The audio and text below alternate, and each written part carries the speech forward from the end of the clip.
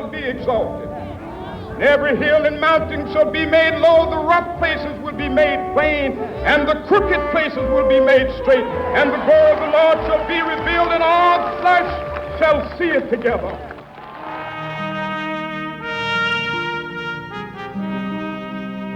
We have not even to risk the adventure alone, for the heroes of all time have gone before us. The labyrinth is thoroughly known. We have only to follow the thread of the hero path. And where we had thought to find an abomination, we shall find a god. And where we had thought to slay another, we shall slay ourselves. Where we had thought to travel outward, we shall come to the center of our own existence. And where we had thought to be alone, we shall be with all the world.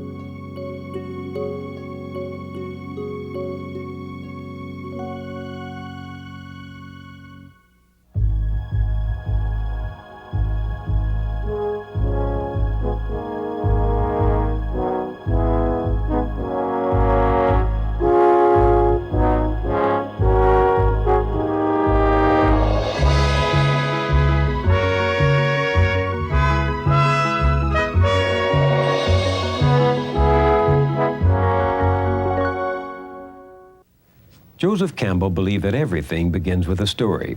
So we begin this series with Joseph Campbell with one of his favorites. He was in Japan for a conference on religion, and he overheard another American delegate, a social philosopher from New York, say to a Shinto priest, "We've been now to a good many ceremonies and have seen quite a few of your shrines, but I don't get your ideology. I don't get your theology."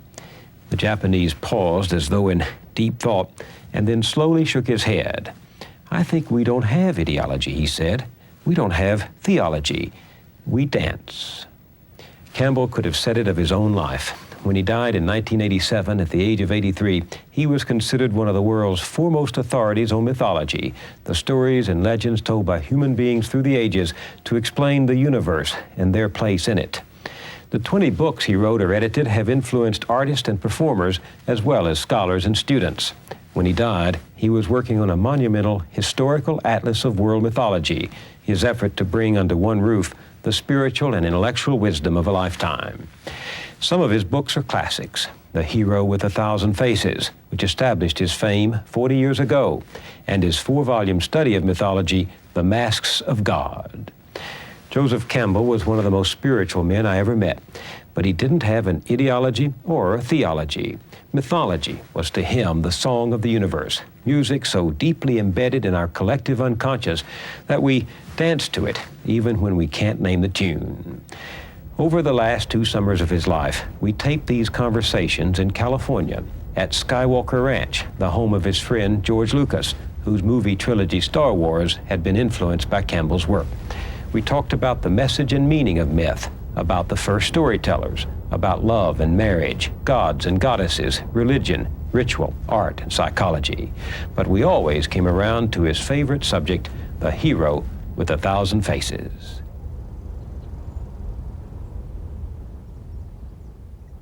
Why the hero with 1,000 faces? Well, because there is a certain typical hero sequence of actions, which can be detected in stories from all over the world and from many, many periods of history. And I think it's essentially, you might say, the one deed done by many, many different people. Why are there so many stories of the hero or of heroes in mythology? Well, because that's what's worth writing about. I mean, even in popular novel writing, you see, the main character is a hero or a heroine. That is to say, someone who has found or achieved or done something beyond the normal range of achievement and experience. A hero properly is someone who has given his life to something bigger than himself or other than himself. So in all of these cultures, whatever the costume the hero might be wearing, what is the deed? Well, there are two types of deed. One is the physical deed, the hero who has performed a war act or a physical act of heroism, saving a life. That's a hero act. Giving himself, sacrificing himself to another. And the other kind is the spiritual hero who has learned or found a mode of experiencing the supernormal range of human spiritual life, and then come back and communicated it. It's a cycle. It's a going and a return that the hero cycle represents. But then this can be seen also in the simple initiation ritual, where a child has to give up his childhood and become an adult, has to die, you might say, to its infantile personality and psyche, and come back as a self-responsible adult. It's a fundamental experience that everyone has to undergo. We're in our childhood for at least 14 years, and then to get out of that posture of dependency, psychological dependency, into one of psychological self-responsibility requires a death and resurrection. And that is the basic motif of the hero journey. Leaving one condition, finding the source of life to bring you forth in a richer or more mature or other condition. So that if we happen not to be heroes in the grand sense of redeeming society, we have to take that journey ourselves spiritually, psychologically, inside us. That's right. And Otto Rank, in his wonderful, very short book called The Myth of the Birth of the Hero, he says that everyone is a hero in his birth. He has undergone a tremendous transformation from a little, you might say, water creature living in a realm of the amniotic fluid and so forth, and then coming out, becoming an air-breathing mammal that ultimately will be self-standing and so forth. This is an enormous transformation, and it is a heroic act, and it's a heroic act on the mother's part to bring it about. That's the primary hero form, you might say. Still a journey to be taken after that. There's a big one to be taken. And that journey is not consciously undertaken. Do heroes go out on their own initiative? Well, they're both kinds. A very common one that appears in Celtic myths of someone who has followed the lure of a deer or animal that he has been following, and then carries him into a range of forest and landscape that he's never been in before. And then the animal will undergo a transformation and become the queen of the fairy hills or something like that. That is one of not knowing what you're doing. You suddenly find yourself in full career of an adventure. There's another one where one sets out responsibly and intentionally to perform the deed. For instance, when Ulysses' son, Telemachus, was called by Athene, go find your father. That father quest is a major hero adventure for young people. That is the adventure of finding what your career is, what your nature is, what your source is. He undertakes that intentionally. Then there's one into which you are thrown and pitched. For instance, being drafted into the army. You didn't intend it, they are in. Hey! You're in another transformation. You've undergone a death and resurrection. You put on a uniform. You're another creature. So does the heroism have a moral objective? The moral objective is that of saving a people or saving a person or saving an idea. He is sacrificing himself for something. That's the morality of it. Now, you, from another position, might say that something was something that should not have been realized, you know. That's a judgment from another side. Mm-hmm. But it doesn't destroy the heroism of what was done. Absolutely not. Well, that's a different angle on heroes than I got when I was reading as a young boy the story of Prometheus, going after the fire and bringing it back and benefiting humanity and suffering for it. I mean, Prometheus brings fire to mankind and consequently civilization. That's, by the way, a universal theme.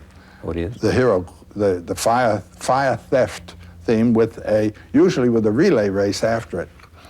Often it's blue jay or woodpecker or something like this that steals the fire and then passes it on to something else and something else, one animal after another.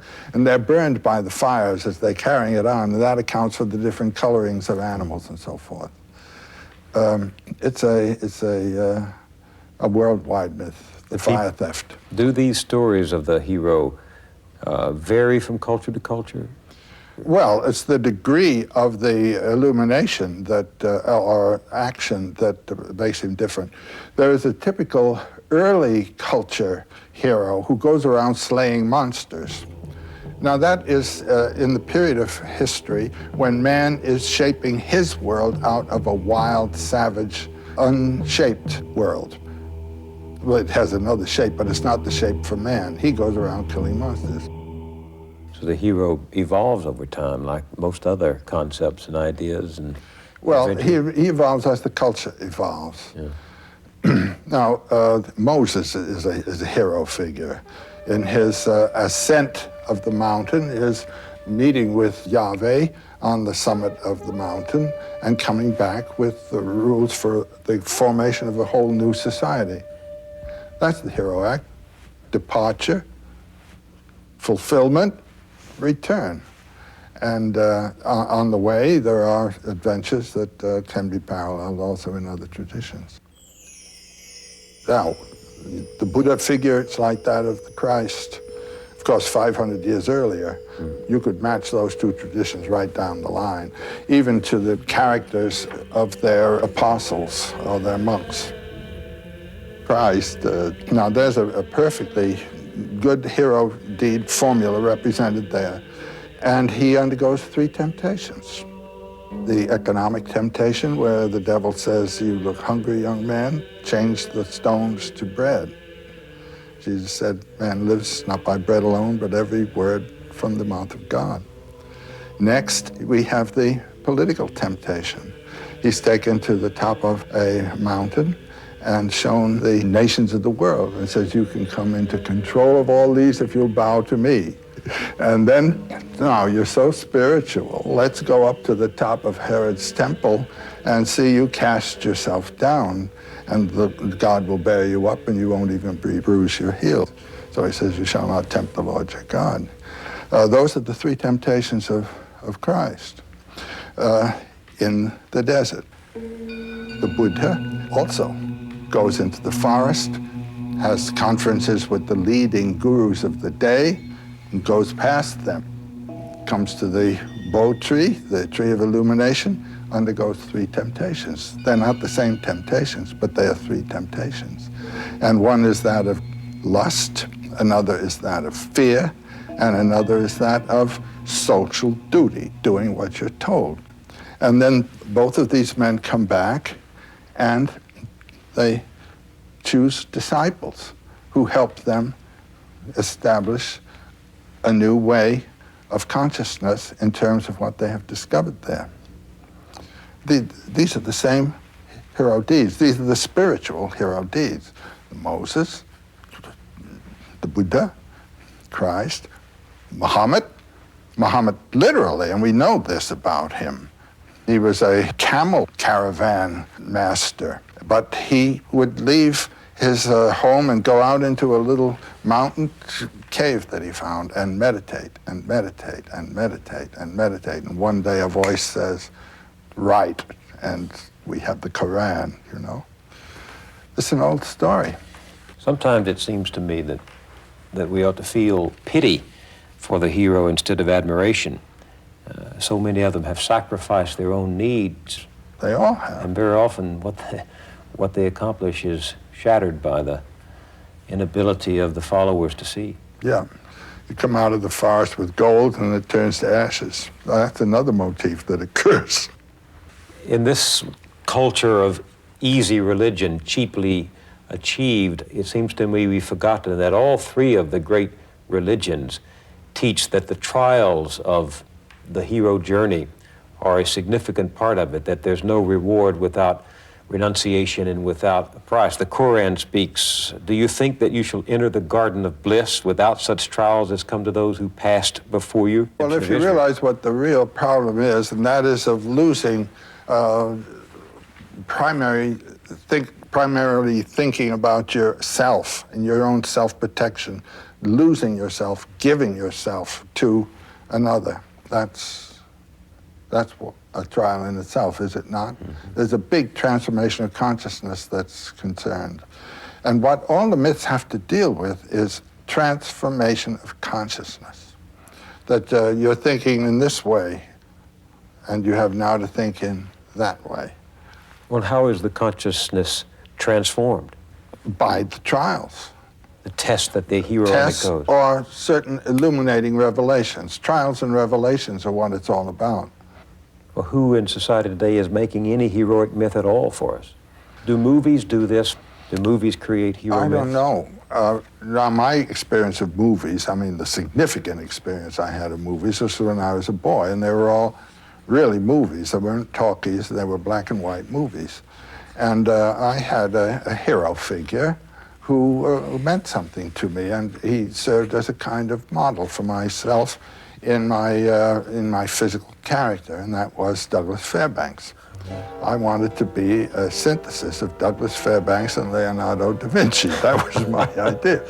But those were models, were roles that came to me.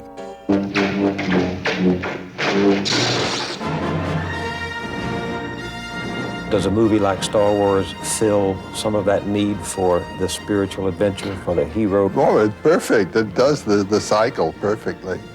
It's not simple morality play. It has to do with the powers of life and their inflection through the action of man. One of the wonderful things I think about this adventure into space is that the narrator, the artist, the one thinking up the story, is in a field that is not covered by our own knowledges, you know. There was much of the adventure in the old stories is where they go into regions that no one's been in before. Well, we've now conquered the planet, so there are no empty spaces for the imagination to go forth and fight its own war, you know, with powers. And that was the first thing I felt there. There's a whole new realm for the imagination to open out and live its forms. Do you, when you look at something like Star Wars, recognize some of the themes of the hero throughout mythology? Well, I think that George Lucas was using standard mythological figures. The old man as the advisor. Well, specifically, what he made me think of is the Japanese sword master. Remember, a Jedi can feel the Force flowing through him. I've known some of those people, and this man has a bit their character. Well, there's something mythological, too, isn't there, in the sense that the hero is helped by this stranger who shows up and gives him some instrument, a sword or a sheaf of light, shaft of light. He gives him not only a physical instrument, but a psychological commitment and a psychological center. This time, let go your conscious self and act on instinct. Well, he had him exercising with that strange weapon and then pulled the mask over. That's real Japanese stuff. I'll take them myself. When I took our two sons to see it, they did the same thing the audience did at that moment when the voice of Ben Kenobi says to Luke Skywalker in the climactic moment, Use the Force, Luke. Let go, Luke. the audience broke out into They did. elation, into applause. Well, you see, this thing communicates. It is in a language that is talking to young people today, and that's marvelous.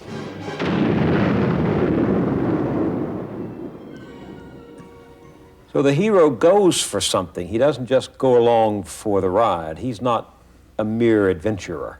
Well, a serendipitous adventure can take place also. You know what the word serendipity comes from? comes from the Sanskrit, Sarandvipa, the Isle of Silk, which was formerly the name of Ceylon. And it's a story about a family that's just rambling on its way to Ceylon, and all these adventures take place. So you can have the serendipitous adventure as well. Is the adventurer who takes that kind of trip a hero in the mythological He sense? is ready for it. This is a very interesting thing about these mythological themes. The achievement of the hero is one that he is ready for, and it's really a manifestation of his character. And it's amusing the way in which the landscape and the conditions of the environment match the readiness of the hero. The adventure that he's ready for is the one that he gets. Look, I ain't in this for your revolution, and I'm not in it for you, Princess. I expect to be well paid. The mercenary, Solo, begins as a mercenary and ends up as a hero. He was a very practical guy, a materialist in his character, at least as he thought of himself, but he was a compassionate human being at the same time and didn't know it. The adventure evoked a quality of his character that he hadn't known he possessed. I love you. I know. He thinks he's an egoist, he really isn't. And that's a very lovable kind of human being, I think, and there are lots of them functioning beautifully in the world.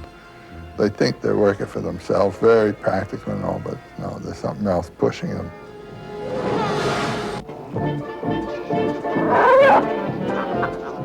What did you think about the scene in the bar? That's my favorite, not only in this piece, but of many, many pieces I've ever seen.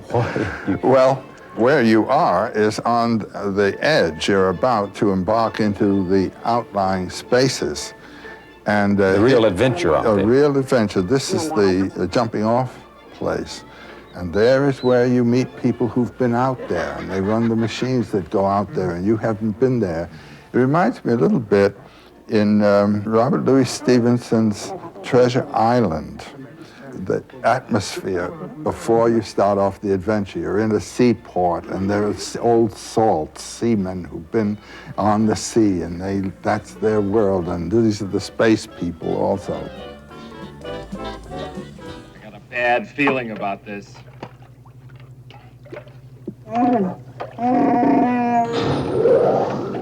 The walls are Don't moving! just stand there, try and brace it with something. But my favorite scene was when they were in the garbage compactor and the walls were closing in, and I thought, that's like the belly of the whale that Joe That's Campbell... what it is. Yeah, that's where they were. They were down in the belly of the whale. What's the mythological significance of the belly? It's the descent into the dark. Jonah in the whale. I mean, that's a standard motif of going into the whale's belly and coming out again. Why must the hero do that? The whale represents the personification, you might say, of all that is in the unconscious. In reading these things psychologically, water is the unconscious. The creature in the water would be the dynamism of the unconscious, which is dangerous and powerful and has to be controlled by consciousness. The first stage in the hero adventure, when he starts off on adventure, is leaving the realm of light, which he controls and knows about, and moving toward the threshold. And it's at the threshold that the monster of the abyss comes to meet him. And then there are 2 or 3 results. One, the hero is cut to pieces and descends into the abyss in fragments to be resurrected. Or he may kill the dragon power, as Siegfried does when he kills the dragon, but then he tastes the dragon blood. That's say he has to assimilate that power. And when Siegfried has killed the dragon and tasted the blood, he hears the song of nature. He has transcended his humanity, you know, and associated himself with the powers of nature, which are the powers of our life, from which our mind removes us. You see, this thing up here, this consciousness thinks it's running the shop. It's a secondary organ. It's a secondary organ of a total human being, and it must not put itself in control. It must submit and serve the humanity of the body. Join me, and I will complete your training. When it does put itself in control, you get this father, the man who's gone over to the intellectual side. I'll never join you! If you only knew the power of the dark side. He isn't thinking or living in terms of humanity, he's living in terms of a system. And this is the threat to our lives. We all face it. We all operate in our society in relation to a system.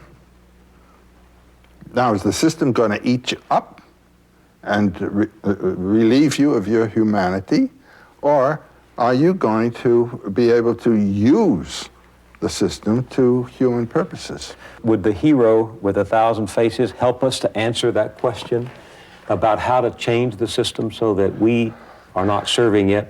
I don't think it would help you to change the system, but it would help you to live in the system as a human being. By doing what?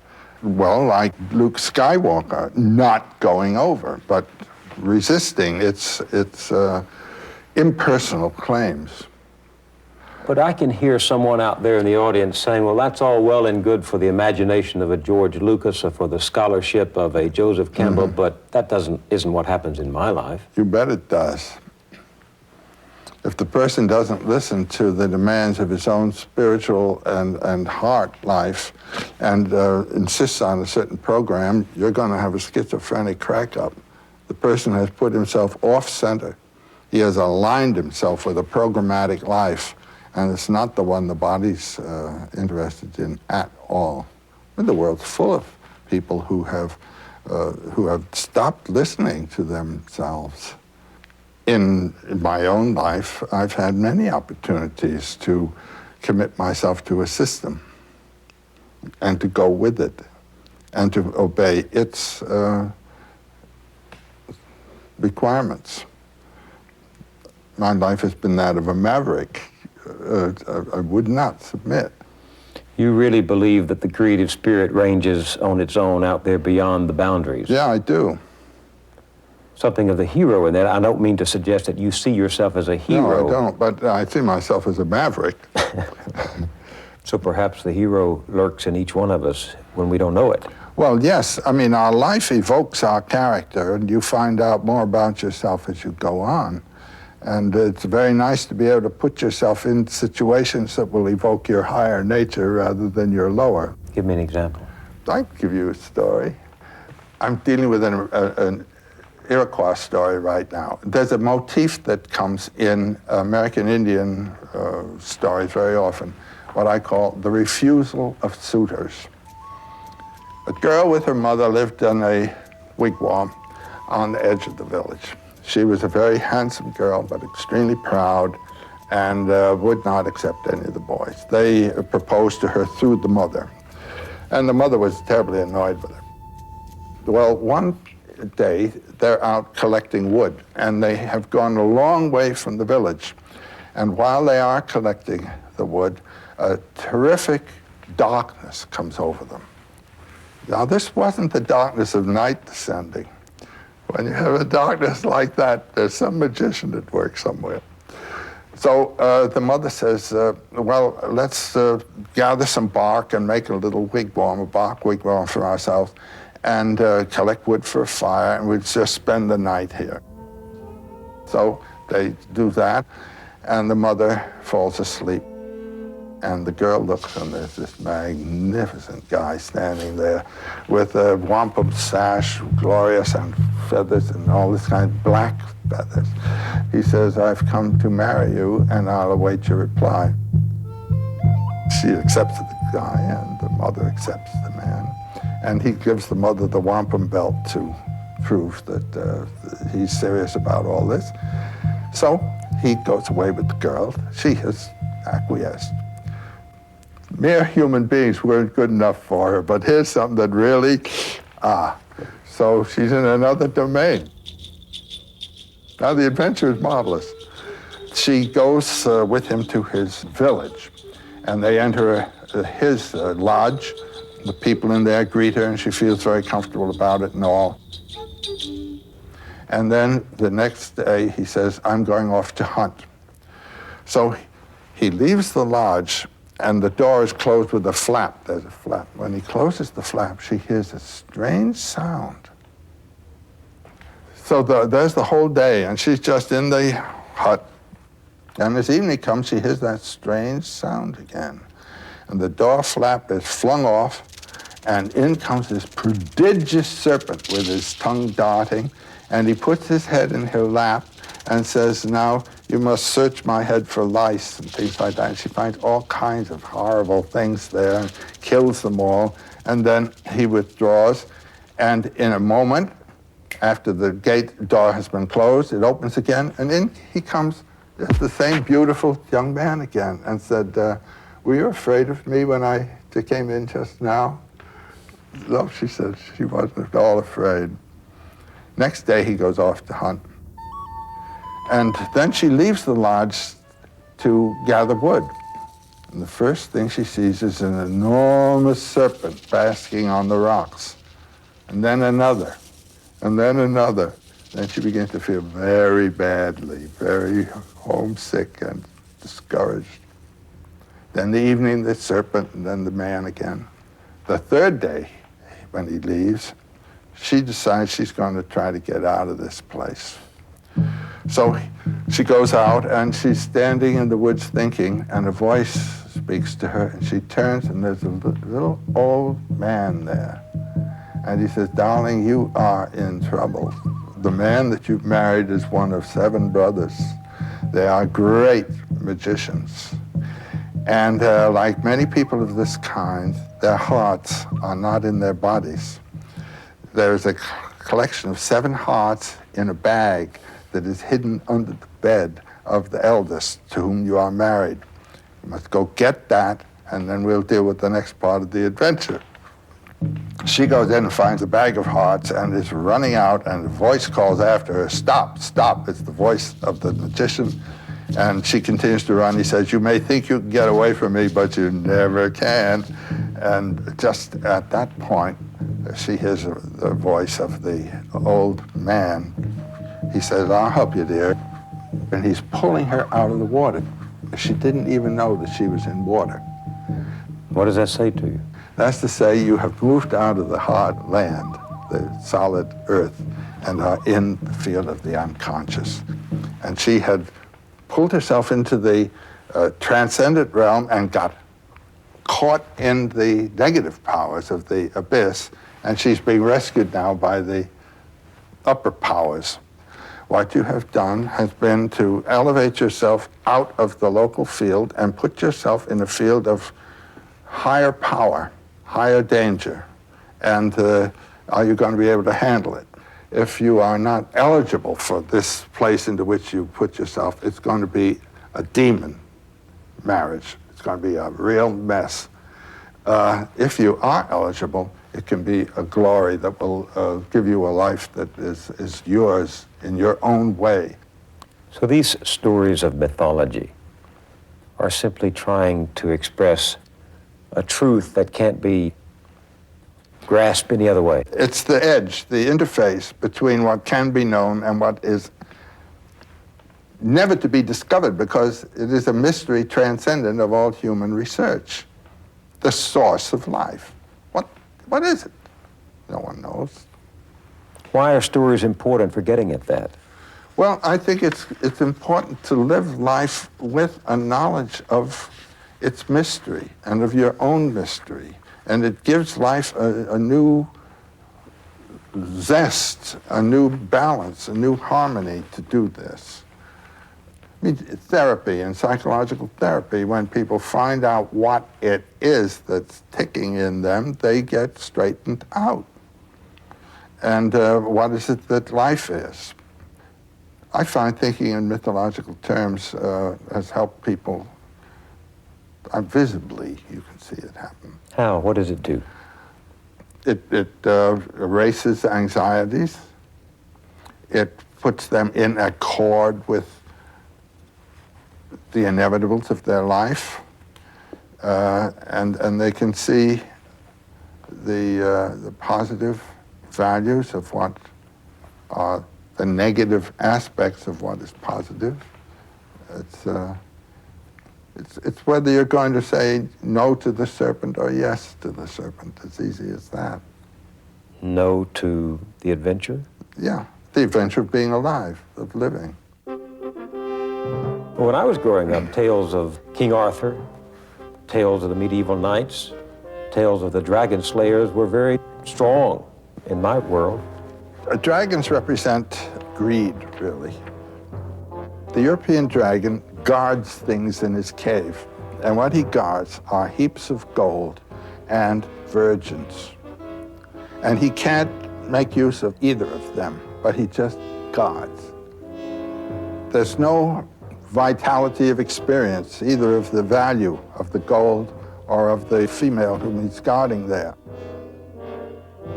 Psychologically, the dragon is one's own binding of oneself to one's ego, and you're captured in your own dragon cage. And the problem of the psychiatrist is to break that dragon, open him up, so that you can have a larger field of relationships. Jung had a patient come to him who felt alone, and she drew a picture of herself as caught in the rocks. From the waist down, she was bound in rocks. And this was on a windy shore, and the wind blowing and her hair blowing, and all the gold, which is the sign of the vitality of life, was locked in the rocks. And the next picture that he had her draw had followed something he had said to her.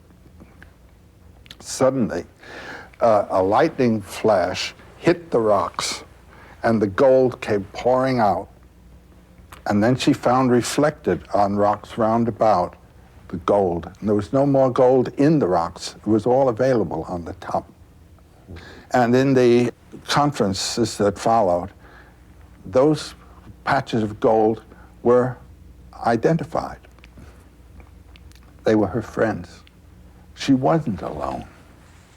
But she had locked herself in her own little room and life, but she had friends. Do you see what I'm meaning? This is killing the dragon. And you have fears and things.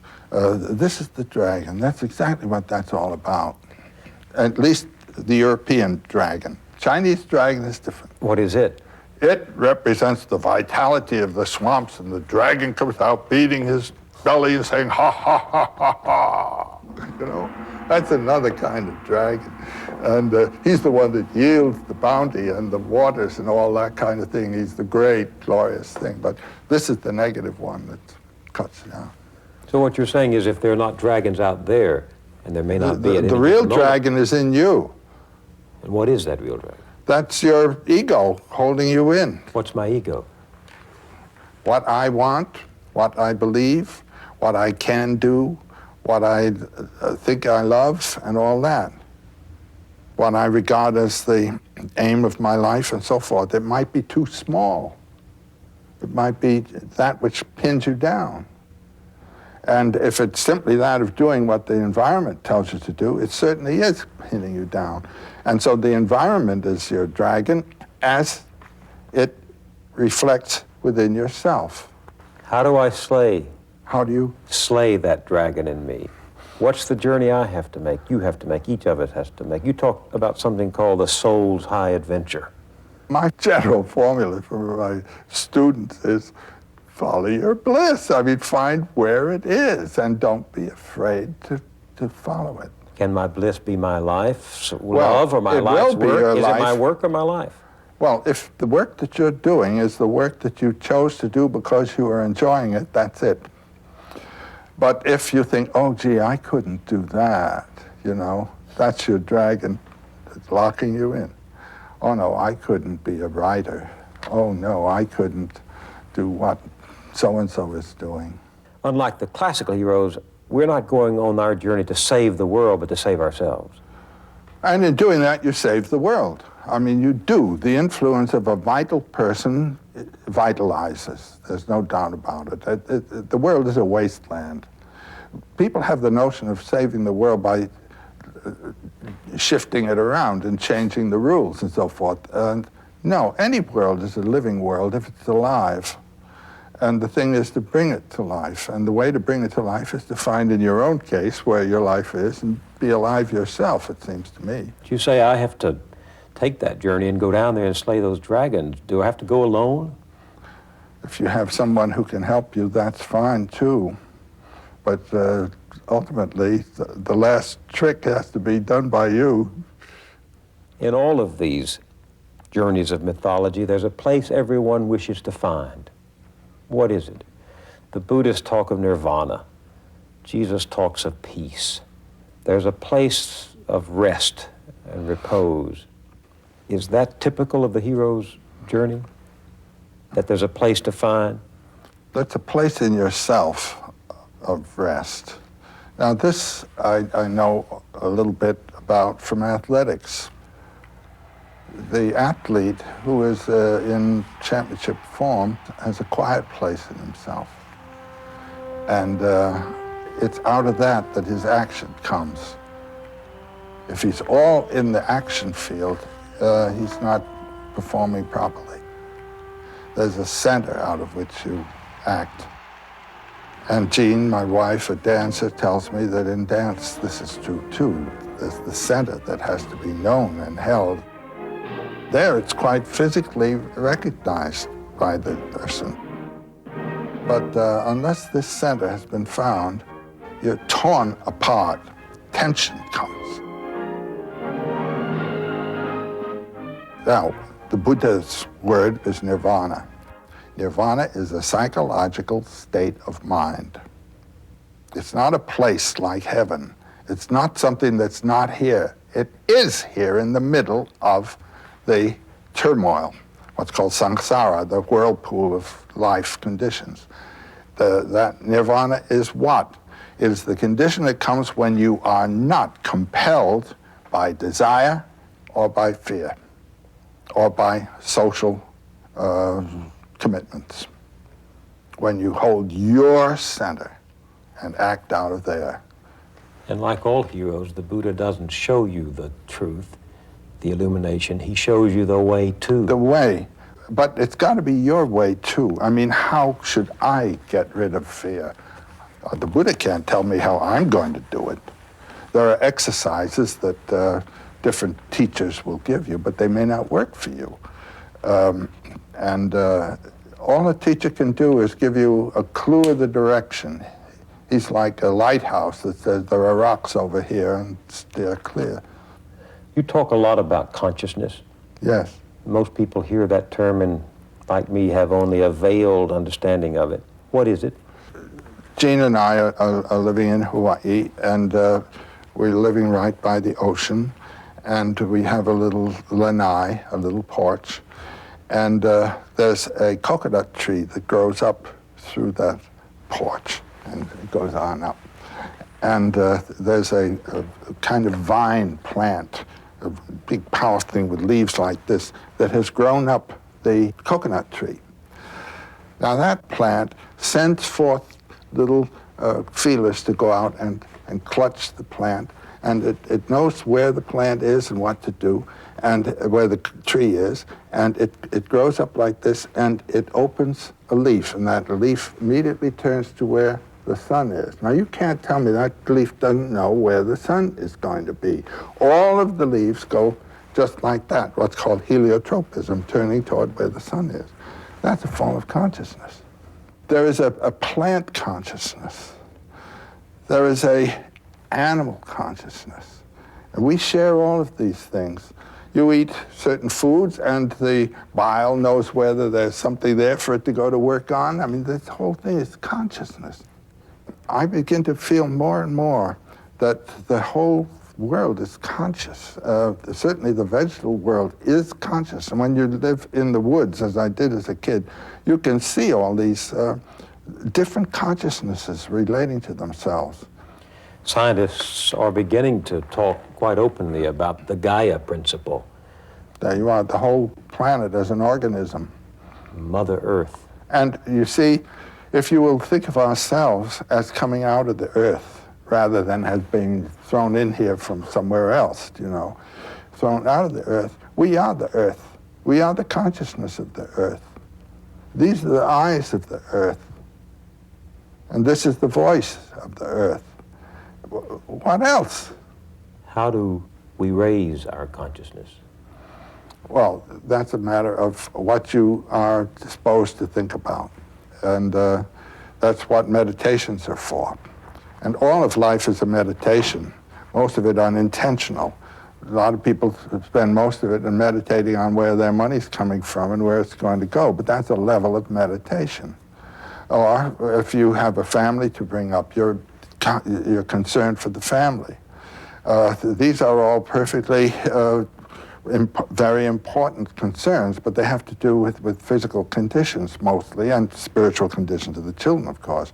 But how are you going to communicate spiritual consciousness to the children if you don't have it yourself? So how do you get that? Then you think about the myths.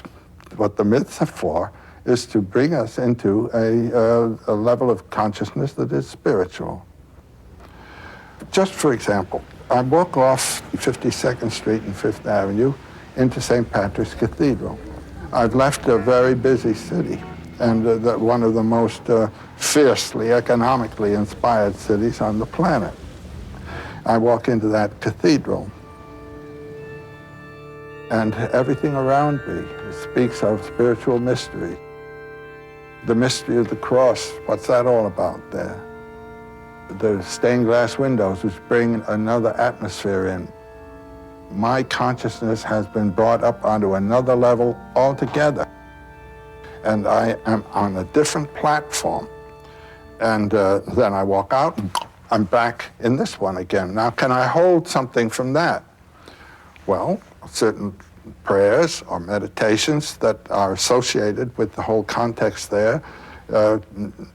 These are what are called mantras in India, little meditation themes that hold your consciousness on that level instead of letting it drop down here all the way. And then what you can finally do is recognize that this is simply a lower level of that.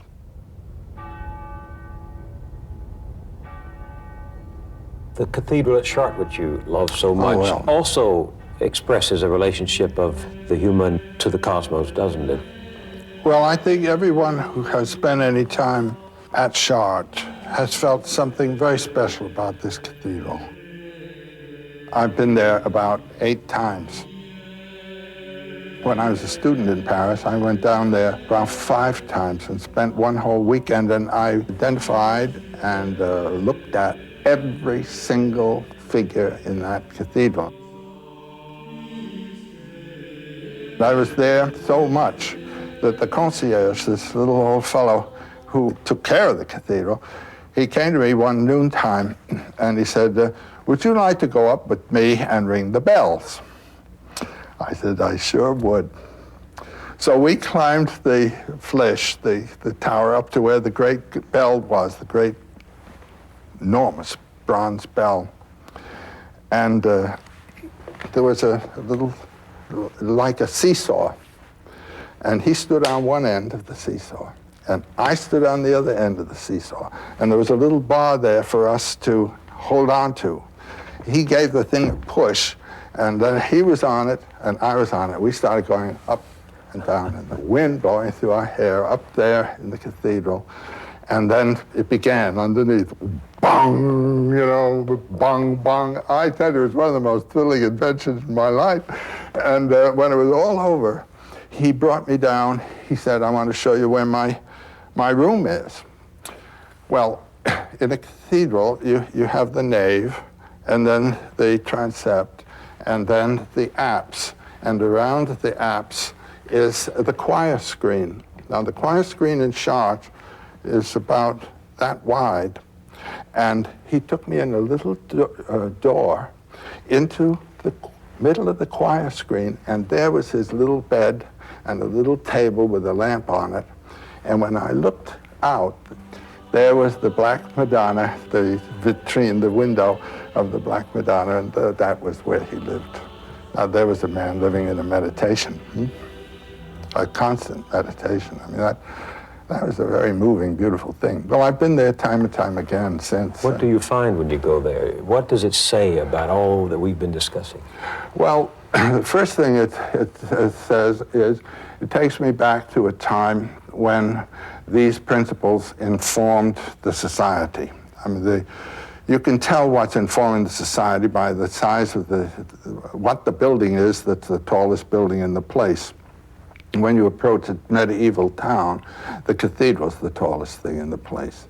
When you approach a 17th century city, it's the political palace that's the tallest thing in the place. And when you approach a modern city, it's office buildings and dwellings that are the tallest things in the place.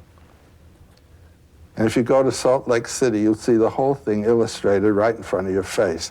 First, the temple was built. The temple was built right in the center of the city. I mean, this was the proper organization. That's the spiritual center from which all flows in all directions. And then the Capitol was built right beside the temple. And it's bigger than the temple.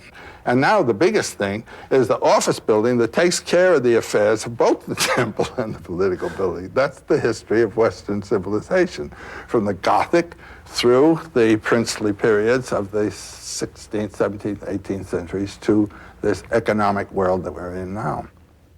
In New York now, the debate is over who can build the tallest building, not to praise, but to build the tallest building. Yeah, and they are magnificent. I mean, some of the things that are going up in New York now really are, and this is a kind of architectural triumph. And what it is the statement of the city. We are a financial power center, and look what we can do. It's a kind of virtuosic acrobatic stunt. Will new myths come from there? Well, something might. You can't predict what a myth is going to be any more than you can predict what you're going to dream tonight. Myths and dreams come from the same place. They come from realizations of some kind that have then to find expression in symbolic form. And the only myth that's going to be worth thinking about in the immediate future is one that's talking about the planet. Not this city, not these people, but the planet and everybody on it. That's my main thought for what the future myth is going to be. And what it will have to deal with will be exactly what all myths have dealt with. The maturation of the individual, the gradual, the pedagogical way to follow from dependency through adulthood to maturity, and then to the exit, and how to do it. And then how to relate to this society, and how to relate this society to the world of nature and the cosmos. That's what the myths have all talked about. That's what this one's got to talk about. But the society that it's got to talk about is the society of the planet. And until that gets going, you don't have anything. There's that wonderful photograph you have of the Earth seen from space. And it's very small, and at the same time it's very grand. You don't see any divisions there of nations or states or anything of the kind. This might be the symbol, really, for the new mythology to come. That is the country that we are going to be celebrating. And those are the people that we are one with.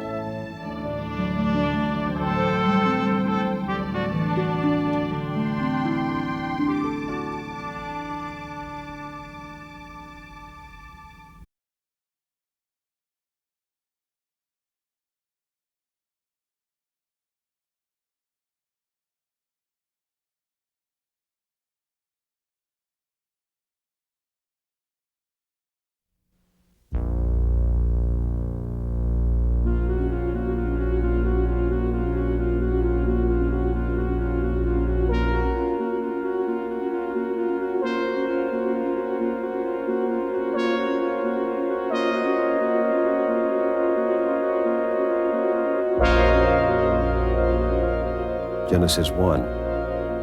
In the beginning, God created the heavens and the earth. The earth was without form and void, and darkness was upon the face of the deep.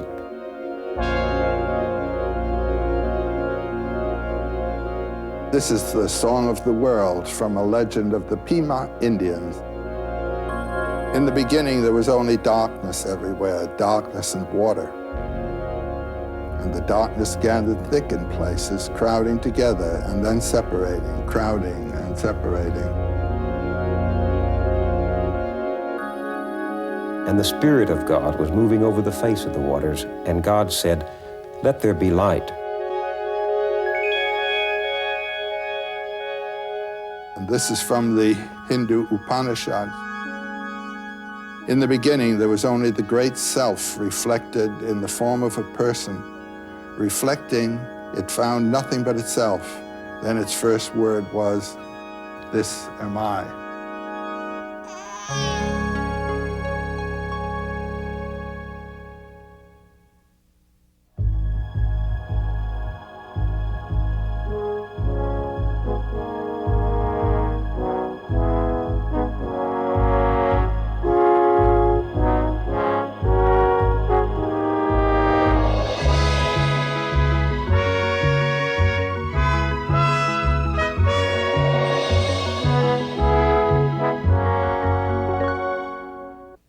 When Joseph Campbell was a little boy, his father took him to the Museum of Natural History in New York, and he was transfixed by the totem poles and masks. Who made them, he wondered? What did they mean?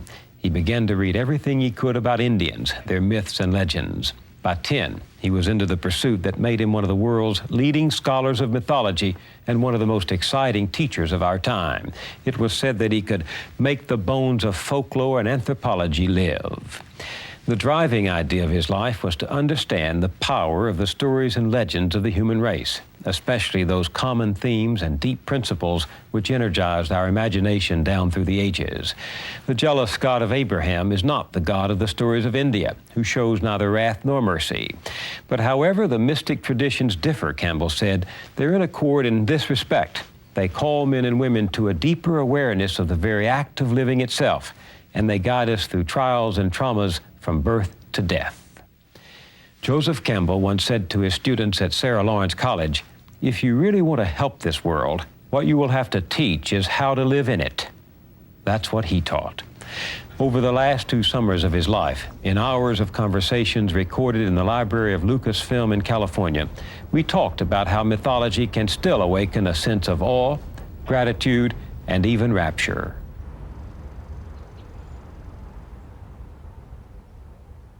Why myths? Why should we care about myths? What do they have to do with my life?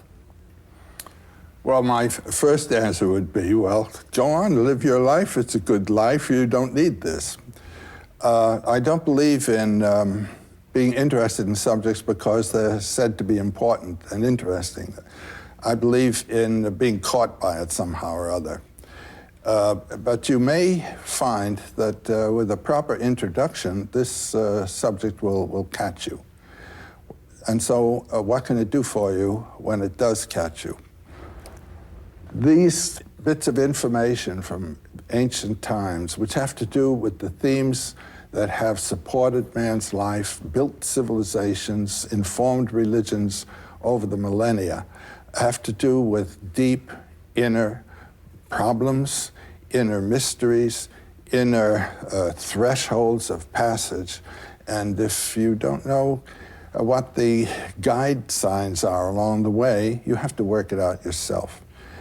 But once this catches you, there is always such a feeling from one or another of these traditions of information of a deep, rich, life-vivifying sort that you want to give it up.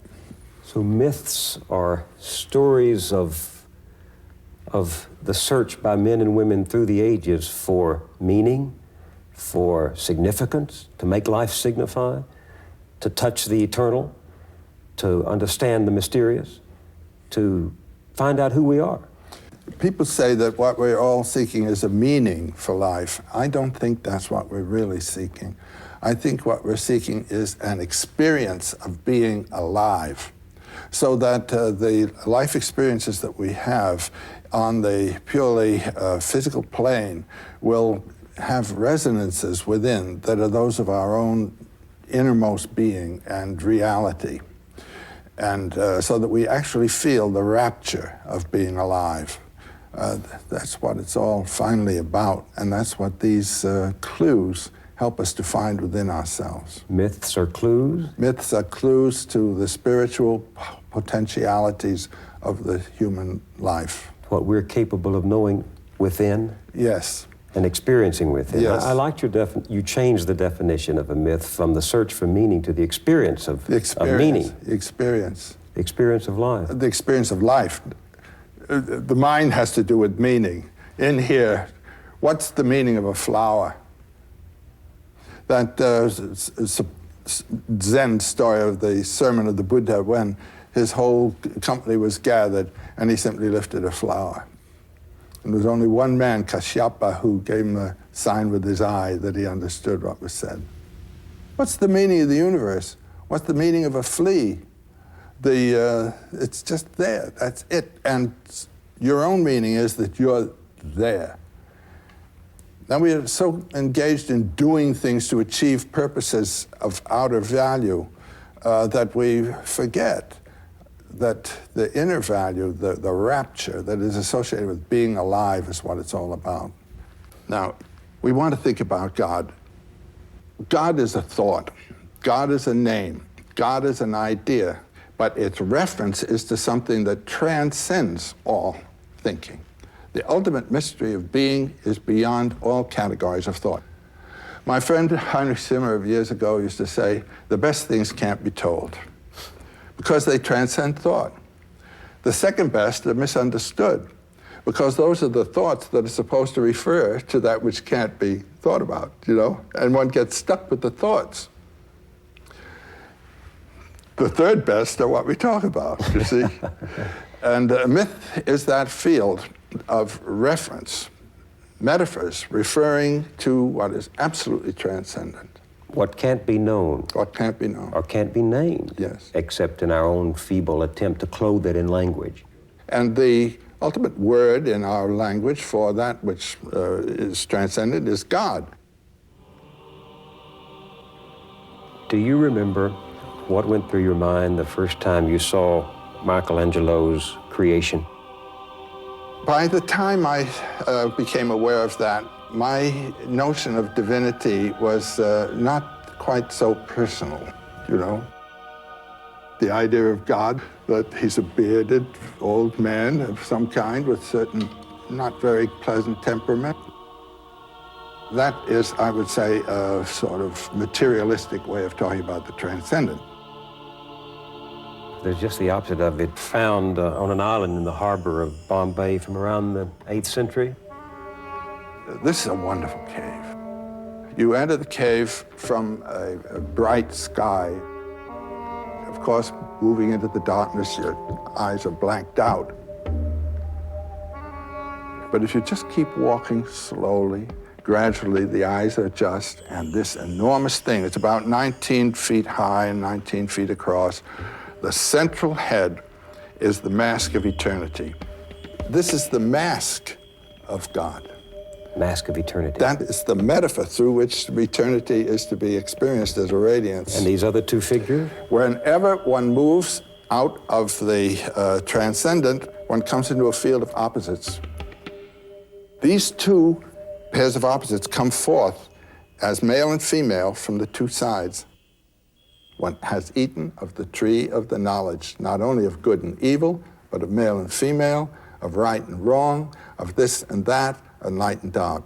Everything in the field of time is dual, past and future, dead and alive. All this, being and non-being, isn't. And what's the significance of them being beside the mask of God, the mask of eternity? What is this sculpture saying to us? The mask represents the middle, and the two represent the two opposites. And they always come in pairs. And put your mind in the middle. Most of us put our minds on the side of the good against what we think of as evil. It was Heraclitus, I think, who said, for God, all things are good and right and just, but for man, some things are right and others are not. You're in the field of time when you're man. And one of the problems of life is to live in the realization of both terms. That's to say, I know the center, and I know that good and evil are simply temporal apparitions. Well, are some myths more or less true than others? They're true in different senses, do you see? Here's a whole mythology based on the insight that transcends duality. Ours is a mythology that's based on the insight of duality. And so our religion tends to be ethical in its accent. Sin and atonement, right and wrong. It started with a sin, you see. In other words, moving out of the mythological zone, the Garden of Paradise, where there is no time, and where men and women don't even know that they're different from each other. The two are just creatures. And God and man are practically the same. He walks in the cool of the evening in the garden where we are. And then they eat the apple, the knowledge of the pairs of opposites. And man and woman then cover their shame. They're different. God and man, they're different. Man and nature is against man. I once heard a wonderful lecture by Daisetsu Suzuki. You remember this wonderful old Zen philosopher who was over here? He was in his 90s. He started a lecture in Switzerland, and I heard in Ascona. He stood up with his hands on his side, and he said, God against man, man against God, man against nature, nature against man, nature against God, God against nature. Very funny religion. Now, in the other mythologies, one puts oneself in accord with the world. If the world is a mixture of good and evil, you do not put yourself in accord with it. You identify with the good, and you fight against the evil. And this is a religious system which belongs to the Near East, following Zarathustra's time. It's in the biblical tradition, all the way in Christianity and Islam as well. This business of not being with nature, and we speak with sort of derogation of the nature religions. You see, with that fall in the garden, nature was regarded as corrupt. There's a myth for you that corrupts the whole world for us. And every spontaneous act is sinful because nature is corrupt and has to be corrected, must not be yielded to. You get a totally different civilization, a totally different way of living, according to your myth as to whether nature is fallen or whether nature is itself a manifestation of divinity, and the spirit being the revelation of the divinity that's inherent in nature. But don't you think that Americans, modern Americans, have rejected this idea, this Indian idea, this ancient idea of nature as revealing the divinity because it would have kept us from achieving dominance over nature? Yeah, but that's the biblical condemnation of nature that they inherited from their own religion and brought with them. God is not in nature. God is separate from nature, and nature is not God. And this distinction between God and the world is not to be found in basic Hinduism or Buddhism either.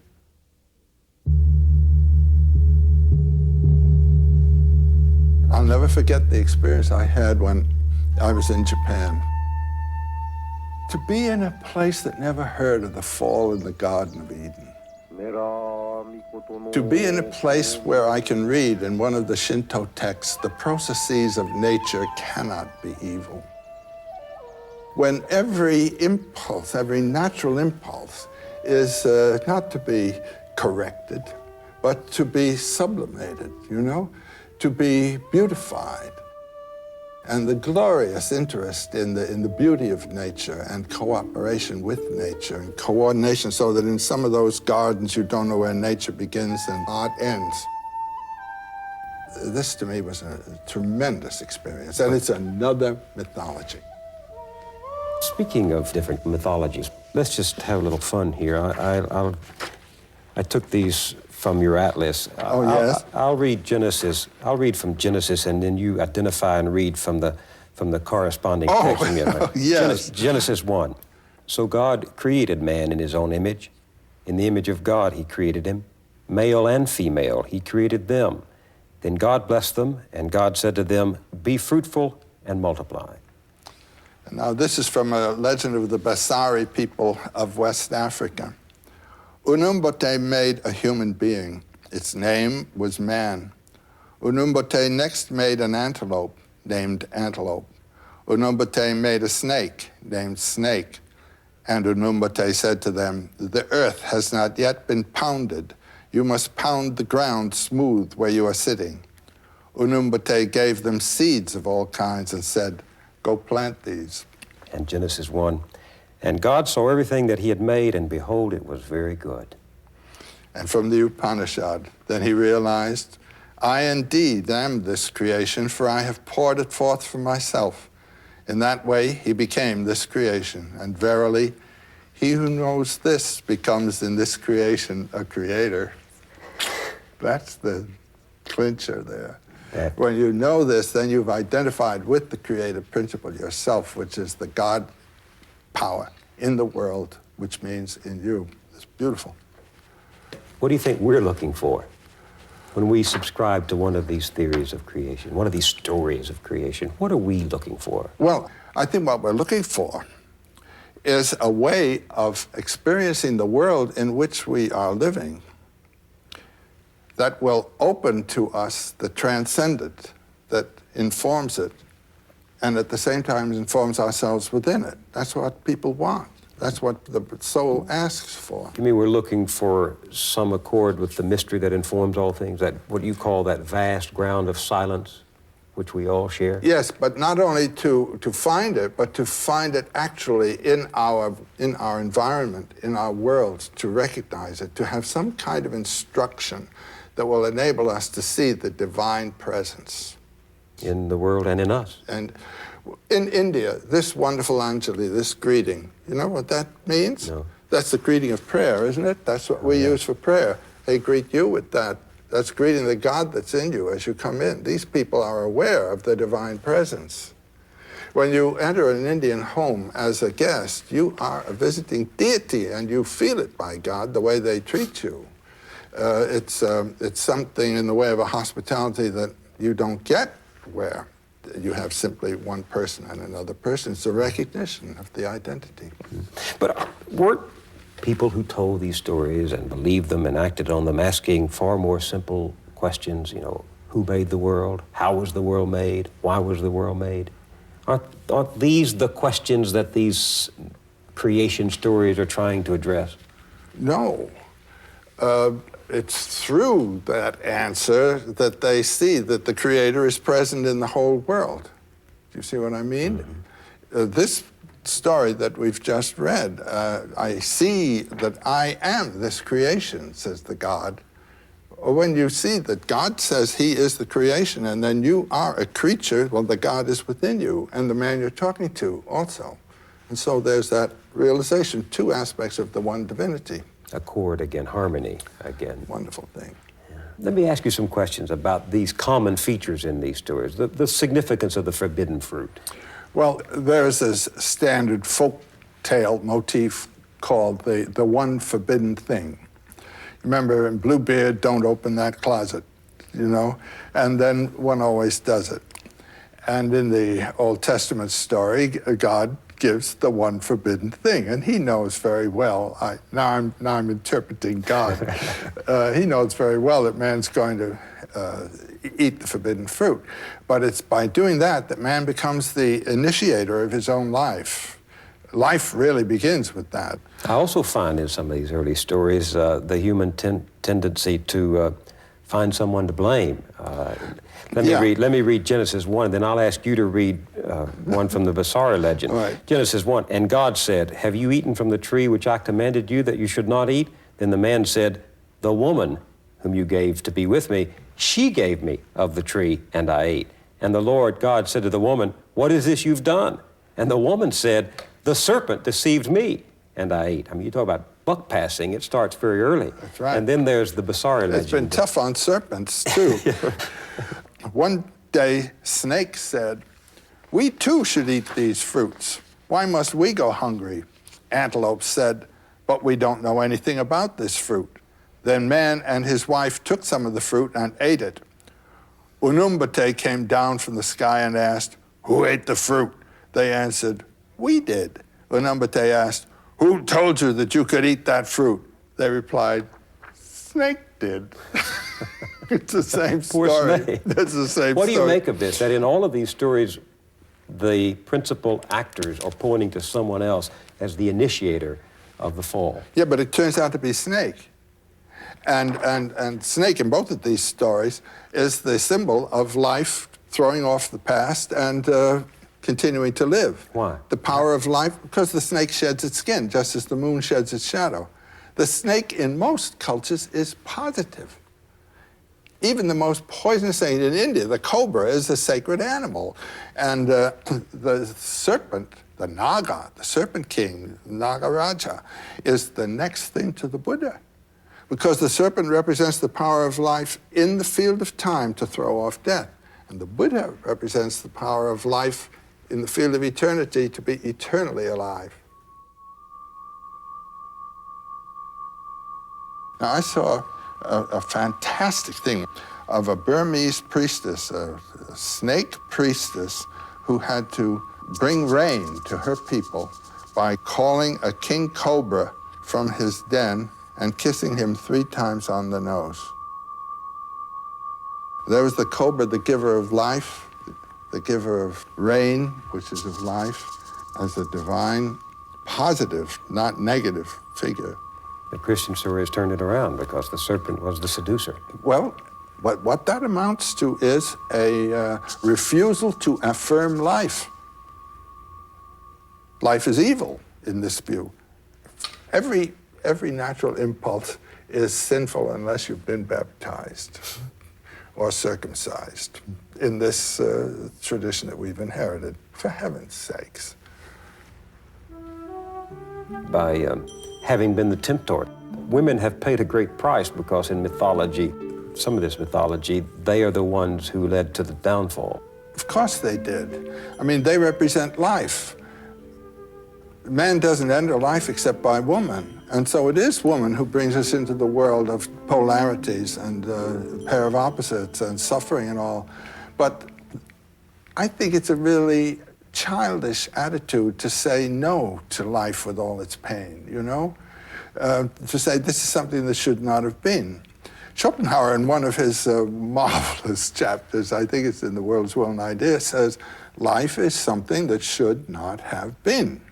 It is, in its very essence and character, a terrible thing to consider. This business of living by killing and eating. I mean, it's in sin in terms of all ethical judgments all the time. As Zorba says, trouble? Life is trouble. That's it. Only death is no trouble. And when people say to me, do you have optimism about the world, how terrible it is? I said, yes, just say it's great.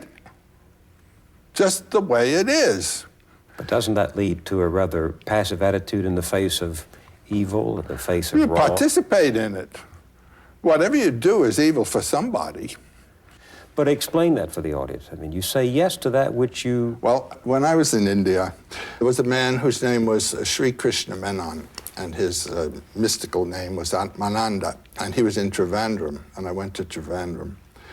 And I had the wonderful privilege of sitting face to face with him as I'm sitting here with you. And the first thing he said to me is, "Do you have a question?" And because the teacher there always answers questions, he doesn't tell you anything, he answers. And I said, yes, I have a question. I said, since in Hindu thinking, all the universe is divine, is a manifestation of divinity itself, how could we say no to anything in the world? How could we say no to brutality, to stupidity, to vulgarity, to thoughtlessness? And he said, for you and me, you must say yes. Well, I learned from my friends who were students of his that that happened to have been the first question he asked his guru, and we had a wonderful talk for about an hour there on this theme of the affirmation of the world. And it confirmed me in a feeling I had had that who are we to judge? And it seems to me that this is one of the great teachings of Jesus. Well, I see now what you mean in one respect. In some classic Christian doctrine, the world is to be despised. Life is to be redeemed in the hereafter. It is heaven where our rewards come. And if you affirm that which you deplore, as you say, you're affirming the world, which is our eternity of the moment. That's what I would say. Eternity isn't some later time.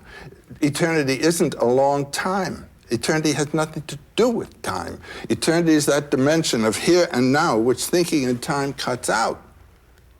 This is it. This is it. This is my... If you don't get it here, you won't get it anywhere. And the experience of eternity right here and now is the function of life. There's a wonderful formula that the Buddhists have for the bodhisattva. The bodhisattva, the one whose being, sattva, is illumination, bodhi, who realizes his identity with eternity and at the same time his participation in time. And the attitude is not to withdraw from the world when you realize how horrible it is, but to realize that this horror is simply the foreground of a wonder. And come back and participate in it. All life is sorrowful, is the first Buddhist saying, and it is. It wouldn't be life if there were not temporality involved, which is sorrow, loss, loss, loss. That's a pessimistic note. Well, I mean, you can say yes to it and say it's great this way. I mean, this is the way God intended it. You don't really believe that? But this is the way it is. And I don't believe anybody intended it, but this is the way it is. And Joyce's wonderful line, you know, history is a nightmare from which I'm trying to awake.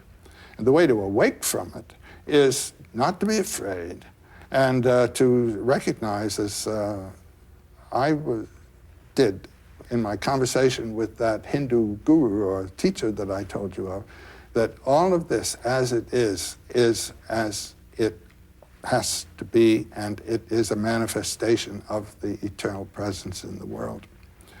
The end of things always is painful. Pain is part of there being a world at all.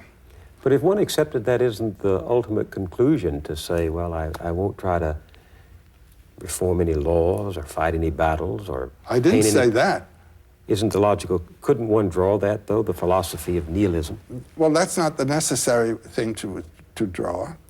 You could say, I will participate in this row, and I will join the army, and I will go to war. I'll do the best I can. I will participate in the game. It's a wonderful, wonderful opera, except that it hurts. And that wonderful Irish saying, you know, is this a private fight or can anybody get into it? This is the way life is. And the hero is the one who can participate in it decently, in the way of nature, not in the way of personal rancor, revenge, or anything of the kind. Let me tell you one story here of a samurai warrior, a Japanese warrior, who had the duty to avenge the murder of his overlord. And he actually, after some time, found and cornered the man who had murdered his overlord. And he was about to deal with him with his samurai sword when this man in the corner, in a passion of terror, spat in his face. And the samurai sheathed the sword and walked away. Why did he do that? Why? Because he was made angry. And if he had killed that man, then it would have been a personal act. It was another kind of act. That's what he had come to do. Let me tell you what happens to me when I read these stories, no matter the culture of their origin. I feel first this sense of wonder at the spectacle of the human imagination, simply groping to try to understand this existence. Does that ever happen to you? I tell you, mythology I think of as the homeland of the muses, the inspirers of art, the inspirers of poetry. And to see life as a poem and yourself participating in a poem is what the myth does for you. What do you mean, a poem? I mean a vocabulary in the form not of words, but of acts and adventures, which is connotative, which connotes something transcendent of the action here, and which yet informs the whole thing, so that you always feel in accord with the universal being. Well, the interesting thing to me is that far from undermining my faith, your work in mythology has liberated my faith from the cultural prisons to which it had been sentenced. It liberated my own. I know it's going to do it with everybody who really gets the message. Every mythology, every religion is true in this sense. It is true as metaphorical of the human and cosmic mystery. But when it gets stuck to the metaphor, then you're in trouble. The metaphor being? Well, Jesus ascended to heaven. The story is he ascended bodily to heaven. The story is that his mother, still alive, asleep, ascended to heaven. So this is metaphorical of something. You don't have to throw it away. All you have to find is what it's saying. What do you think it is saying? What it's saying is he didn't go out there, he went in here, which is where you must go too, and ascend to heaven through the inward space to that source from which you and all life came. That's the sense of that. But aren't you undermining one of the great cardinal doctrines of the traditional classic Christian faith, the death, the burial, and the resurrection of Jesus, prefiguring our own and overcoming the body with a higher physical truth? Well, that would be what I would call the mistaken reading of the symbol. That's reading it in terms of prose instead of in terms of poetry. That's reading a metaphor in terms of the denotation instead of in terms of the connotation. You understand that? It's a purely literary problem. The poetry gets to the unseen reality. That which is beyond even the concept of reality. It's that which transcends all thought. It's putting you there all the time, and in some way giving you a line to connect with that mystery which you are. And the myths do it, by gosh, they do it.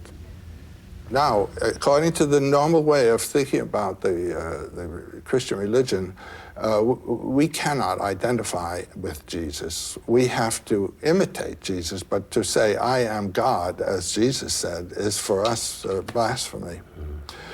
However, in the Thomas Gospel, Jesus says, he who drinks from my mouth will become as I am, and I shall be he. Wow, that's Buddhism. We are all manifestations of Buddha consciousness, only don't know it. And the Buddha, the word means the one who waked up, bod, to wake, woke up to the fact that he was Buddha consciousness. And we are all to do that. To wake up to our Jesus within us, this is blasphemy in the normal way of thinking in Christianity, but it's the very essence of Gnosticism and of the Thomas Gospel. And heaven, that desired goal of most people, is within us?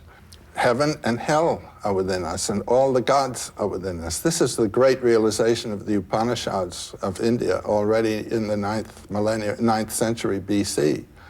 All the gods, all the heavens, all the worlds are within us. They are magnified dreams. And what dreams are manifestations in image form of the energies of the body in conflict with each other.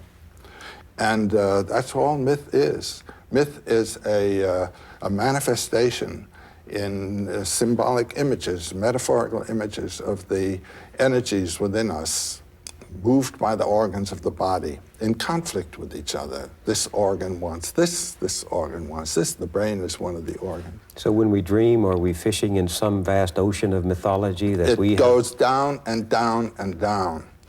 And you can get all mixed up with complexes, things like that, but you're standing on the Lord of the Abyss, really. There's a Polynesian saying that frequently comes to my mind, standing on a whale, fishing for minnows. We are standing on a whale. The ground of being is the ground of our being. And outward turned, we see all these little problems here, but inward, we are the source of them all. That's the big mystical teaching. You've seen what's happened to primitive societies that are unsettled by white man's civilization. They go to pieces, they disintegrate, they succumb to vice and disease. And isn't that the same thing that's been happening to us since our myths began to disappear? Absolutely it is.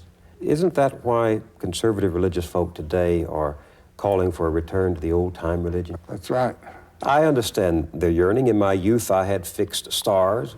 They comforted me with their permanence. They gave me a known horizon.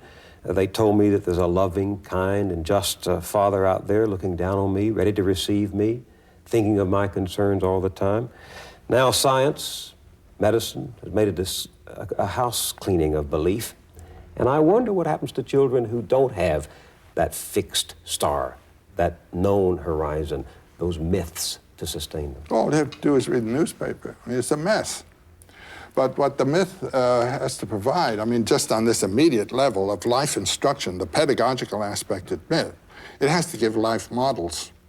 And the models have to be appropriate to the possibilities of the time in which you're living.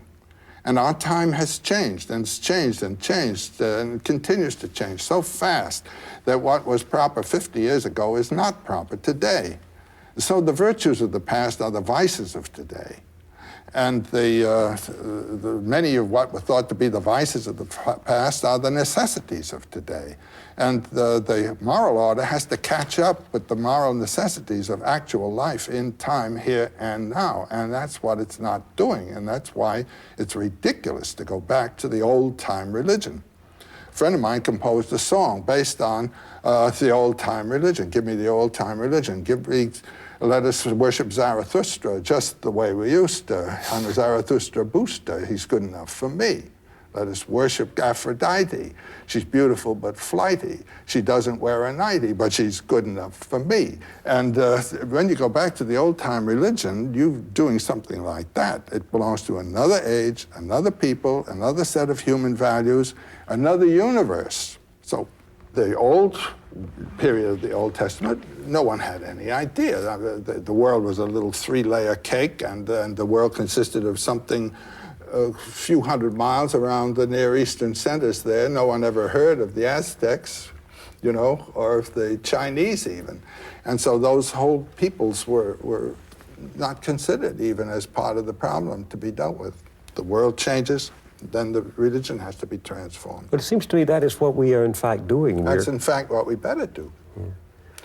But my notion of what the real horror today is what you see in Beirut, where you have the three great Western religions, Judaism, Christianity, and Islam, and because the three of them have three different names for the same biblical God, they can't get on together.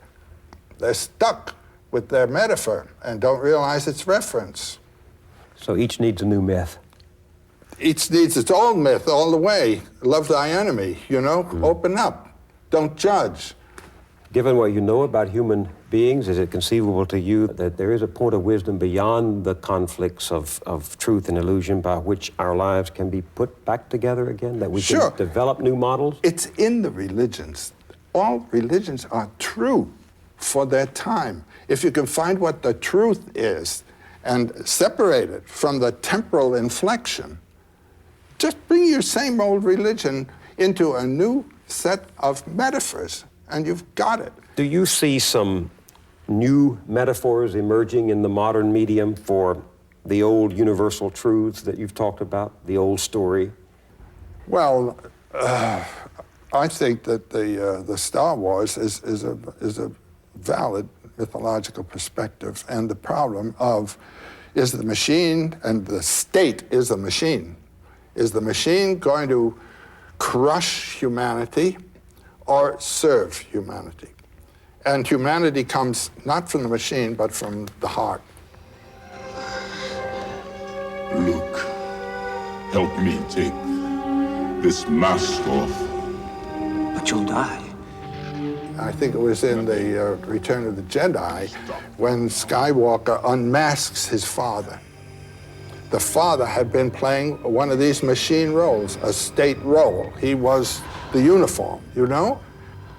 And the removal of that mask was an undeveloped man there. There was kind of a worm. By being executive of a system, one is not developing one's humanity. I think that George Lucas really did a beautiful thing there. The idea of machine is the idea that we want the world to be made in our image and what we think the world ought to be. Well, the first time anybody made a tool, I mean, taking a stone and chipping it so that you can handle it, that's the beginning of a machine. It's turning out of nature into your service.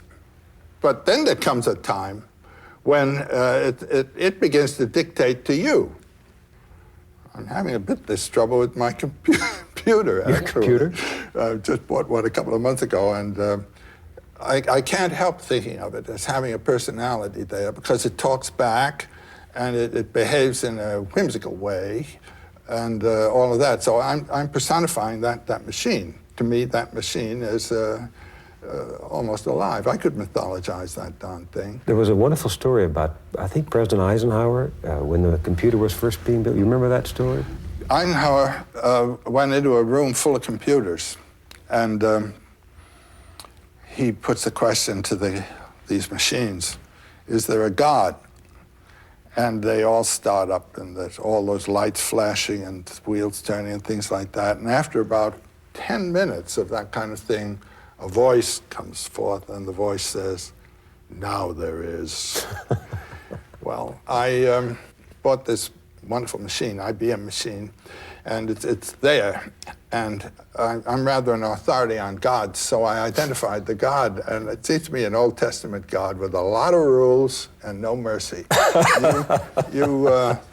It's unforgiving. You catch you picking up sticks on Saturday, and you're out, that's all. But isn't it possible to develop toward the computer you're wrestling with at this very moment? Isn't it possible to develop the same kind of attitude of the Pawnee chieftain who said that in the legends of his people, all things speak of Tarawa, all things speak of God? It wasn't a special privileged revelation. God is everywhere in his works, including the computers. Well, indeed so. I mean, the miracle of what happens on that screen, you know, have you ever looked inside one of those things? No. You can't believe it. It's a whole hierarchy of angels, all on slats. And those little tubes, those are miracles. Those are miracles. They are. One can feel a sense of awe. Well, I've had a revelation from my computer about mythology, though. You buy a certain software, and there's a whole set of signals that lead to the achievement of your aim, you know? And once you've set it for, let's say, DW3 for enter, if you begin fooling around with signals that belong to another system, they just won't work, that's all. You have a system there, a code, a determined code that requires you to use certain terms. Now, similarly in mythology, each religion is a kind of software that has its own set of signals and will work. It'll work. But suppose you've chosen this one. Now, if a person is really involved in a religion and really building his life on it, he better stay with the software that he's got. But a chap like myself, who likes to play with the various softwares, I can run around, but I probably will never have an experience comparable to that of a saint. But do you think that the machine is inventing new myths for us, or that we with the machine are inventing new myths? Is the machine becoming... No, the myth has to patron deity? incorporate the machine, just as the old myths incorporated the tools that people used. The forms of the tools and so forth are associated with power systems that are involved in the culture. We have not a mythology that incorporates these. The new powers are being, so to say, surprisingly announced to us by what the machines can do. We can't have a mythology for a long, long time to come. Things are changing too fast. The environment in which we're living is changing too fast for it to become mythologized. You must realize... How do we live without myths, then? Well, we're doing it. The individual has to find the aspect of myth that has to do with the conduct of his life. There are a number of services that myths serve. The basic one is opening the world to the dimension of mystery. If you lose that, you don't have a mythology, to realize the mystery that underlies all forms. But then there comes the cosmological aspect of myth, seeing that mystery as manifest through all things. So the universe becomes, as it were, a holy picture. You are always addressed to the transcendent mystery through that. But then there's another function, and that's the sociological one of validating and maintaining a certain society. That is the side of the thing that has taken over in our world. What do you mean? Ethical laws, the laws of life in the society, all of Yahweh's pages and pages and pages of what kind of clothes to wear, how to behave to each other, and all that. You see, in terms of the values of this particular society. But then there's a fourth function of myth, and this is the one that I think today everyone must try to relate to. That's the pedagogical function, how to live a human lifetime under any circumstances. Myth can tell you that. And there's a wonderful story in one of the Upanishads, the Brahma-Vaivarta Upanishad, of Indra, this god who is the counterpart really of Yahweh. He is the god patron of a certain people and of historical life and time with all kinds of rules for people to live by and that sort of thing. And there was a time when a great monster named Vritra had closed all the waters of the earth. And so there was a drought, a terrible drought, and the world was in very bad condition. Well, it took this god, Indra, quite a while to realize that he had a box of thunderbolts there, and all he had to do was drop a thunderbolt in Vritra, and that would blow him up. And when he did that, of course, he blew Vritra up, and the waters flowed, and the world was refreshed. And he said, "What a great boy am I." So thinking, what a great boy am I, he goes up to the cosmic mountain, which is the central mountain of the world. And so he decided he would build a new world up there, a new city, and particularly his palace was going to be a palace worthy of such as he. So he calls Vishvakarman, the main carpenter of the gods, and gives him the assignment to build this palace. So Vishvakarman goes to work, and in very quick order, he gets the palace into pretty good condition, and Indra comes. But every time Indra arrived, he had bigger ideas about how big and grandiose the palace should be. And finally, Vishvakarman said, "My gosh," he said, "we're both immortal, and there's no end to his desires. I'm caught for life." So he decided to go to Brahma, known as the creator, and complain. Well, now Brahma sits on a lotus. This is the symbol of divine energy and divine grace. And the lotus grows from the navel of Vishnu, who is the sleeping god whose dream is the universe. So here's Brahma on his lotus, and Vishvakarman comes to the edge of the great lotus pond of the universe, and down he tells his story. Brahma says, "You go home." He says, "I'll fix this up."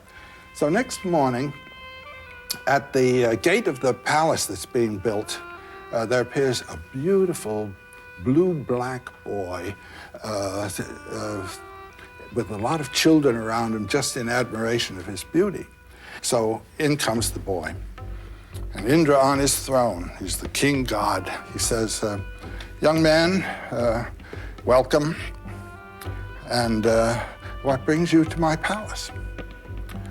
"Well," says the boy with a voice like thunder rolling on the horizon, "I've been told that you're building such a palace as no Indra before you ever built." And he said, "I've surveyed the grounds and looked things over. It seems this is quite true.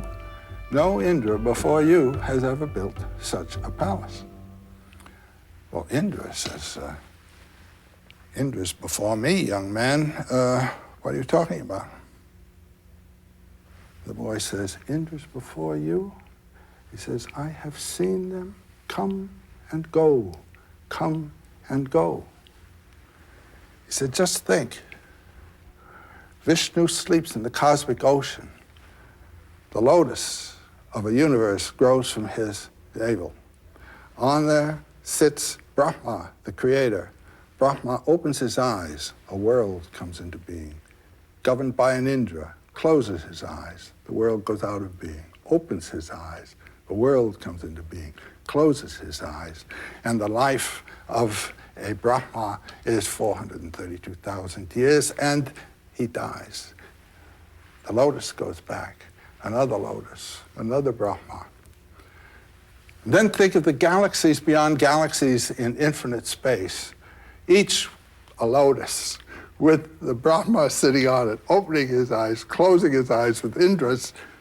There may be wise men in your court who would volunteer to count the drops of water in the oceans of the world or the grains of sand on the beaches, but no one would count those Brahmas, let alone those Indras. And while he's talking, there comes in parade across the floor of the palace an army of ants in perfect range.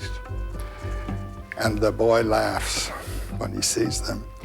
And Indra's hair goes up and he says to the boy, "Why do you laugh?" And the boy says, "Don't ask unless you are willing to be hurt." And Indra says, "I ask, teach." The boy says, "Former Indras all." Through many lifetimes they rise from the lowest conditions spiritually to highest illumination. And then they drop their thunderbolt in Vritra and they think, "What a good boy am I." And down they go again. And then Indra sits there on the throne and he's completely disillusioned, completely shot. And he thinks, "Oh, let's quit the building of this palace." He calls Vishwakarma and says, "You're dismissed. You don't have to." So Vishwakarma got his intention. He's dismissed from the job and there's no more house building going on. And Indra decides, "I'm going out and be a yogi and just meditate on the lotus feet of Vishnu." But he has a beautiful queen named Indrani. And when Indrani hears this, she goes to the priest, the chaplain of the gods, and she says, "Now he's got this idea in his head. He's going out to become a yogi." "Well," says the Brahmin, "come in with me, darling, and we'll sit down and I'll fix this up." So he talks to Indra. They come in, they sit down before the king's throne, and he tells him, "Now, I wrote a book for you some years ago on the art of politics. You are in the position of the king. You are the position of the king of gods. You are manifestation of the mystery of Brahman in the field of time. This is a high privilege. Appreciate it, honor it, and deal with life as though you were what you really are." And with this set of instructions, Indra gives up his idea of going out becoming a yogi and finds that in life he can represent the eternal in the way of a symbol, you might say, of the Brahman and the ultimate truth. So each of us is, in a way, the Indra of his own life. And you can make a choice either to go out and in the forest and meditate and throw it all off, or stay in the world and in the life either of your job, which is the kingly job of the politics and achievement, and as well in the love life with your wife and family, you are realizing the truth. Now, this is a very nice myth, it seems to me. Do we ever know the truth? Do we ever find it? Well, each person can have his own depth experience and some conviction of being in touch with his own Sat Chit Ananda, his own being, true consciousness and true bliss. But the religious people tell us we really won't experience it till we go to heaven, till you die. I believe in having as much as you can of this experience while you're alive. My bliss is now. And I think in heaven you'll be having such a marvelous time looking at God that you won't get your own experience at all. That's not the place to have it. Here's the place to have the experience.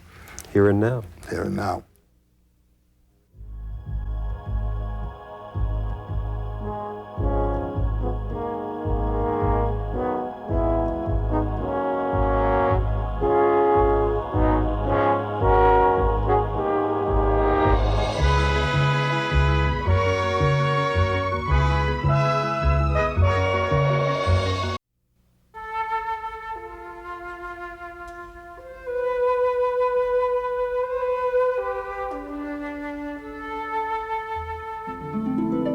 The animal envoys of the unseen power no longer serve, as in primeval times, to teach and to guide mankind.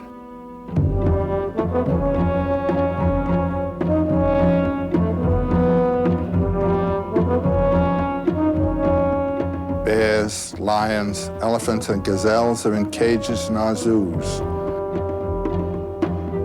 Man is no longer the newcomer in a world of unexplored plains and forests. And our immediate neighbors are not wild beasts, but other human beings contending for goods and space on a planet that is whirling without end around the fireball of a star.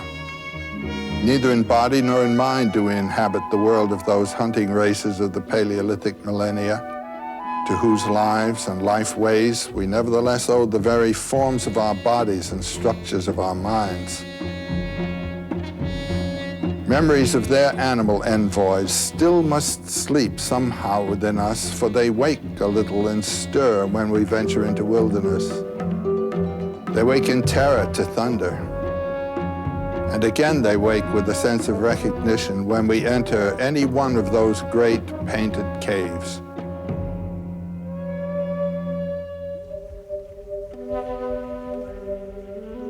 Whatever the inward darkness may have been to which the shamans of those caves descended in their trances, the same must lie within ourselves, nightly visited in sleep.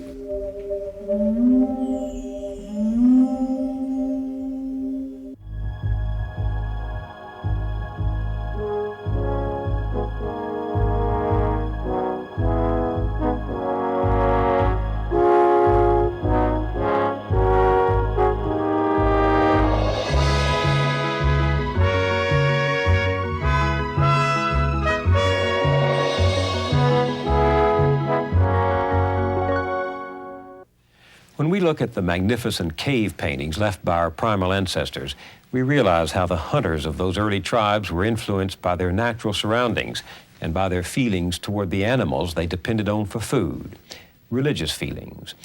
They told stories to themselves about the animals and about the supernatural world to which the animals seemed to go when they died. And the hunters performed rituals of atonement to the departed spirits of the animals, hoping to coax them back to be sacrificed again. Joseph Campbell devoted his life to the study of these myths and rituals. For him, mythic stories were not simply entertaining tales to be told for amusement around ancient campfires. They were powerful guides to the life of the spirit. Campbell's odyssey as scholar and teacher led him from the exhibits at the American Museum of Natural History, which impressed him as a boy, to cultures all over the world. In his words, whether we listen with aloof amusement to the mumbo-jumbo of some witch doctor of the Congo, or read with cultivated rapture translations from sonnets of Lao Tse, or now and again crack the hard nutshell of an argument of Thomas Aquinas, or catch suddenly the shining meaning of a bizarre Eskimo fairy tale, we're hearing echoes of the first story. In this hour, one of the many I taped with Joseph Campbell during the last 2 years of his life, we talked about our relationship to the first stories and to the people who told them.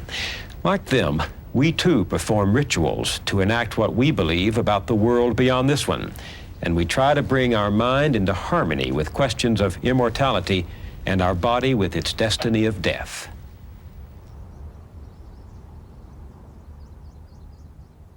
What do you think our souls owe to ancient myths? Well, the ancient myths were designed to put the mind, the mental system, into accord with this body system, with this inheritance of the body, to harmonize. The mind can ramble off in strange ways and want things that the body does not want.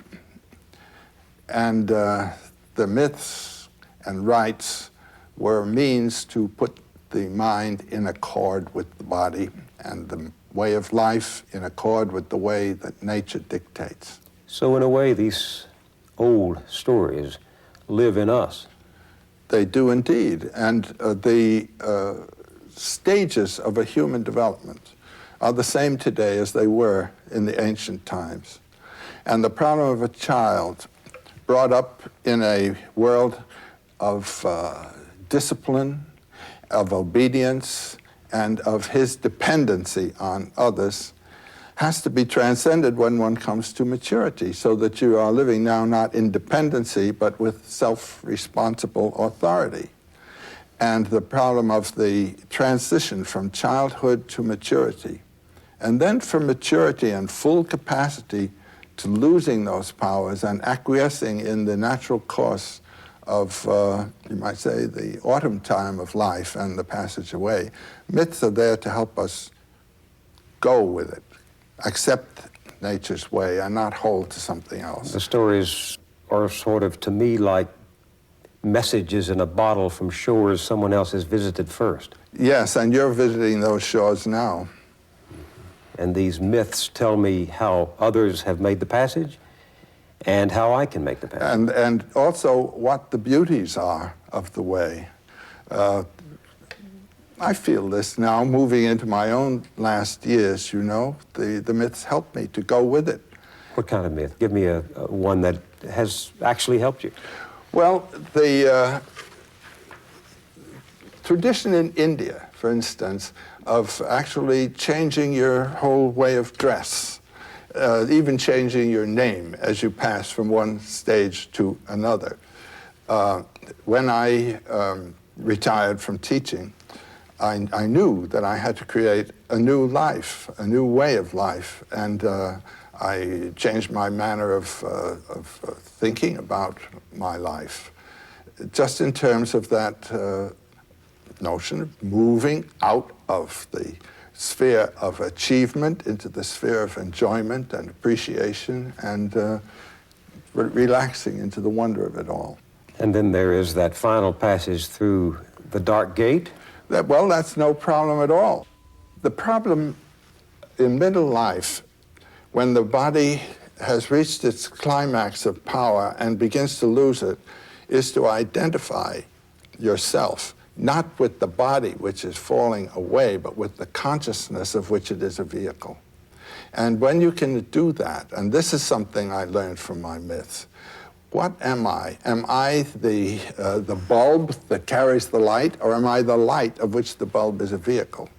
And this body is a vehicle of consciousness. And if you can identify with the consciousness, you can watch this thing go, like an old car. There goes the fender, there goes this. But that's expectable, you know? And then gradually, the whole thing drops off, and consciousness rejoins consciousness. I mean, it's no longer in this particular environment. And the myths, the stories have brought this consciousness. Well, I live with these myths, and they tell me to do this all the time. And this is the problem, which can be then metaphorically understood as identifying with the Christ in you. And the Christ in you doesn't die. The Christ in you survives death and resurrects. Or it can be with Shiva. Shiva hung, I am Shiva. And this is the great meditation of the yogis in the Himalayas. And one doesn't have even to have a metaphorical image like that if one has a mind that's willing to just relax and identify itself with that which moves it. You say that the image of death is the beginning of mythology. What do you mean? How is that? Well, all I can say to that is that the earliest evidence we have of anything like mythological thinking is associated with grave burials. And they suggest what? That women saw life and then they didn't see it and they wondered about it? It must have been, I mean, one has only to, imagine what one's own experience would be. The person was alive and warm before you and talking to you. He's now lying there, getting cold, beginning to rot. Something was there that isn't there, and where is it? Now, animals have this experience, certainly, of their companions dying and so forth. But there's no evidence that they've had any further thoughts about it. Mm-hmm. Also, before the time of Neanderthal man, it's in his period that the first burials appear, of which we have evidence. People were dying and they were just thrown away. But here there's a concern. Have you ever visited any of these burial sites? I've been to Le Moustier. That was one of the earliest burial caves that were found. And you find there what they buried with the dead? Yes. These grave burials with grave gear, that is to say, weapons and sacrifices round about, certainly suggest the idea of the continued life beyond the visible one. First one that was discovered, the person is put down, resting as though asleep, a young boy, with a beautiful hand axe beside him. Now, at the same time, we have evidence of shrines devoted to animals that have been killed. The shrines specifically are in the Alps, in very high caves, and they are of cave bear skulls. And there's one very interesting one with the long bones of the cave bear in the cave bear's jaw. What does that say to you? Burials, my friend has died and he survives. The animals that I've killed must also survive. I must make some kind of atonement relationship to them. The indication is of the notion of a plane of being that's behind the visible plane and which is somehow supportive of the visible one to which we have to relate. I would say that's the basic theme of all mythology. That there is a world? That there is an invisible plane supporting the visible one. Now, whether it is thought of as a world or simply as an energy, that differs from time to time and place to place. What we don't know supports what we do know. That's right.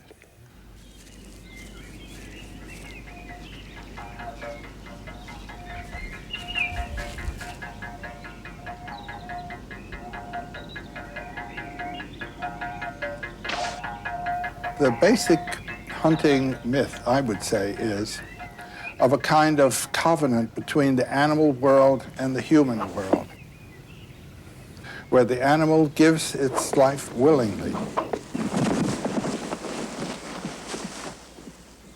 They are regarded generally as willing victims with the understanding that their life, which transcends their physical entity, will be returned to the soil or to the mother through some ritual of restoration. And the principal rituals, for instance, and the principal divinities are associated with the main hunting animal, the animal who is the master animal and sends the flocks to be killed, you know? The Indians of the American plains, it was the buffalo. You go to the northwest coast, it's the salmon. The great festivals have to do with the run of salmon coming in. When you go to South Africa, the elands, the big, magnificent antelope, is the principal animal for the Bushmen, for example. And the principal animal, is the one that furnishes the food. The food. So there grew up between human beings and animals, a bonding, as you say, which required one to be consumed by the other. That's the way life is. Do you think this troubled the early man? Absolutely. That's why you have the rites, because it did trouble them. What kind of rites?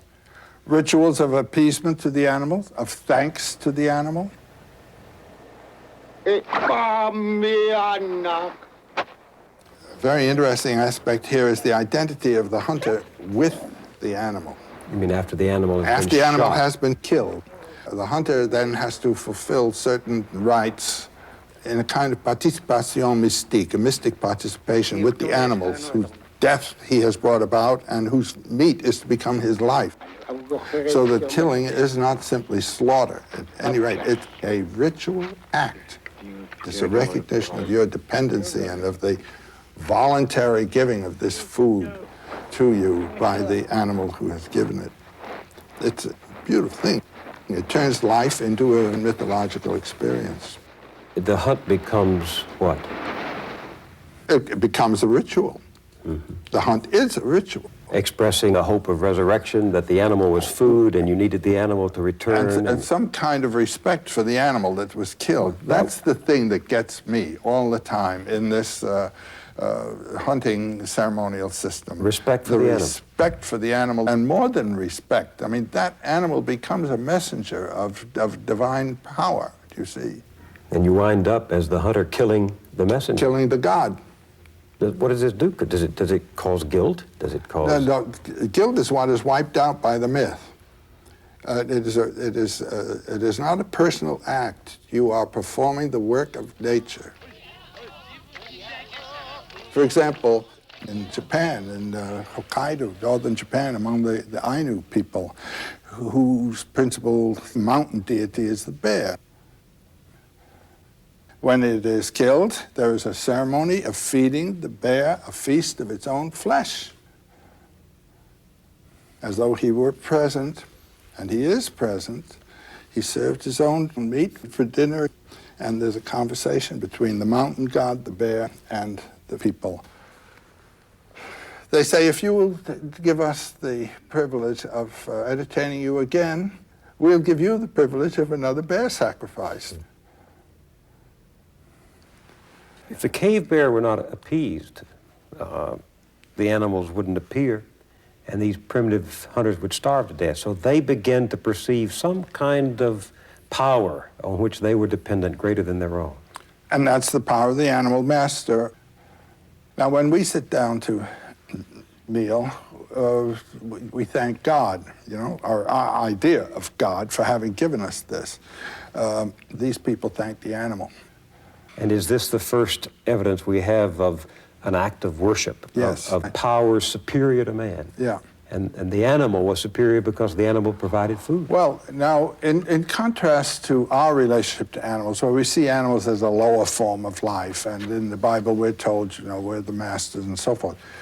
Early hunting people don't have that relationship to the animal. The animal is in many ways superior. He has powers that the human being doesn't have. And then certain animals take on a persona, don't they? The buffalo, the raven, the eagle. Very strongly. Well, I was up in the northwest coast back in 1932. A wonderful trip. And the Indians along the way were still carving totem poles. The villagers had new totem poles still. And there we saw the ravens, and we saw the eagles, and we saw the animals that played roles in the myths. And they had the character, the quality of these animals. There's a very intimate knowledge and friendly, neighborly relationship to these creatures. And then they killed some of them, you see. The animal had something to do with the shaping of the myths of those people, just as the buffalo for the Indians of the plains played an enormous role. They're the ones that bring the tobacco gift, the mystical pipe and all this kind of thing. It comes from a buffalo. And when the animal becomes the giver of a ritual and so forth, they do ask the animal for advice, and the animal becomes the model for how to live. You remember the story of the buffalo's wife?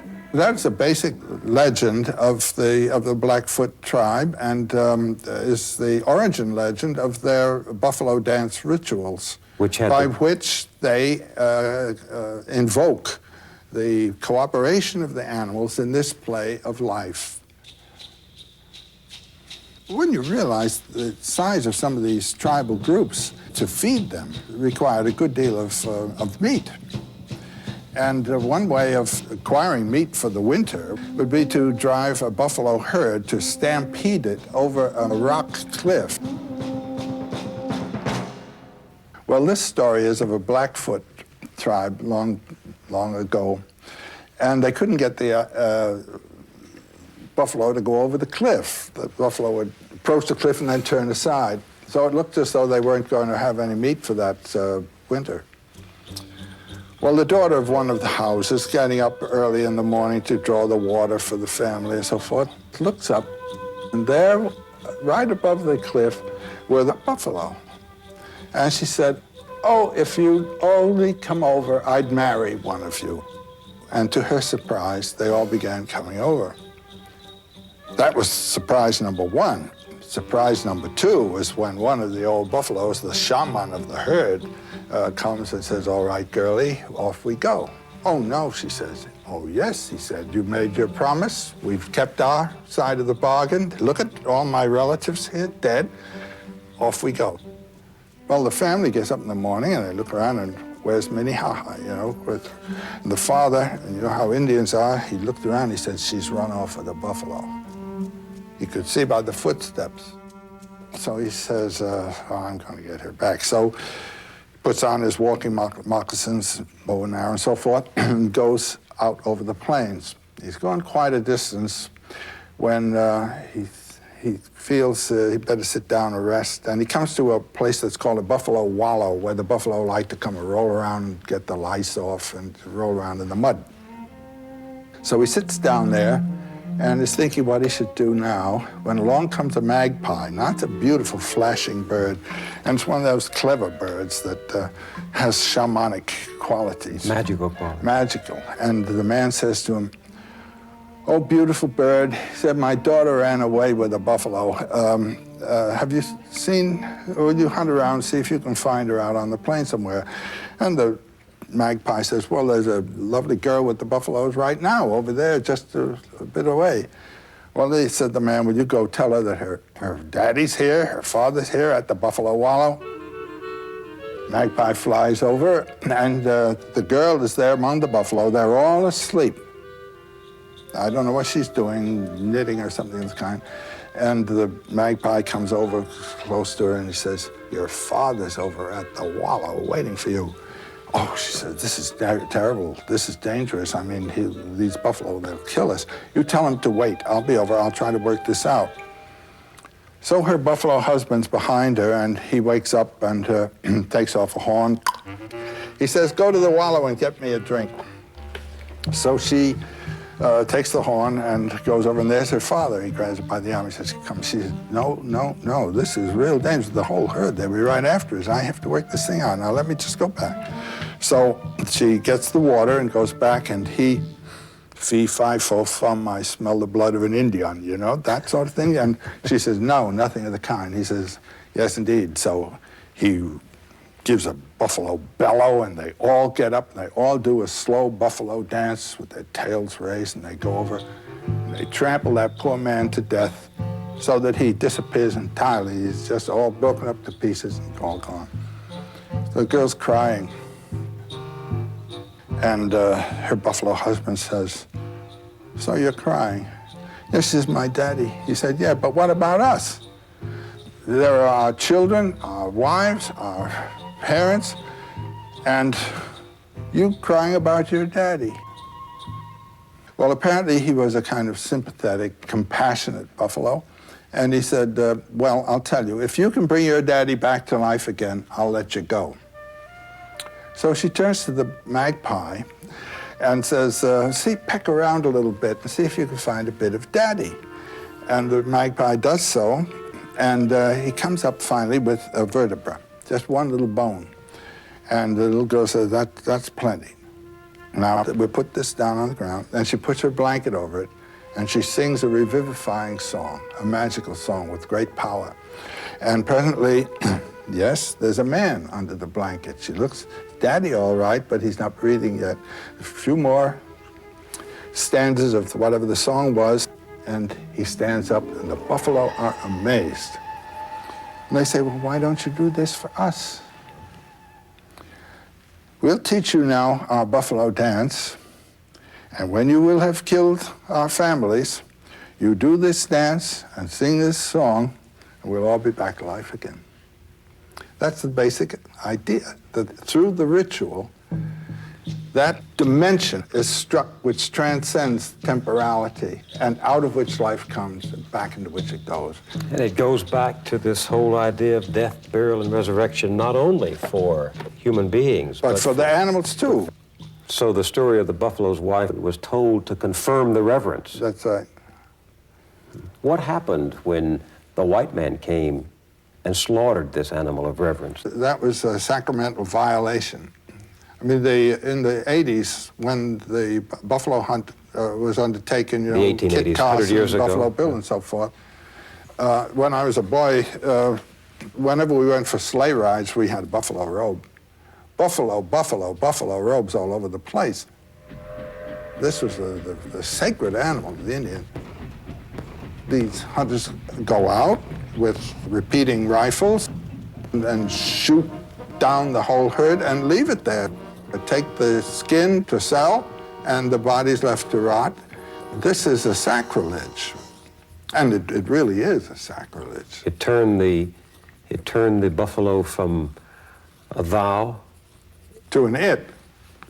The Indians addressed the buffalo as a thou, an object of reverence. The Indians addressed life as a thou. I mean, trees, and stones, and everything else. You can address anything as a thou, and you can feel the change in your psychology as you do it. The ego that sees a thou is not the same ego that sees an it. Your whole psychology changes when you address things as an it. Whether it's a woman. And when you go to war with the people, the problem of the newspapers is to turn those people into its so that they're not thous. That was an incredible moment in the evolution of American society when the buffalo was slaughtered. That was the final exclamation point behind the destruction of the Indian civilization, because you were destroying... Can you imagine what this experience must have been for a people within 10 years to lose their environment, to lose their food supply, to lose the object, the central object of their ritual life? So it is in your belief that it was in this period of hunting man and woman, the time of hunting man, that human beings began to sense a stirring of the mythic imagination, the wonder of things that they didn't know. There is this burst of magnificent art and all the evidence you need of a mythic imagination in full career. You visited some of the great painted caves in Europe. Tell me what you remember when first you looked upon those underground Well, caves. you didn't want to leave. Here you come into an enormous chamber, like a great cathedral with these animals painted. And they're painted with a life like the life of ink on silk in the Japanese painting. And when you realize the darkness is inconceivable. We're there with electric lights, but in a couple of instances, the concierge, the man who was showing us through, turned off the lights, and you were never in darker darkness in your life. It was like I don't know, just a complete knockout of, you don't know where you are, whether you're looking north, south, east, or west. All orientation is gone, and you're in a darkness that never saw the sun. Then they turn the lights on again, and you see these gloriously painted animals. A bull that will be 20 feet long, and painted so that the haunches will be represented by a swelling in the rock. You know, they take account of the whole thing. It's incredible. Do you ever look at these primitive art objects and think not of the art, but of the man or woman standing there painting or creating? I find that's where I speculate. This is what hits you when you go into those caves, I can tell you that. What was in their mind when they were doing that? And that's not an easy thing to do. And how did they get up there? And how did they see anything? And what kind of light did they have? The little flashing torches throwing flickering things, and then to get something of that grace and perfection. And with respect to the problem of beauty, is this beauty intended, or is it something that is the natural expression of a beautiful spirit? You know what I mean? Mm. When you hear a bird sing, the beauty of the bird's song, is this intentional? In what sense is it intentional? But it's the expression of the bird, the beauty of the bird's spirit, you might almost say. And I think that way very often about this art. To what degree was the intention of the artist what we would call aesthetic, or to what degree expressive, you know, and to what degree something that they simply had learned to do that way? It's a a point. When a spider makes a beautiful web, the beauty comes out of the spider's nature, you know, it's instinctive beauty. And how much of the beauty of our own lives is of the beauty of being alive, and how much of it is conscious intentional, that's a big question. You call them temple caves. Yeah. Why temple? A temple with images and stained glass windows, cathedrals, are a landscape of the soul. You move into a world of spiritual images. That's what this is. When Jean and I, my wife and I, drove down from Paris to this part of France, we stopped off at Chartres Cathedral. There is a cathedral. When you walk into the cathedral, it's the mother womb of your spiritual life. Mother Church. All the forms around are significant of spiritual values. And the imagery is in anthropomorphic form. God and Jesus and the saints and all in human form. Human form. Then we went down to Lascaux. The images were in animal form. The form is secondary. The message is what's important here. And the message of the cave? The message of the cave is of a relationship of time to eternal powers that is somehow to be experienced in that place. Now, I tell you, when you're down in those caves, it's a strange transformation of consciousness you have. You feel this is the womb. This is the place from which life comes. And that world up there in the sun with all those feet, that's a secondary world. This is primary. I mean, this just overcomes you. You had that feeling when you were there. I had it every time. Now, what were these caves used for? Yeah. The speculations that are most common of scholars interested in this is that they had to do with the initiation of boys into the hunt. You go in there, it's dangerous. It's very dangerous. It's completely dark. It's cold and dank. You're banging your head on projections all the time. And it was a place of fear. And the boys were to overcome all that and go into the womb of the earth. And the shaman, or whoever it was that would be helping you through, would not be making it easy. And then there was a release once you got into that vast torchlit chamber down there. What was the tribe? What was the tradition trying to say to the boy? That is the womb land from which all the animals come. Right. And the rituals down there have to do with the generation of a situation that will be propitious for the hunt. And the boys were to learn not only to hunt, but how to respect the animals and what rituals to perform, and how in their own lives, no longer to be little boys, but to be men. Because those hunts were very, very dangerous hunts, believe me. And these are the original men's right sanctuaries where the boys became no longer their mother's sons, but their father's sons. Don't you wonder what effect this had on a boy? Well, you can go through it today, actually, in cultures that are still having the initiations of young boys.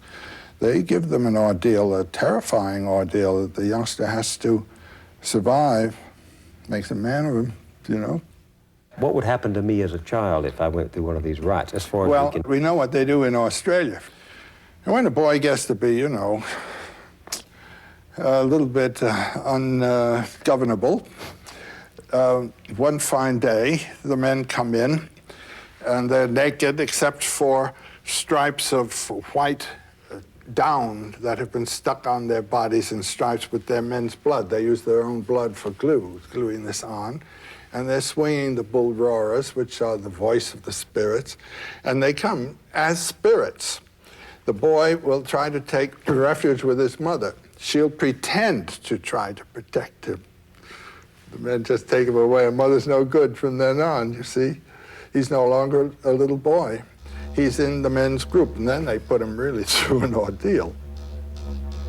These are the rites, you know, of circumcision, subincision, and the whole purpose is to turn him into a member of the tribe.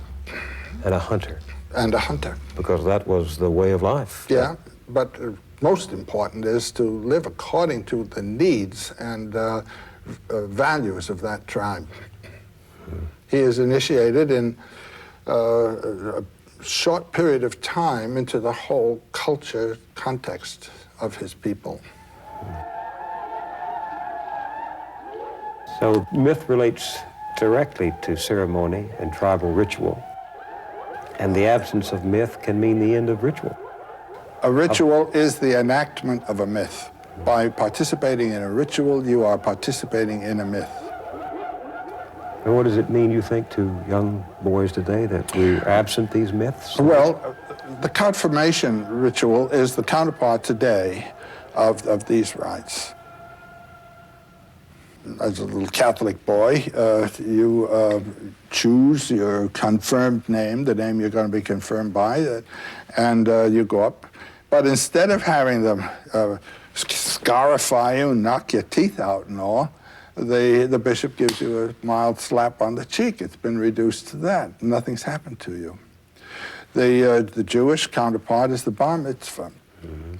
And whether it works actually to affect a psychological transformation, I suppose will depend on the individual case. There was no problem in these old days. The boy came out with a different body and he'd gone through something. What about the female? I mean, most of the figures in the temple caves are male. Was this a kind of secret society for males only? It wasn't a secret society. It was that the boys had to go through it. Now, we don't know exactly what happens with the female in this period because we have very little evidence to tell us. In primary cultures today, the girl becomes a woman with her first menstruation. It happens to her. I mean, nature does it to her. And so she has undergone the transformation. And what is her initiation? Typically, it is to sit in a little hut for a certain number of days and realize what she is. How does she do that? She sits there. She's now a woman. And what is a woman? A woman is a vehicle of life. And life has overtaken her. She is a vehicle now of life. Woman's what it's all about. The giving of birth and the giving of nourishment. She's identical with the earth goddess and her powers. And she's got to realize that about herself. The boy does not have a happening of that kind.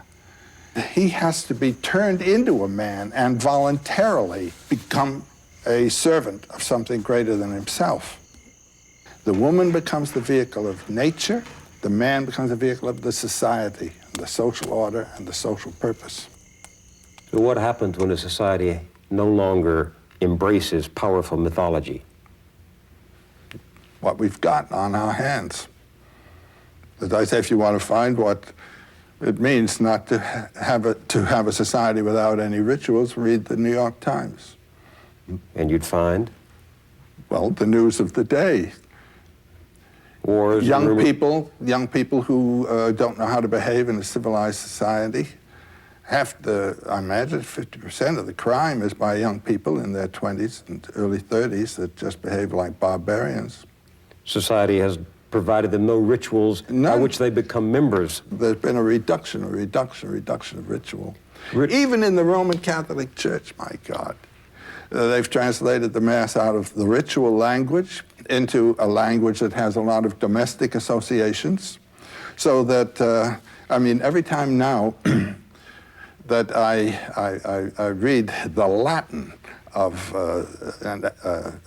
the Mass or something like that, I get that pitch again that it's supposed to give, a language that throws you out of the field of your domesticity, you know? The altar is turned so that the priest's back is to you, and with him you address yourself outward like that. Now they've turned the altar around. It looks like Julia Child giving a demonstration, and it's all homey and cozy. And they play guitar. They play guitar. Listen, they've forgotten what the function of a ritual is to pitch you out, not to wrap you back in where you have been all the time. So ritual that once conveyed an inner reality is now merely form. And that's true in the rituals of society and the personal rituals of marriage and religion. Well, with respect to ritual, it must be kept alive. And so much of our ritual is dead. It's extremely interesting to read of the primitive elementary cultures, how the folk tales, the myths, they are transforming all the time in terms of the circumstances of those people. People move from an area where, let's say, the vegetation is the main support, out into the plains. Most of our plains Indians in the period of the horse riding Indians, you know, had originally been of the Mississippian culture along the Mississippi in settled dwelling towns and agriculturally based villages. And then they received the horse from the Spaniards, and it makes it possible then to venture out in the plains and handle the great hunt of the buffalo herds, you see. And the mythology transforms from vegetation to buffalo. And you can see the structure of the earlier vegetation mythologies under the mythologies of the Dakota Indians and the Pawnee Indians and the Kiowa and so forth. You're saying that the environment shapes the story? They respond to it, do you see? But we have a tradition that comes from the first millennium BC somewhere else, and we're handling that. It has not turned over and assimilated the qualities of our culture and the new things that are possible and the new vision of the universe. It must be kept alive. The only people that can keep it alive are artists of one kind or another. That the artist is, his function is the mythologization of the environment and the world. Artist being the poet, the musician, the author. Exactly. Writer. Yes. And I think we've had a couple of greats in the recent times. I think of James Joyce as such a revealer of the mysteries of growing up and becoming a human being. And for me, he and Thomas Mann were my principal gurus, you might say, as I was trying to shape my own life. I think in the visual arts, there were two men whose work seemed to me to handle mythological themes in a marvelous way, and one was Paul Klee and the other Picasso. These two men really knew what they were doing all the way, I think, and had a great versatility in their revelations. I mean, our artists are the myth makers of our day. The myth makers in earlier days were the counterparts of our artists. They drew the paintings on the walls. Yes. They performed the rituals. There's an old romantic idea in German, das Volk dichtet. That's say that the poetry of the traditional cultures and the ideas come out of the folk. They do not. They come out of an elite experience, the experience of people particularly gifted, whose ears are open to the song of the universe, and that they speak to the folk, and there is an answer from the folk which is then received. There's an interaction, but the first impulse comes from above, not from below, in the shaping of folk traditions. So who would have been in these early elementary cultures, as you call them, the equivalent of the poets today? The shaman. The shaman is the person who has, in his late childhood, early youth, could be male or female, had an overwhelming psychological experience that turns them totally inward. The whole unconscious has opened up and they've fallen into it. And it's been described many, many times, and it occurs all the way from Siberia right through the Americas down to Tierra del Fuego. It's a kind of schizophrenic crack-up, the shaman experience. What kind of experience? Dying and resurrecting, you know, being on the brink of death and coming back, actually experience the death experience. People who have very deep dreams. Dream is a great source of the spirit. And then people who in the woods have had mystical encounters. Well, let me try to be specific about it. The shaman becomes some person in a society who is drawn by experience from the normal world into the world of the gifted. That's right. Most of us think of shaman as a magician, but they play a much more important role than simply being a Oh, no, they a play the trickster. role that the priesthood plays in our society. These are the Now, first priests? Well, there's a major difference, as I see it, between a shaman and a priest. A priest is a functionary of a social sort. The society worships certain deities in a certain way, and the priest becomes ordained as a functionary to carry on that ritual. And the deity to whom he is devoted is a deity that was there before he came along. The shaman's powers are symbolized in familiars, deities of his own personal experience. And his authority comes out of a psychological experience, not a social ordination. Do you understand what I mean? And the one who had this psychological experience, this traumatic experience, this ecstasy, would become the interpreter for others of things not seen? He would become the interpreters of a heritage of mythological life, you might say, yes. And ecstasy was a part of it very often in the shamanic It is experience. ecstasy. The there's trance no doubt dance, about it. for example, in the Bushman society. Now, there's a fantastic example of something. The little Bushman groups. The whole life is one of great, great tension. The male and female sexes are, what we say, in a disciplined way, separate. The men have a certain field of concerns, their weapons and the poisons and the hunt and all that, and the women have a certain field of concern, the bringing up the children, the nourishing of the children, and so forth and so on. Only in the dance do the two come together. And they come together this way. The women sit in a circle or a little group, and they then become the center around which the men dance. And they control the dance and what goes on with the men through their own singing and beating of the thighs. What's the significance of that the woman is controlling the dance? Well, the woman is life, and the man is the servant of life. And during the course of this circling is a very tense style of movement the men have. Suddenly, that one of them will pass out. He's entranced now, and this is a description of an experience. When people sing, I dance. I enter the earth. I go in at a place like a place where people drink water. I travel a long way, very far. When I emerge, I'm already climbing. I'm climbing threads. I climb one and leave it. Then I climb another one, then I leave it, and I climb another. When you arrive at God's place, you make yourself small. You come in small to God's place. You do what you have to do there. Then you return to where everyone is. You come and come and come, and finally you enter your body again. All the people who have stayed behind are waiting for you. They fear you. You enter the earth, and you return to enter the skin of your body. And you say, that is the sound of your return to your body. Then you begin to sing. The Utum masters are there around. They take hold of your head and blow about the sides of your face. This is how you manage to be alive again. Friends, if they don't do that to you, you die. You just die and are dead. Friends, this is what it does, this Ntum that I do, this Ntum here that I dance.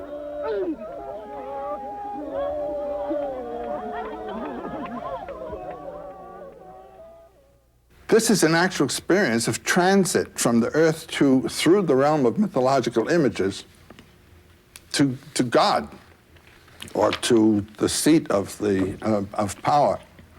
It becomes something of the other mind of us. It is exactly the other mind. And the way God is imaged, God is transcendent finally of anything like a name of God. As the Hindus say, beyond names and forms. Beyond Namarupam, beyond names and forms. No tongue has soiled it. No word has reached it. But Joe, can Westerners grasp this kind of mystical, trans-theological experience? It does transcend theology. It leaves theology behind. I mean, if you're locked to the image of God in a culture where science determines your perceptions of reality, how can you experience this ultimate ground that the shamans talk about? The best example I know in our literature is that beautiful book by John Neihart called Black Elk Speaks. Black Elk was? Black Elk was a young Sioux, or Dakota as it's also called, boy around 9 years old before the American cavalry had encountered the Sioux. They were the great people of the plains. And this boy became sick.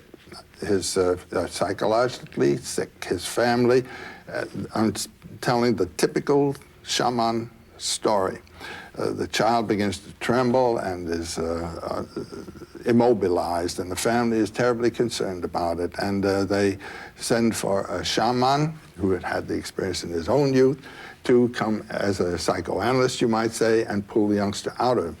But instead of relieving him of the deities, he is adapting him to the deities and the deities to himself, you might say. It's a different problem from that of psychoanalysis, where you remember, I think it was Nietzsche who said, "Be careful lest in casting out your devil, you cast out the best thing that's in you."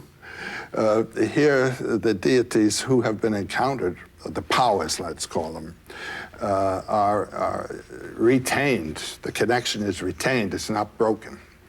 And these men then become the spiritual advisors and gift givers of their people. Well, what happened with this young boy, he was about 9 years old, was he had a vision, and the vision is described, and it's a vision prophetic of the terrible future that his tribe was to have. But it also spoke of the possible positive aspects of it. It was a vision of what he called the hoop of his nation, realizing that it was one of many hoops, which is something that we haven't all learned well enough yet. And the cooperation of all the hoops of all the nations in grand processions and so forth. But more than that, it was an experience of himself as going through the realms of spiritual imagery that were of his culture and assimilating their import. And it comes to one great statement, which for me is a key statement to the understanding of myth and symbols. He says, "I saw myself on the central mountain of the world, the highest place. And I had a vision because I was seeing in a sacred manner of the world. And the sacred central mountain was Harney Peak in South Dakota." And then he says, "But the central mountain is everywhere."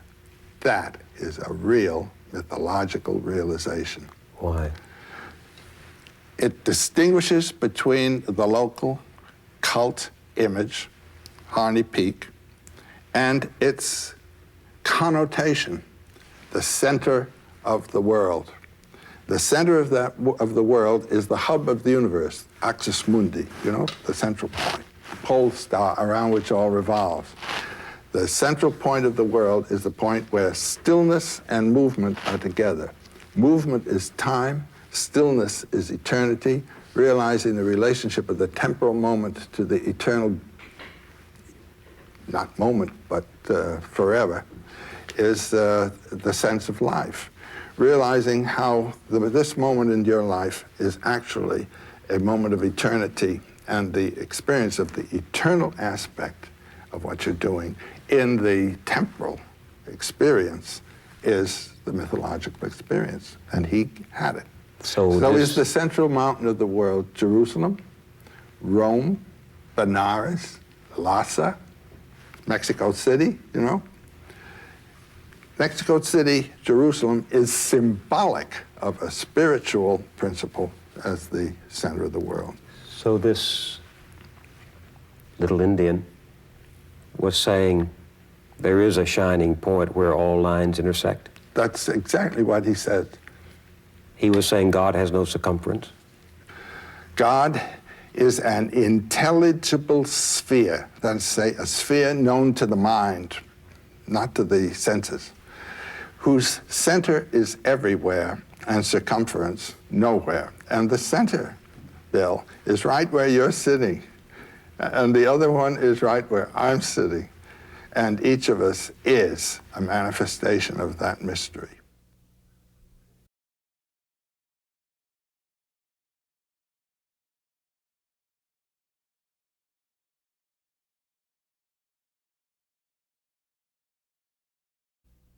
The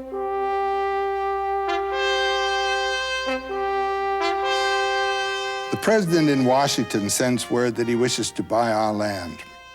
But how can you buy or sell the sky, the land? The idea is strange to us. Every part of this earth is sacred to my people.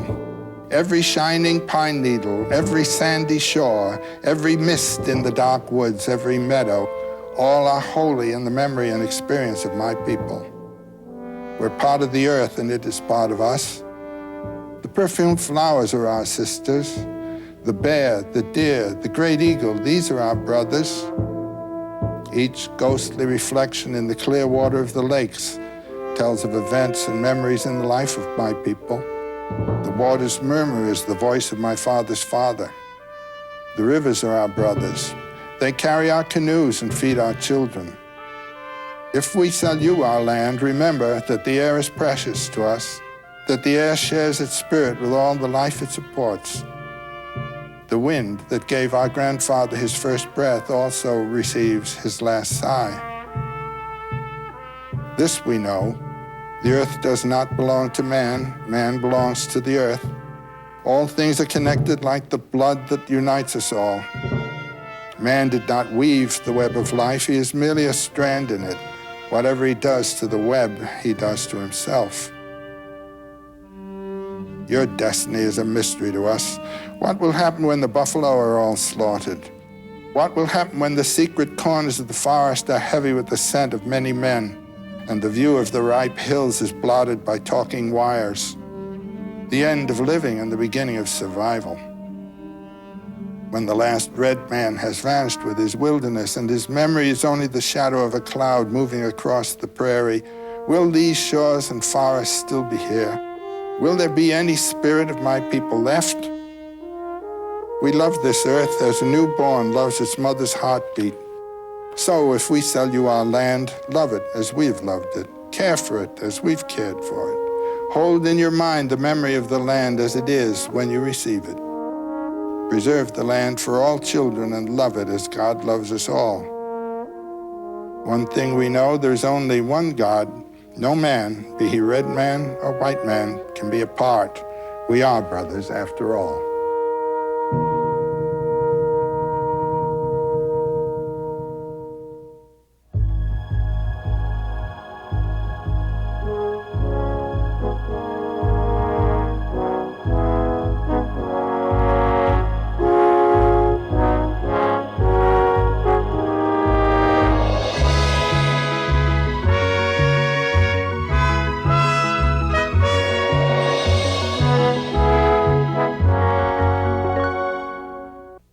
Sacred places, Delphi, Machu Picchu, Stonehenge, Jerusalem. We recognize these as places where societies came together to express their spiritual concerns. But for some very early societies, as Joseph Campbell points out in his Historical Atlas of World Mythology, the whole earth was a sacred place. Whether living on the wide plains under the great dome of the open sky, or in dense forest under a canopy of trees, our ancestors saw the sacred in everything around them. The voices of the gods spoke from the wind and thunder, and the Spirit of God flowed in every mountain stream. It was a geography not of city and nation states, but of sacred places, the realm of the mythic imagination. As our ancestors turned from hunting to planting, the stories they told to interpret the mysteries of life changed too. Now the seed, instead of the animal, became the symbol of life, death, and resurrection. The plant died, was buried, and its seed born again. To spiritual visionaries, this image reveals a divine truth as well as a principle of life itself. From death comes life, from sacrifice, bliss. Joseph Campbell explored the nature of these places and the relation of myth to landscape. He visited many of the world's sacred places in preparing the first two volumes of his atlas, The Way of the Animal Powers and The Way of the Seated Earth. But as he often reminded his students at Sarah Lawrence College, you don't have to go on a pilgrimage to find your own sacred place where you can follow your bliss and nourish the activity of your own creative imagination.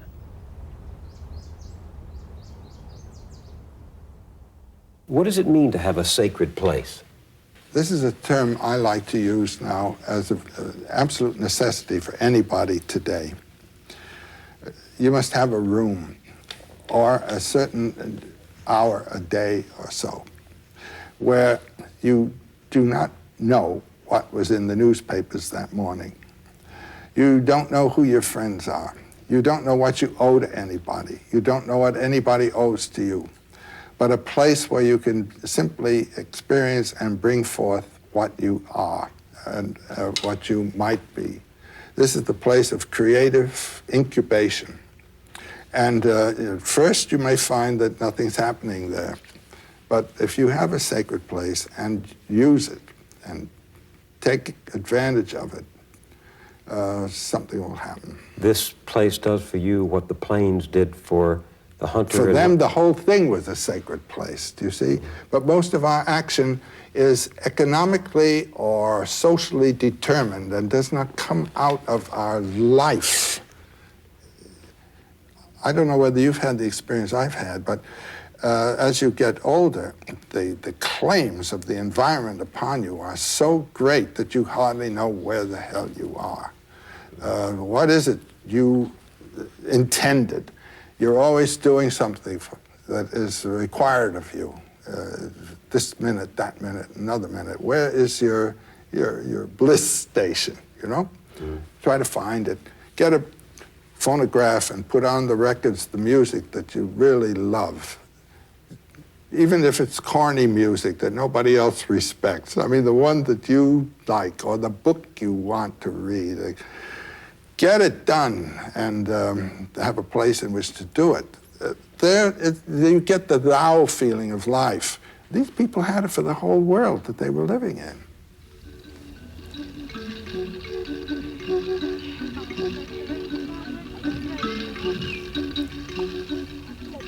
We talked about the effect of the spreading plain on mythology. This plain clearly bounded by a circular horizon with that great blue dome of an exalting heaven above, hawks and eagles hovering, the blazing sun passing, the night moon rising. And I can see the effect on people's stories of that. But what about the people who lived in the dense foliage of the jungle? Total transformation of environment and of psychology and everything else. No horizon. No horizon. No dome of the sky. No dome of the sky. A lot of birds up there and a heavy vegetation underneath with scorpions and poisonous serpents. And in between, distances of trees and trees and trees. No sense of perspective. Colin Turnbull tells us a marvelous story of bringing a pygmy out of the forest. He brings this pygmy who'd never been out of the jungle onto a mountain top, and suddenly they come over the hill and there's an extensive plain out there, and the poor little fellow was utterly terrified. Had no way of judging perspective and distance. He thought that the animals grazing on the plain out there were so small that they were ants, that they were just across the way, and so forth, and it just totally baffled. He rushes back into the forest. You have a different mythology there. You have a different relationship to the hunt and everything else. The forest is home. You are at home in the forest, where you and I would be perhaps ill at ease. Thinking what's behind that tree and all this kind of thing. The sense of the beautiful, simple delight in their forest, and their deity is the master of the forest master.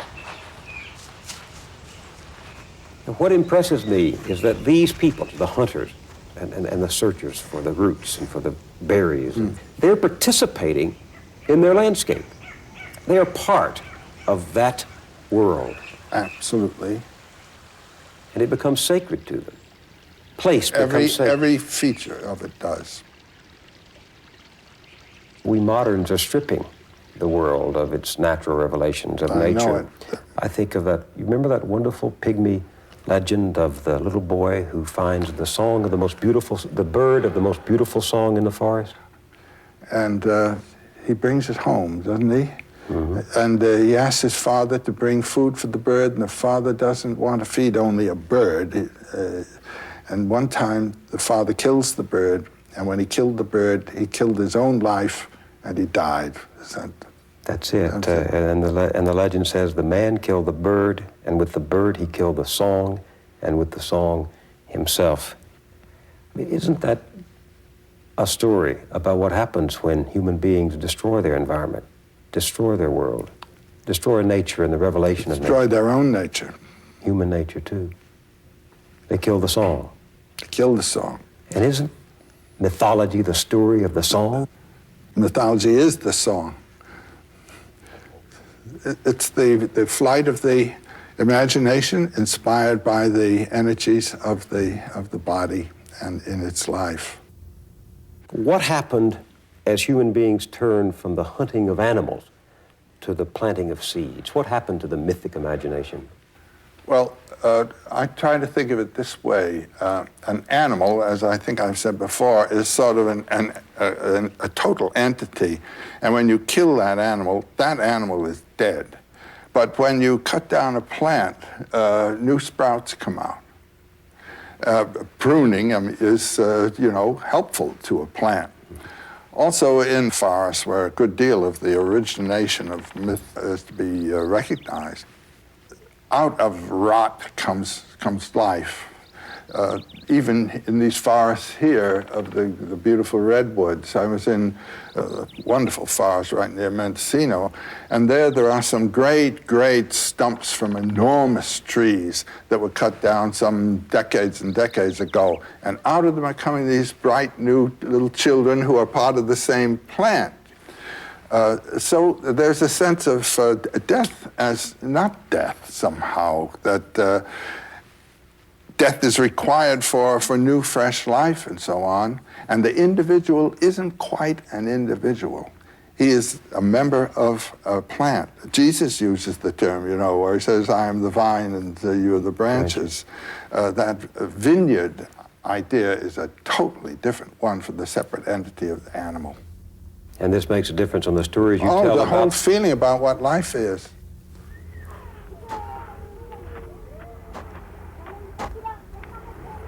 What stories did this experience of the planter give rise to? Your favorite stories in plant mythology? Well, the cutting up and burial and then growing of the plant world, the world of the plant that you eat, being already a cut-up dead body, is the dominant motif, I would say, in most of the tales. It occurs all over the place, particularly in the Pacific cultures and in the Americas. Tell me that story of the origin of maize as Longfellow borrowed it from the Chippewas, didn't he, or the Algonquins? Well, it's an Algonquin story, and it is simply of the boy in his vision. He sees a young man come to him with plumes on his head and green and so forth, and the visitant invites the young man to a wrestling match and allows him to win. And wins and wins. This happens 3 or 4 times, but he tells him, the last time I come, you must kill me and bury me and take care of the place where you will have buried me. And the boy then, in the last one, actually does what he has been told to do, plants the man, the visitant, and in time comes back and sees the corn growing. And it was a boy who had been concerned for his father, who was a hunter but old, and he was thinking, isn't there some other way to get food besides this one? And so it came to him out of his intention. It's a lovely story. Some other way of getting food than hunting. Yeah. But the idea is that this visitor, this figure in the vision, has to die and be buried before the plant can grow from the remains of his body. That's the main theme. It comes up, almost a duplicate of this one throughout Polynesia, for instance. Well, there's one in Polynesia about the legend of the maiden Hina. You remember that one? Well, all of the legends in the Polynesian area have a maiden named Hina, and she's associated with the moon. And the death and resurrection of the moon is a dominant theme. What happens to her in this legend? Well, the girl who loves to bathe in a certain pool, and there's a great eel that is swimming around in the pool, and day after day he scrapes across her thigh as she's bathing, and then one fine, lovely day, he turns into a young man. And he becomes her lover for a moment, and then goes away and comes back again and back again. And then one time when he comes, he says, just as the Algonquian visits him, now next time I come to visit you, you must kill me and cut off my head and bury my head. And she does so, and there grows from the buried head a coconut tree. And when you pick a coconut and look at the coconut, you can see it's just the size of the head, and you can see eyes and things in the little nodules that simulate the head. So what you have is the same story springing up in cultures unrelated to each other. Now, what is it Well, saying? to such an extent that it's stunning. And after years and years and years of reading these things, I am still overwhelmed at the similarities in cultures that are far, far apart. There are two explanations of this. One explanation is that the human psyche is essentially the same all over the world. It is the inward aspect of the human body, which is essentially the same all over the world, with the same organs, with the same instincts, with the same impulse systems, with the same conflicts, the same fears. There is also the counter theory of diffusion. Now, for instance, when agriculture is first developed, let's say in the Near East or in Southeast Asia, I mean, these are the two big centers in the old world, then the art of tilling the soil goes forth from this area, and along with it goes a mythology that has to do with fertilizing the earth and bringing up the plants, killing the body, cutting it up, burying it, and having the plant come. That myth will go with the agricultural tradition. You won't find it in a hunting culture tradition. So that there are historical as well as psychological aspects to this problem. In all of these stories, there is someone dying, a hero dying, in order for life to appear again. What does that say to you? Let me tell you one story here. This isn't a story, this is a ritual. It's in New Guinea. And it's associated with the men's societies in New Guinea, and they are horror societies because they really enact the myth of death and resurrection and cannibalistic consumption. And you have the myth there of the buried body and the life coming out of it. You know, this is the basic myth. Now we're going to enact it.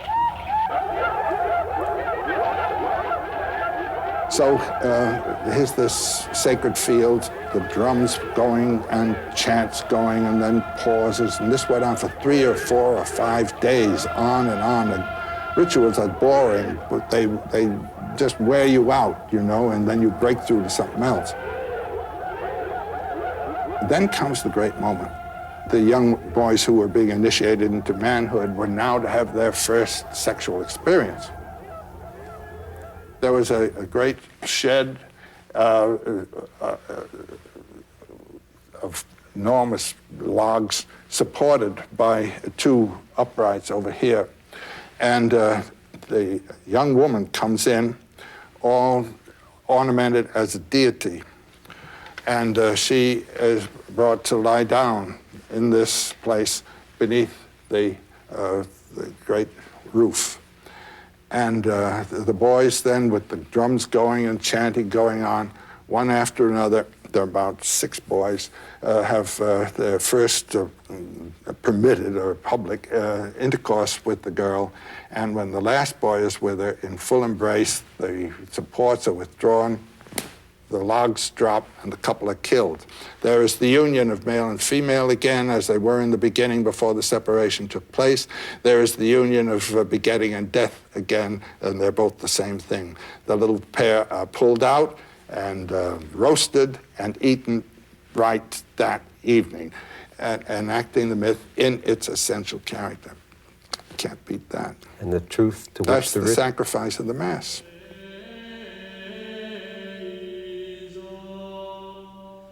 One of the wonderful things in the Catholic ritual is going to communion. There you're taught that this is the body and blood of the Savior. And you take it to you, and you turn inward, and there he's working within you. The truth to which the ritual points is? The nature of life itself to be realized in the acts of life. When in the hunting cultures a sacrifice is made, it is as it were a gift, a bribe, as it were, to the deity that is being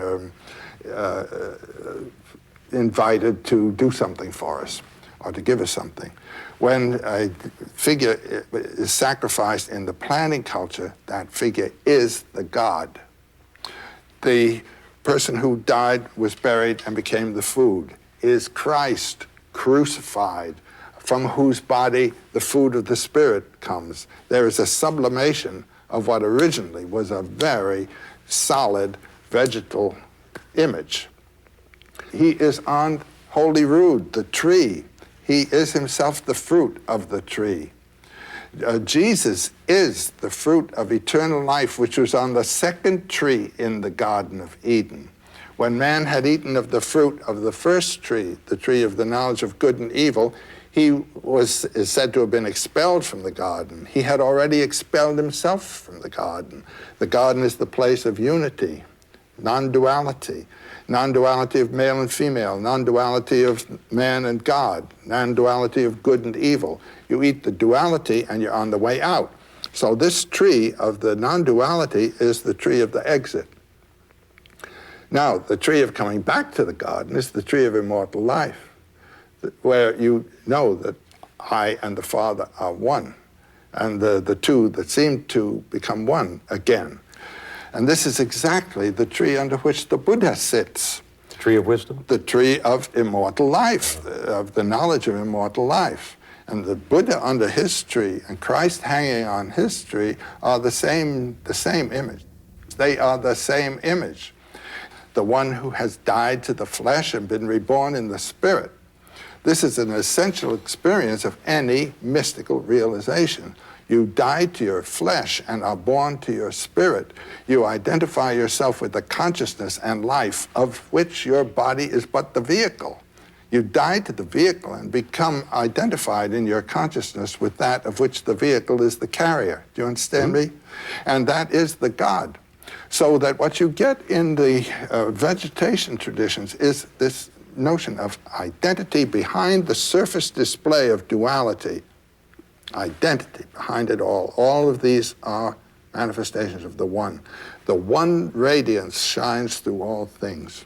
The function of art, in a way, is to reveal through the object here the radiance, and that's what you get when you see the beautiful organization of a fortunately composed work of art. You just say, aha. Somehow it speaks to the order in your own life. This is a realization through art of the very thing that the religions are concerned to render. That death is life and life is death, and that the two are in accord. You have to have a balance between death and life. They're two aspects of the same thing, which is being, becoming. And that's in all of these stories? All of them. I don't know one where death is rejected. This idea of sacrifice is so foreign to our world today. Well, the old idea of being sacrificed is not what we think at all. Huh? Just consider, I think the great model of sacrifice is the Mayan Indian ball game. You know, they had a kind of basketball game. It was a loop there up in the stadium wall, and the idea was to get this big, heavy ball through that. I don't know how they did it with their shoulders or head or something or other. And the captain of the winning team was sacrificed on the field by the captain of the losing team. His head was cut off. And going to your sacrifice as the winning stroke of your life is the essence of the early sacrificial idea. There's a wonderful story that I found in the Jesuit relations. You know, the Jesuits here in the 17th century as missionaries up in Canada and northern New York State and so forth, of a young Iroquois boy who had just been captured by the Hurons, or perhaps it was the other way around, I've forgotten. And he was being brought to be tortured to death. The Northeast Indians engaged in a systematic torture, which would go on for a long time, and the ordeal was to be sustained with a smile without flinching. That was it. That was real manhood. But the boy is brought to this as though he were being brought to his wedding. He is singing, and the people with him are treating him as though they were his hosts, and he was the honored guest, and he played the game with them, knowing where he was going. And the priests describing the thing are absolutely bewildered by the situation. And they say that the mockery of this kind of hospitality for people who are then going to become the brutes. No, those people were the priests. And this was the sacrifice of the altar. And that boy was Jesus, you know, by analogy. And the priest every day is celebrating Mass, which is an imitation or repetition, actually, of the sacrifice of the cross. That's what this priest was witnessing. But then you have it also in the Acts of John. Jesus, before going to crucify, the Jesus dance. That's one of the most beautiful passages in the Christian tradition. In the Matthew, Mark, Luke, and John Gospels, it simply mentioned that we sang a hymn and Jesus went forth. Well, here you have the whole hymn described in a ring. Jesus in the center saying, join hands and we'll sing and we'll dance. And he says, I am this, I am that, I am so forth, so forth. Amen, amen. Oh my God, it's grand. And then he walks out to be crucified. When you go to your death that way as a God, you are going to your eternal life. What's sad about that? Let's make it great. And they do. The God of death is the Lord of the dance. The God of death is the Lord of sex at the same time. What do you mean? It's a marvelous thing. One after another, you can see these gods. Gede, the god of the death god of the Haitian voodoo, is also the sex god. Wotan had one eye covered and the other uncovered, you see? And at the same time was the Lord of life. Osiris, the Lord of death, and the Lord of the generation of life. It's a basic theme. That which dies is born. You have to have death in order to have life. Now, this is the origin thought, really, of the headhunt. In Southeast Asia, and particularly in the Indonesian zone, the headhunt, right up to now, has been a sacred act. It's a sacred killing. Unless there is death, there cannot be birth. And a young man, before he can be permitted to marry and become a father, must have gone forth and had his kill. What does that say? Well, that every generation has to die in order that the next generation should come. As soon as you beget or give birth to a child, you're the dead one. The child is the new life, and you are simply the protector of that new life. Your time has come, and you know. Yeah, well, that's why there is this deep psychological association of begetting and dying. Isn't there some relationship between what you're saying and this fact that a father will give his life for his son, a mother will give her life for her child? There's a wonderful paper. I don't know whether you knew that I would love to have talked to this point. There's a wonderful paper by Schopenhauer, who's one of my 3 favorite philosophers, called The Foundation of Morality. There he asks exactly the question that you've asked. How is it that a human being can so participate in the peril or pain of another that without thought, spontaneously, he sacrifices his own life to the other? How can this happen? That what we normally think of as the first law of nature, namely self-preservation, is suddenly dissolved and there's a breakthrough. In Hawaii, some 4 or 5 years ago, there was an extraordinary adventure that represents this problem. There's a place there called the Pali, where the winds from the north, the trade winds from the north, come breaking through a great ridge of rocks and of mountain, and they come through with a great blast of wind. And people like to go up there to get their hair blown around and so forth, or to commit suicide, you know, like jumping off the Golden Gate Bridge. Well, the police car was on its way up the early little road that used to go up there, and they saw just beyond the railing that keeps cars from rolling over, a young man actually clearly about to jump and prepare himself to jump. Police car stopped. The policeman on the right jumps out to grab the boy and grabs him just as he jumped and was himself being pulled over, and would have gone over if the second cop hadn't gotten around, grabbed him, and pulled the two of them back. There was a long description of this. It was a marvelous thing in the newspapers at that time. And the policeman was asked, why didn't you let go? I mean, you would have lost your life. And you see what happened to that man. This is what's known as one-pointed meditation. Everything else in his life dropped off. His duty to his family, his duty to his job, his duty to his own career, all of his wishes and hopes for life just disappeared, and he was about to go. And his answer was, I couldn't let go. If I had, and I'm quoting almost word for word, if I'd let that young man go, I could not have lived another day of my life. How come? Schopenhauer's answer is, this is the breakthrough of a metaphysical realization that you and the other are one, and that the separateness is only an effect of the temporal forms of sensibility of time and space. And our true reality is in that unity with all life. It is a metaphysical truth that becomes spontaneously realized because it's the real truth of your life. Now, you might say the hero is the one who has given his physical life, you might say, to some order of realization of that truth.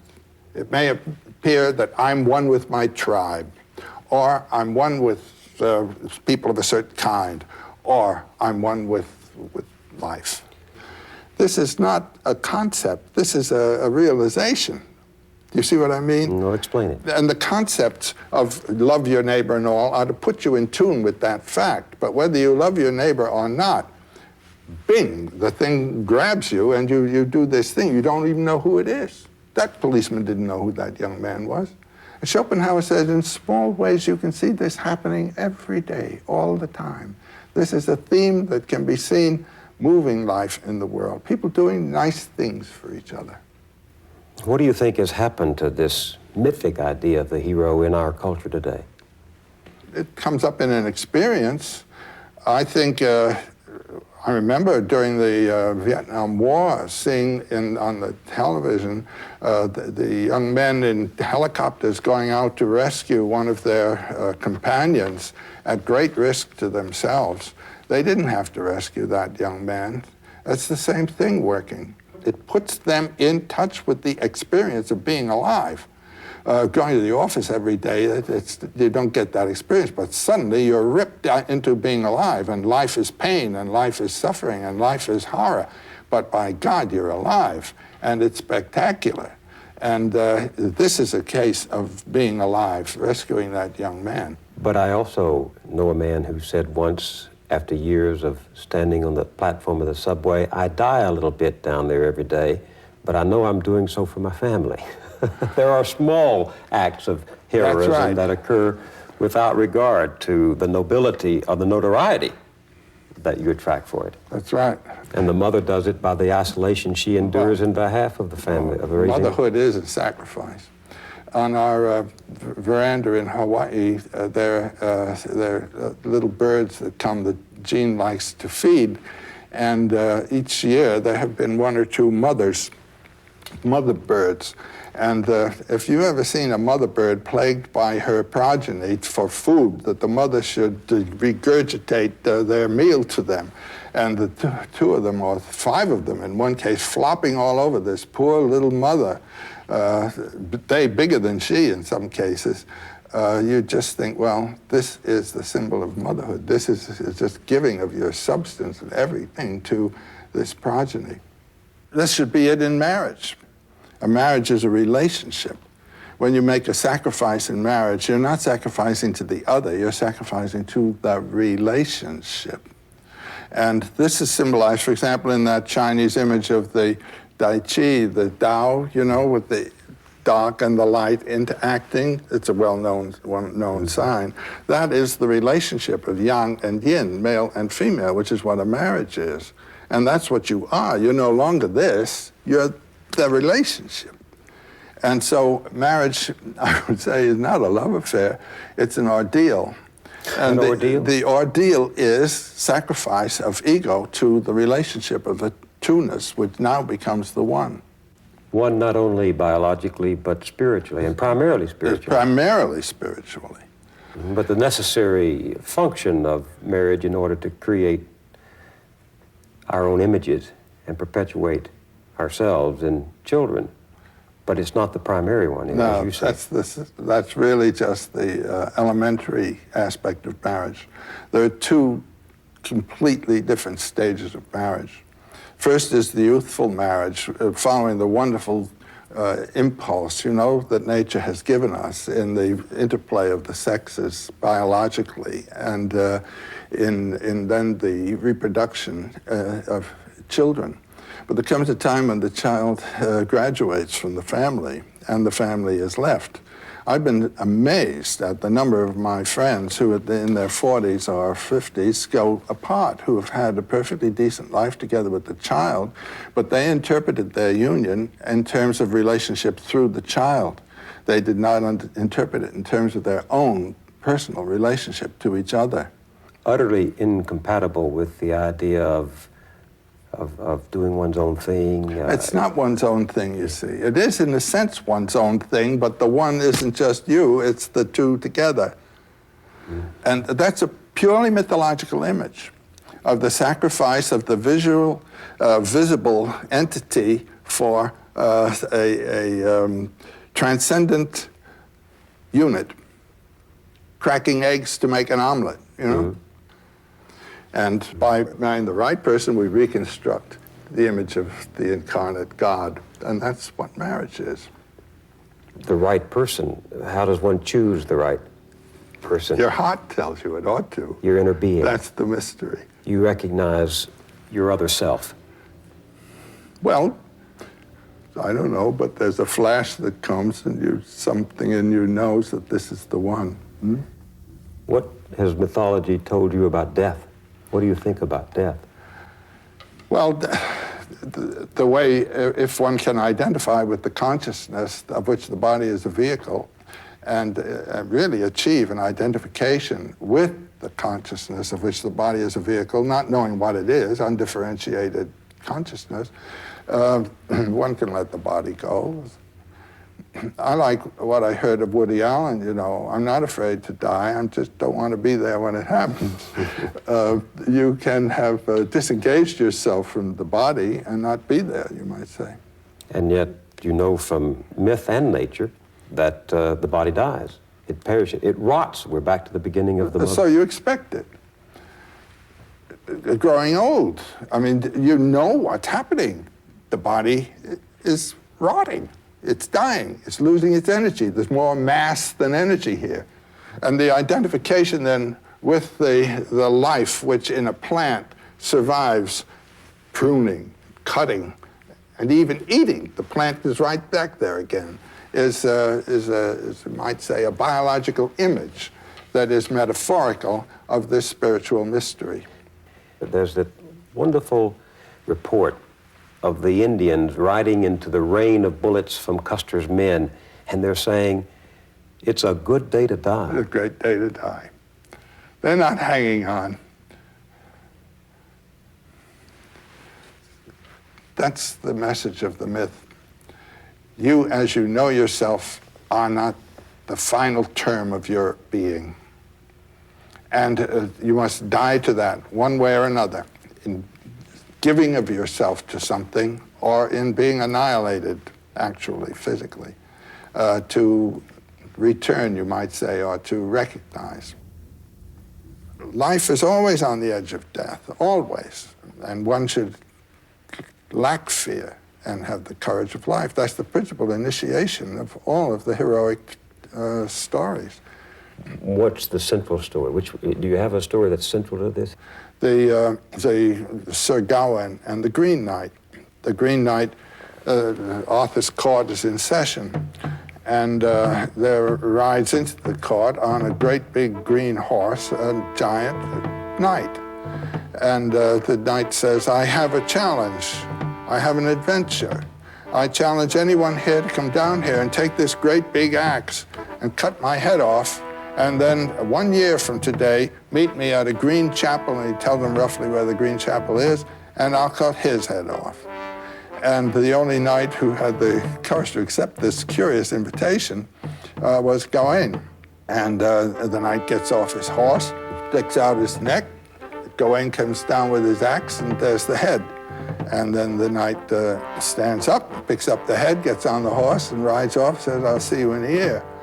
Well, that year, everybody was very generous to Gawain, and he rides off for the year.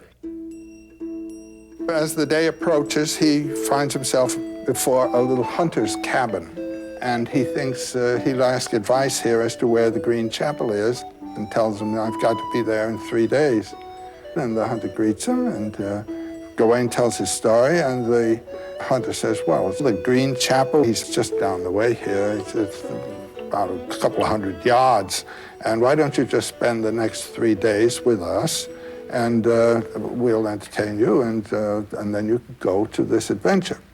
All right, very well. So the hunter says, well, I've got to go out for the day on the hunt. And he says, you'll spend the night with us, and then in the morning I'll go forth, and in the evening I'll come back, and I'll give everything I will have got during the day to you, and you give to me what you will have got during the day. But in the morning the hunter rides off, and Gawain's in bed, and in comes the hunter's gorgeous, beautiful wife. And she tickles Gawain's chin and invites him to love. Well, he's an Arthurian knight, a knight of Arthur's court, and to betray his host is the last thing that a knight can submit to, so he resists this woman. And she's very, very aggressive, and he's very, very stern in his position. And finally she says, well, let me give you a kiss anyhow. So she gives him one big smack, and that's that. In the evening, the hunter comes back with a great haul of game, throws it on the floor, and Gawain gives him a kiss. And they laugh, and that's that. Second morning, a similar event. The wife comes in, and Gawain gets 2 kisses. And the hunter comes back with about half as much game, and he gets 2 kisses. They laugh, and that's that. The third morning, the wife comes in. Now, here's a man about to meet his death. He's about to have his head chopped off. Beautiful woman, the last moment, of the possibility of this wonderful fulfillment. And again, he resists. She gives him 3 kisses and her garter. And she says, this will protect you against any danger. The hunter comes home with just one silly, smelly fox, throws on the ground, and he gets 3 kisses, but no garter. So comes the time now to go and have your head chopped off. Do you see what the tests are of the knight here? One is sex, lust, and the other is courage. So he approaches the chapel, the green chapel, with the green knight whom he's about to encounter, and he hears the knight whetting this great knife, this great axe. He comes to it, and the knight is there, certainly, the great big green fellow, and he greets him and says, okay, put your neck out there on this block and I'll chop your head off. And he lifts the axe, he says, no, stretch out a little more. He does this 3 times. And then the axe comes down and just cuts his neck a little bit. The Green Knight says, that's for the garter.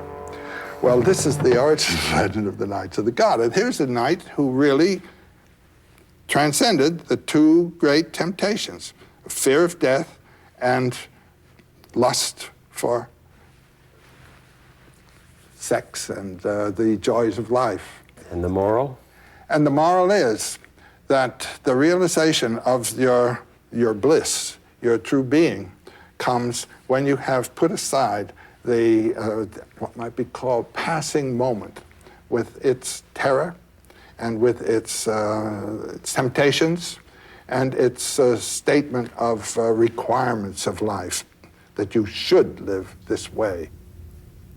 What is that story about, and I forget where it comes from, about the camel and then the lion, and along the way you lose the burden of youth? The three transformations of the spirit. Yeah. That's Nietzsche. That's the prologue to Thus Spake Zarathustra. Tell me that story. When you are a child, when you are young and a young person, you are a camel. The camel gets down on its knees and says, "Put a load on me." This is obedience. This is receiving the instruction and information that your society knows you must have in order to live a competent life. When the camel is well loaded, he gets up on his feet, struggles to his feet, and runs out into the desert, where he becomes transformed into a lion. The heavier the load, the more powerful the lion. The function of the lion is to kill a dragon. And the name of the dragon is Thou Shalt. And on every scale of the dragon, there is a Thou Shalt imprinted. Some of it comes from 2,000 years, 4,000 years ago. Some of it comes from yesterday morning's newspaper headline. When the dragon is killed, the lion is transformed into a child, an innocent child living out of its own dynamic. And Nietzsche uses the term ein aus sich rollendes Rad, a wheel rolling out of its own center. That's what you become. That is the mature individual. The Thou Shalt is a civilizing force. It turns a human animal into a civilized human being. But then the one who is thrown off the Thou Shalt is still a civilized human being. You see, he has been humanized, you might say, by the Thou Shalt system. So his performance now as a child is not simply childlike at all. He has assimilated the culture and thrown it off as a Thou Shalt. But this is the way in any artwork. You go to work and study an art. You study the techniques. You study all the rules. And the rules are put upon you by a teacher. Then there comes a time of using the rules, not being used by them. Do you understand what I'm saying? So one way is to follow. I always tell my students, follow your bliss. Follow your bliss? Your bliss, where the deep sense of being in form and going where your body and the soul want to go. When you have that feeling, then stay with it and don't let anyone throw you off. Have you ever read Sinclair Lewis's Babbitt? Not in a long time. Do you remember the last line? I've never done the thing I wanted to in all my life. Quite a That's limit. the man who never followed his bliss. Well, I heard that line. I was living in Bronxville when I was teaching at Sarah Lawrence. Before I was married, I used to be eating out in the restaurants of the town for my lunch and dinners. And Thursday night was the maid's night off in Bronxville, so that all the families were out in the restaurants. And one fine evening, I was in my favorite restaurant there. It was a Greek restaurant. And at a table was sitting a father, a mother, and a scrawny little boy, about 12 years old. The father says to the boy, drink your tomato juice. And the boy says, I don't want to. And the father, with a louder voice, says, drink your tomato juice.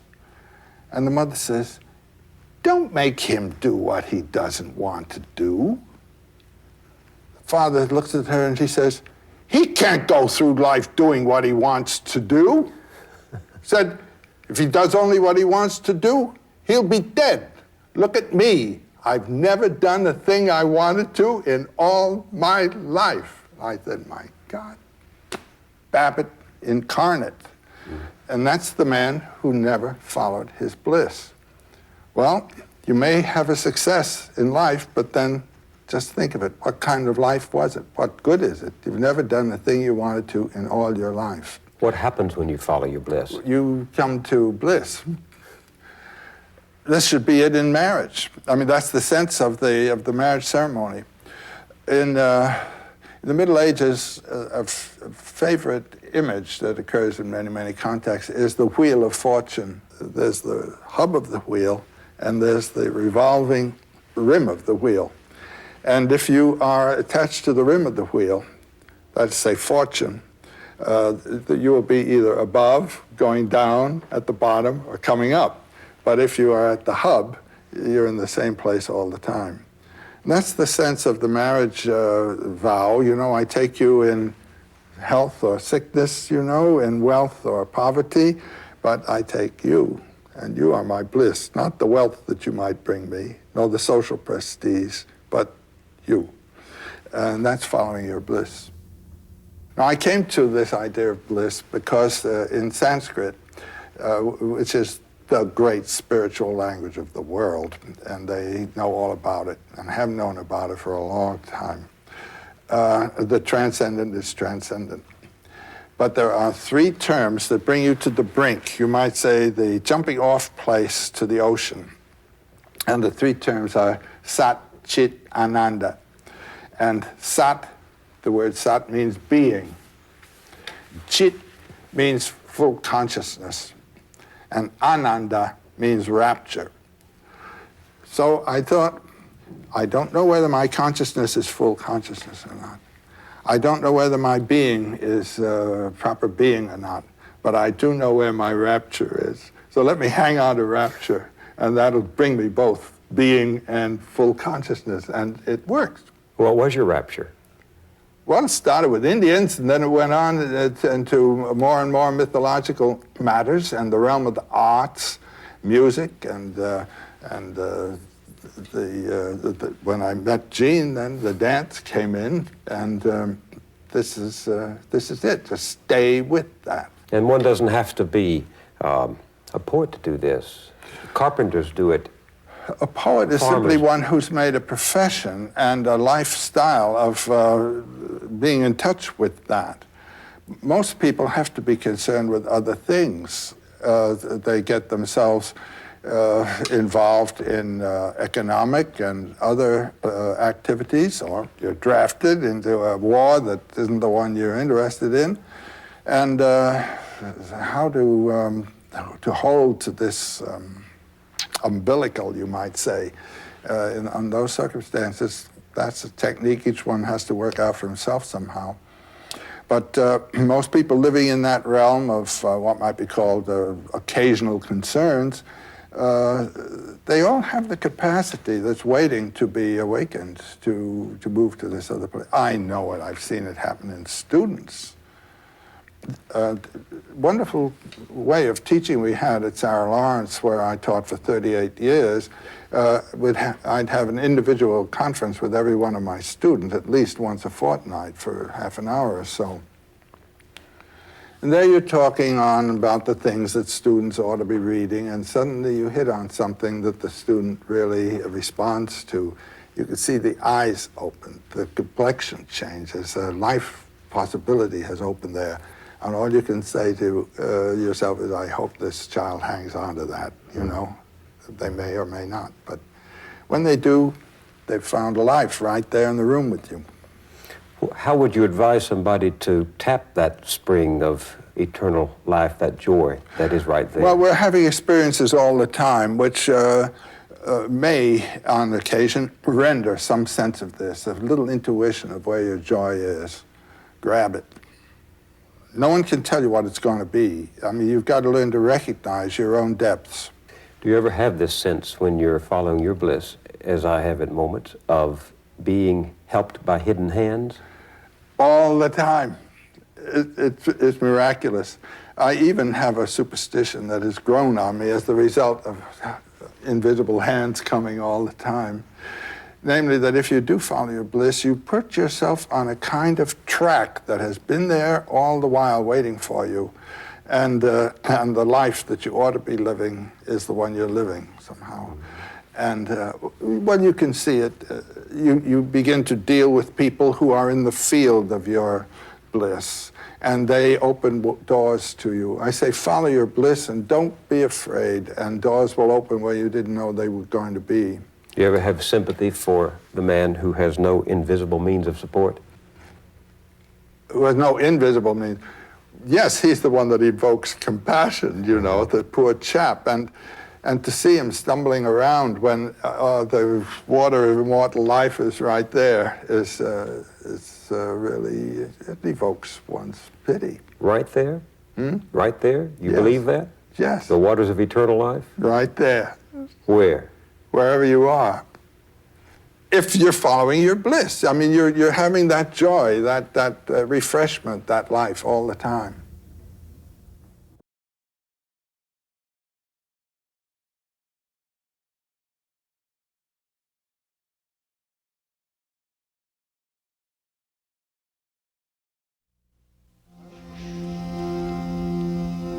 Altresì conversavamo seldom che vivia. So through the eyes, love attains the heart. For the eyes are the scouts of the heart. And the eyes go reconnoitering for what would please the heart to possess. And when they are in full accord and firm, all three in one resolve, at that time perfect love is born from what the eyes have made welcome to the heart. For as all true loves know, love is perfect kindness.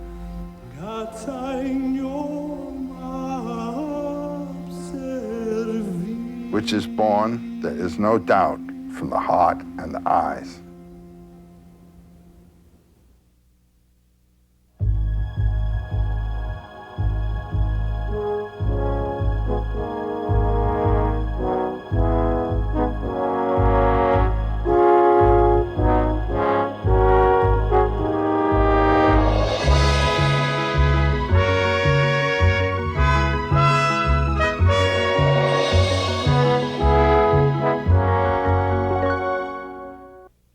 One of Joseph Campbell's most eloquent essays was called simply The Mythology of Love. What a wonderful theme, he wrote, and what a wonderful world of myth one finds in celebration of this universal mystery. Stories of love fascinate the human race, and Campbell made their interpretation one of the great passions of his life as a scholar, teacher, and philosopher.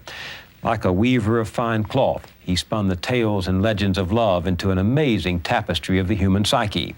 He gathered his materials everywhere, from the erotic mysticism of India to the Old Testament Song of Songs, from the life of Christ and the teachings of the Ramakrishna to St. Paul and Bernard of Clairvaux, and William Blake, Thomas Mann, and many others for whom love was the controlling principle of art. Campbell thought the greatest love stories were told in the Middle Ages, when noble and gentle hearts, as he called them, produced a romantic love that transcended lust. This love between individual men and women, amour, was celebrated by wondering minstrels who sang of what the eyes have made welcome to the heart. It helped create a distinctive Western consciousness that exalted the individual experience of men and women over the authority and traditions of the church and state.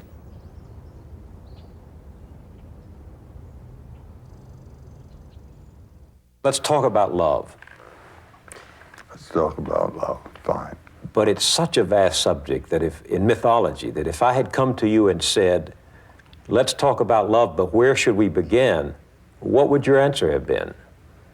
I think my answer would have been the troubadours in the 12th century. Let's begin there.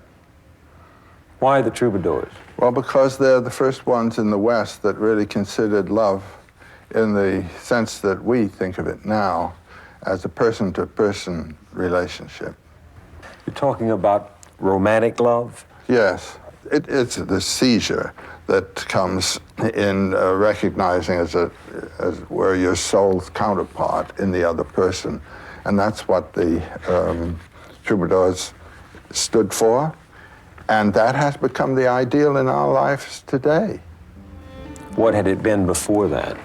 Well, the idea of love as eros, the god who excites you to sexual desire, this is not the person-to-person thing, that they're falling in love in the way the troubadours understood it. I have a definition for eros, the erotic biological urge, as the zeal of the organs for each other. And the personal factor doesn't matter. Where did Eros come from? Well, Eros is Cupid. And in India, the god of love is Kama. And he's no Cupid. He's a big, vigorous youth with a bow and a quiver of arrows. And the names of the arrows are such things as death-bringing agony and open up. And really, he just drives this thing into you so that it's a total physiological, psychological explosion that takes place. Then the other love, the Christian love of agape, spiritual love, love thy neighbor as thyself. Again, it doesn't matter who the person is. I mean, it's your neighbor. You must have that kind of love.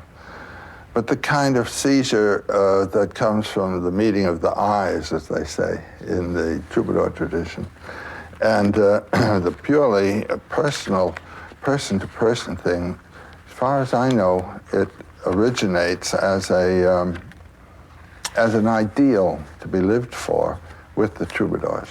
You've said that what happened in the 12th and 13th centuries was one of the most important mutations of human feeling and spiritual consciousness, that a new way of experiencing love came to expression. Yes. And it was in opposition to that ecclesiastical despotism of the heart. Yes. Which required people, particularly young girls, barely out of adolescence, to marry whomever the church or their parents wanted them to marry. That's right. And what had this done to the passion of the heart? Well, to say a word for the other before I do this, the usual marriage in traditional cultures is arranged for by the families.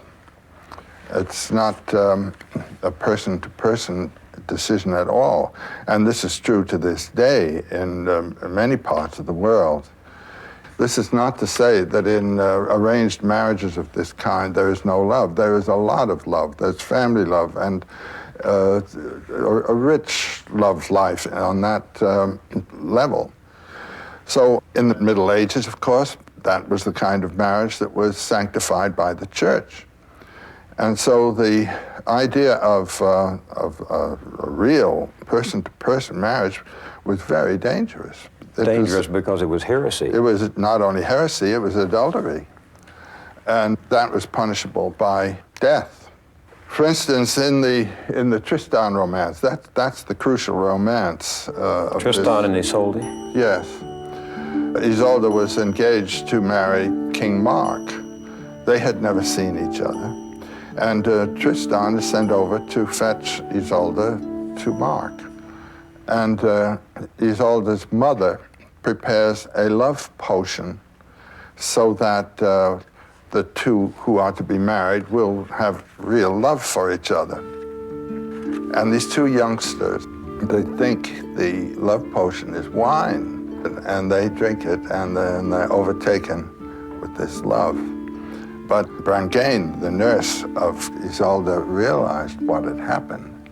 She went to Tristan and said, "You have drunk your death." And Tristan said, "If by my death you mean this agony of love, that is my life.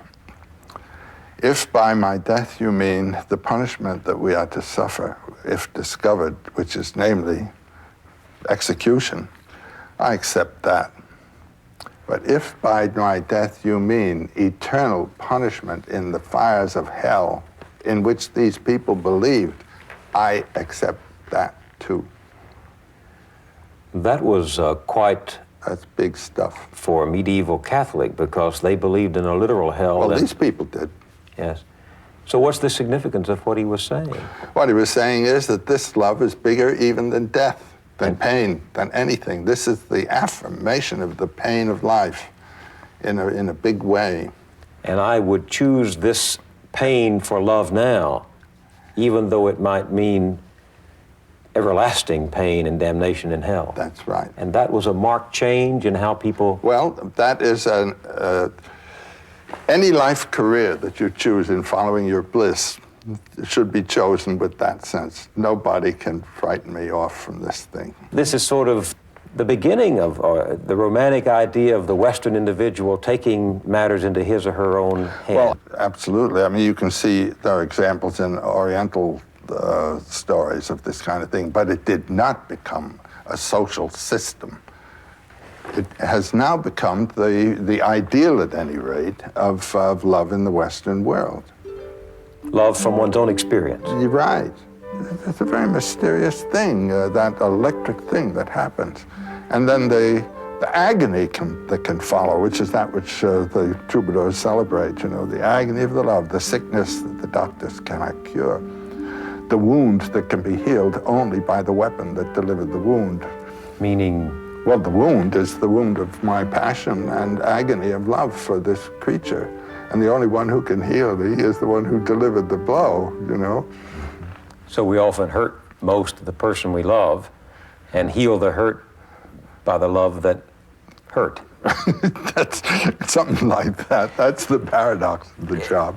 What did you mean, Joe, when you said that the triumph of Tristan's view of love and vision of love, this beginning of romantic love in the West, was libido over credo? Well, the credo, I believe. And I believe not only in the laws, but I believe that these laws were instituted by God, and there's no arguing with God.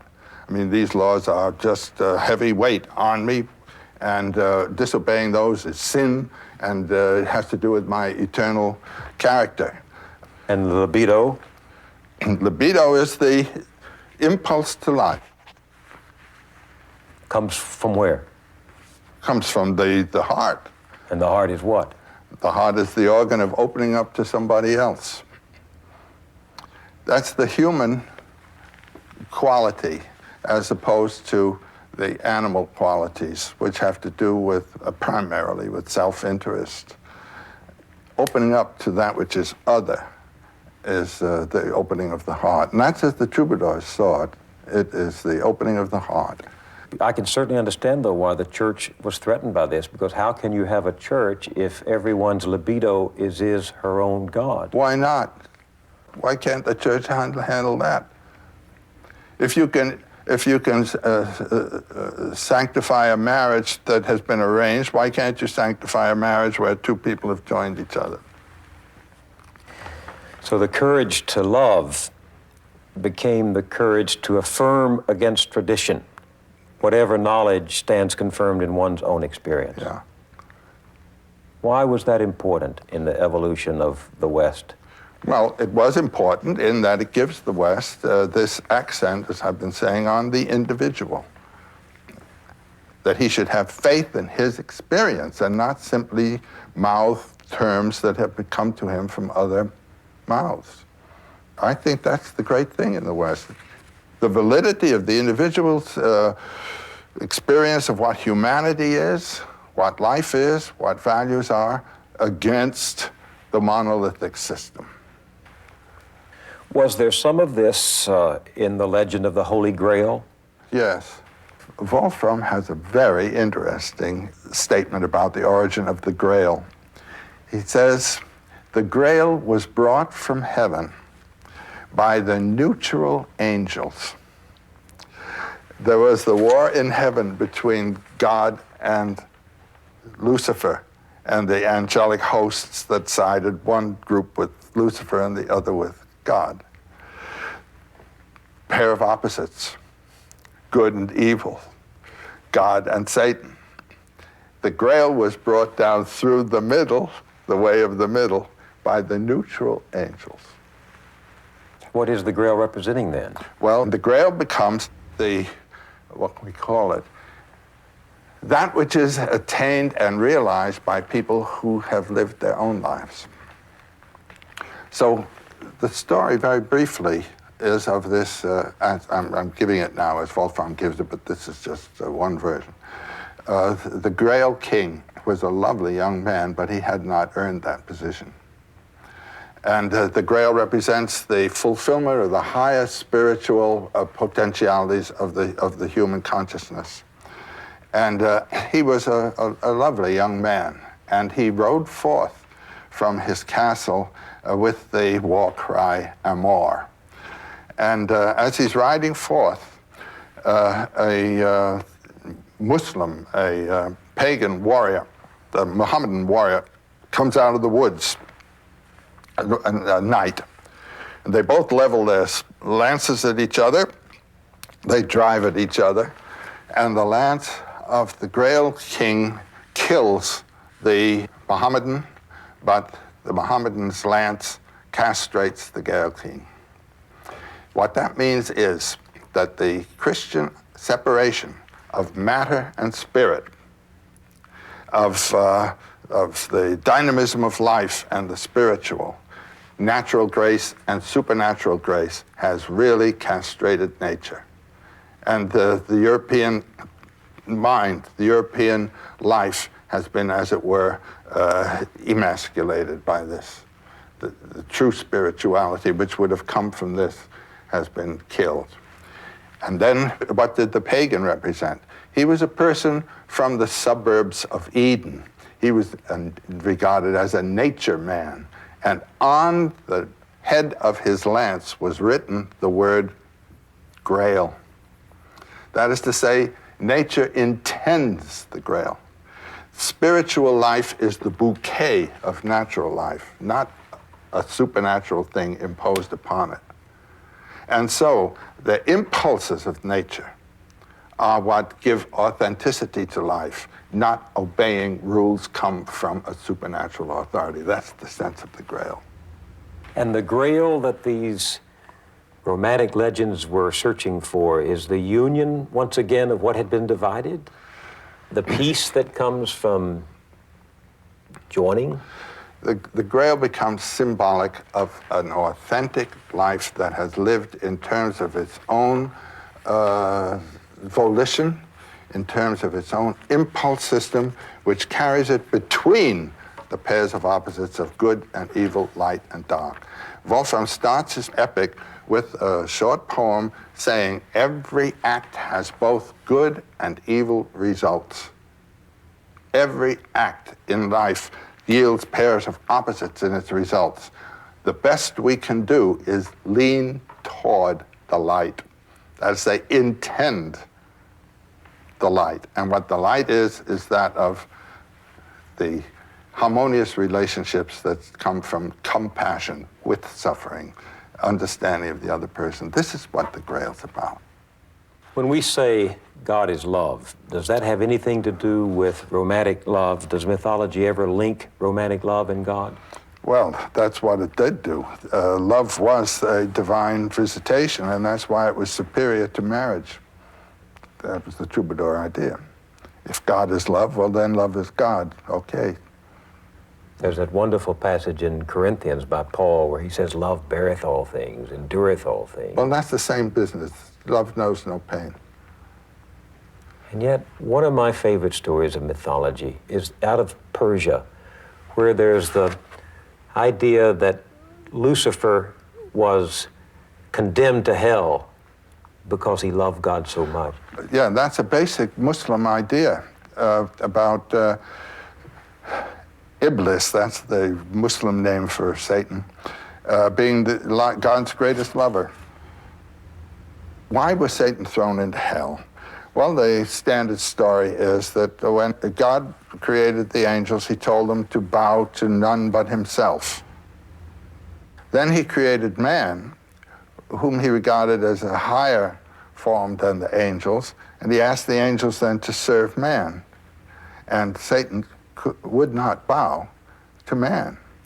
Now, this is interpreted in the Christian tradition, as I recall from my boyhood instruction, as being the egotism of Satan. He would not bow to man. Mm-hmm.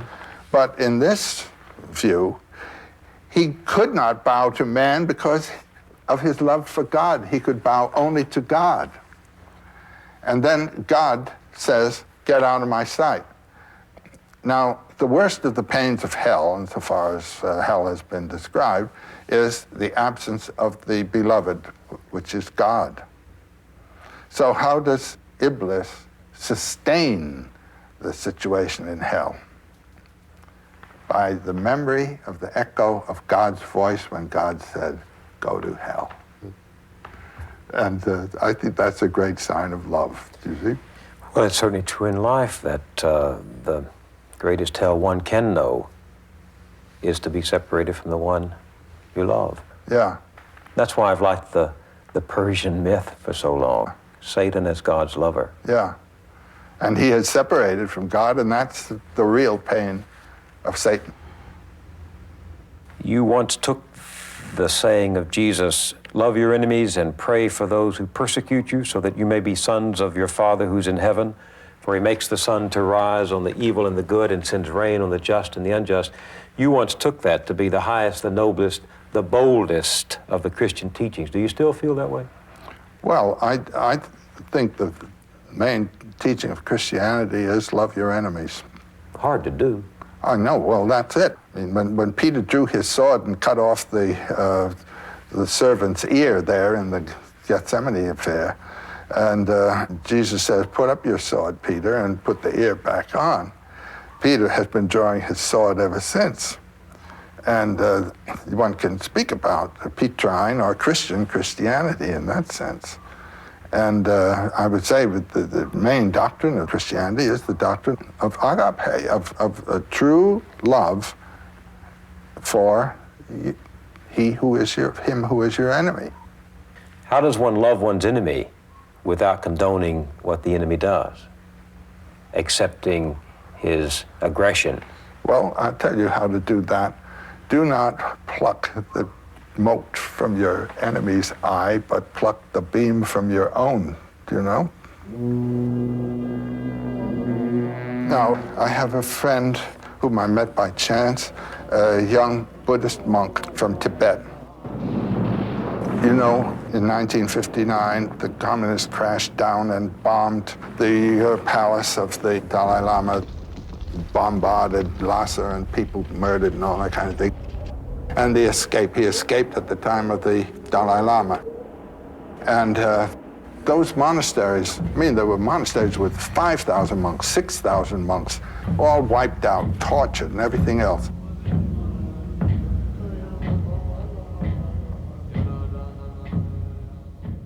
I haven't heard one word of incrimination of the Chinese from that young man. There is absolutely no condemnation of the Chinese here. And you hear this from the Dalai Lama himself. You will not hear a word of condemnation. There's recognition of the way of life through which that vitality of the spirit is moving in its own way. I mean, these men are sufferers of terrific violence, and there's no animosity. I learned religion from that. Do most of the stories of mythology from whatever culture say that suffering is intrinsically a part of life and that there's no way around it? I think I'd be willing to say that they do. I can't think of anything now that says if you're going to live, you won't suffer. It'll tell you how to understand and bear and interpret suffering. That it will do. And when the Buddha says there is escape from suffering, the escape from sorrow is nirvana. Nirvana is a psychological position where you are untouched by desire and fear. But is that realistic? Does that happen? Yes, certainly. And your life becomes what? Harmonious, well-centered, and affirmative of life. Even with suffering? Exactly. There's a passage in Paul's epistle to the Philippians, isn't there? Be as Christ, for Christ did not think godhood something to be hung on to be clung to, but let go and came down and took life in the form of a servant even unto death. Let's say, come in and accept the suffering and affirm it. So you would agree with Abelard in the 12th century who said that Jesus' death on the cross was not as ransom paid, as a penalty applied, but it was an act of at-one-ment, atonement, at one with the race. That's the most sophisticated interpretation of why Christ had to be crucified. Abelard's idea was that this is connected with the Grail King and everything else, that the coming and of Christ to be crucified and illustrating thus the suffering of life removes man's mind from commitment to the things of this world in compassion. It's in compassion with Christ that we turn to Christ. And so the injured one becomes the Savior. It is the suffering that evokes the humanity of the human heart. So you would agree with Abelard that mankind yearning for God and God yearning for mankind in compassion met at that cross? Yes, and by contemplating the cross, you are contemplating the true mystery of life. And that love for this experience, no matter how horrific the experience, the love for it. So there's joy and pain in love. Yeah, there is. Love, you might say, is the burning point of life, and since all life is sorrowful, so is love. And the stronger the love, the more that pain, but love bears all things. Love itself is a pain, you might say, that is the pain of being truly alive.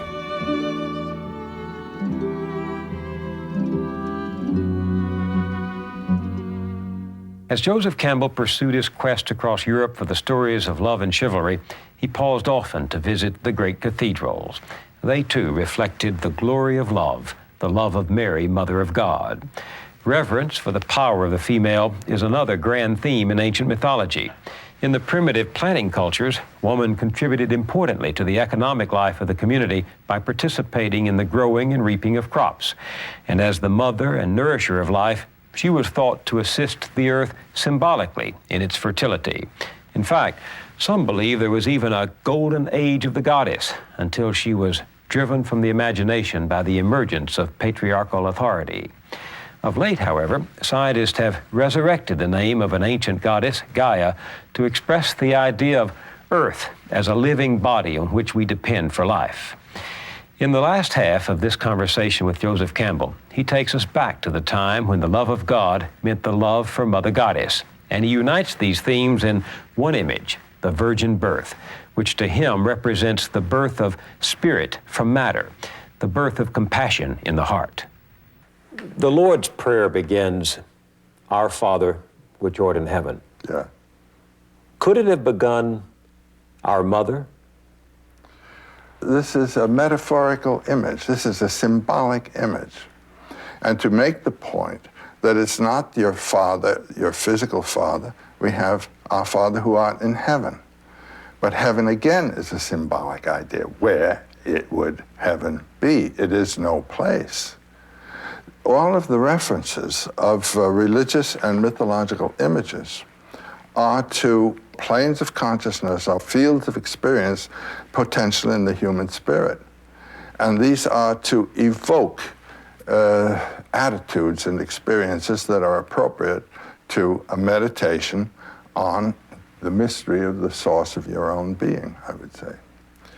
So there have been systems of religion where the mother is the prime parent, the source, and she's really a more immediate parent than the father, because one is born from the mother, and then the first experience of any infant is the mother, so that the image of woman is the image of the world. You might say that mythology is simply a translation of the world into a mother image. We talk of Mother Earth and so forth. But what happened along the way, Joe, to this reverence that in primitive societies was directed toward the goddess figure, the great goddess, the Mother Earth? What happened to that? That comes in primarily with agriculture and the agricultural societies. Fertility and all of that? It has to do with the earth. The human woman does give birth as the earth gives birth to the plants. She gives nourishment as the plants do. So woman magic and earth magic are the same. They are related. And the personification then of this energy which gives birth to forms and nourishes forms is properly female. And so it is in the agricultural world of ancient Mesopotamia, the Egyptian Nile, but also in the earlier planting culture systems that the goddess is the mythic form that is dominant.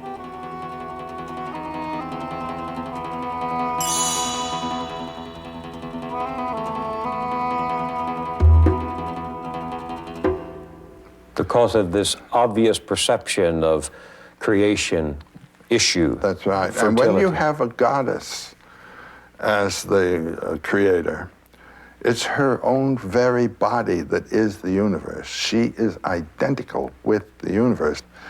And in Egypt, you have the Mother Heavens, Nut, the goddess Nut, who's represented as the whole heavenly sphere.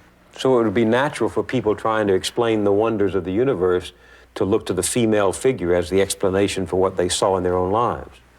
Not only that, but then when you move to a philosophical point of view, the female represents what in the Kantian terminology we call the forms of sensibility. The female represents time and space itself. She is time and space. And the mystery beyond her is beyond pairs of opposites. So it isn't male and it isn't female, it neither is nor isn't. But everything is within her, so that the gods are her children. Everything you can think of, everything you can see, is the production of the goddess. Oh, this is a wonderful story. The Vedic gods are together, and they see a strange sort of amorphous thing down the way, like a kind of smoky fog. And they say, "What's that?" They don't know what it is. And Agni, the god of fire, says, "I'll go find out who that is." So he goes up to this smoky thing, and he says, "Who are you?" And from the smoky thing, the voice says, "Who are you?" And he says, "I'm Agni. I'm the Lord of fire. I can burn anything." And out of the fog there comes a piece of straw. It falls on the ground. It says, "Let's see you burn that." He can't burn it. He goes back, he says, "This is strange." Well, Vayu, the Lord of Wind, says, "I'll try." So he goes, and the same thing. "I can blow anything around." Throws it down. "Let's see you blow that." Well, he can't. He goes back. Then a woman arrives, a beautiful, mysterious, mystic woman. And she instructs the gods and tells them who that is. That is the ultimate mystery of being, from which you, boys, have received your strength, and he can turn it on or off for you, you know? And there she comes as the one who illuminates the gods themselves concerning the ultimate ground of their own being. It's the female wisdom. It's the female as the giver of forms. Oh. She is the one who gave the forms, and she knows where they came from.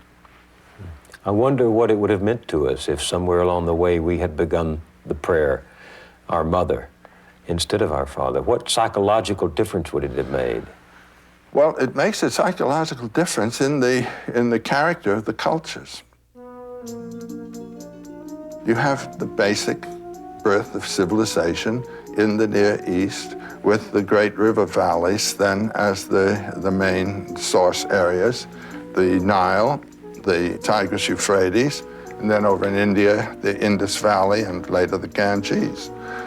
This is the world of the goddess. All these rivers have goddess names, finally.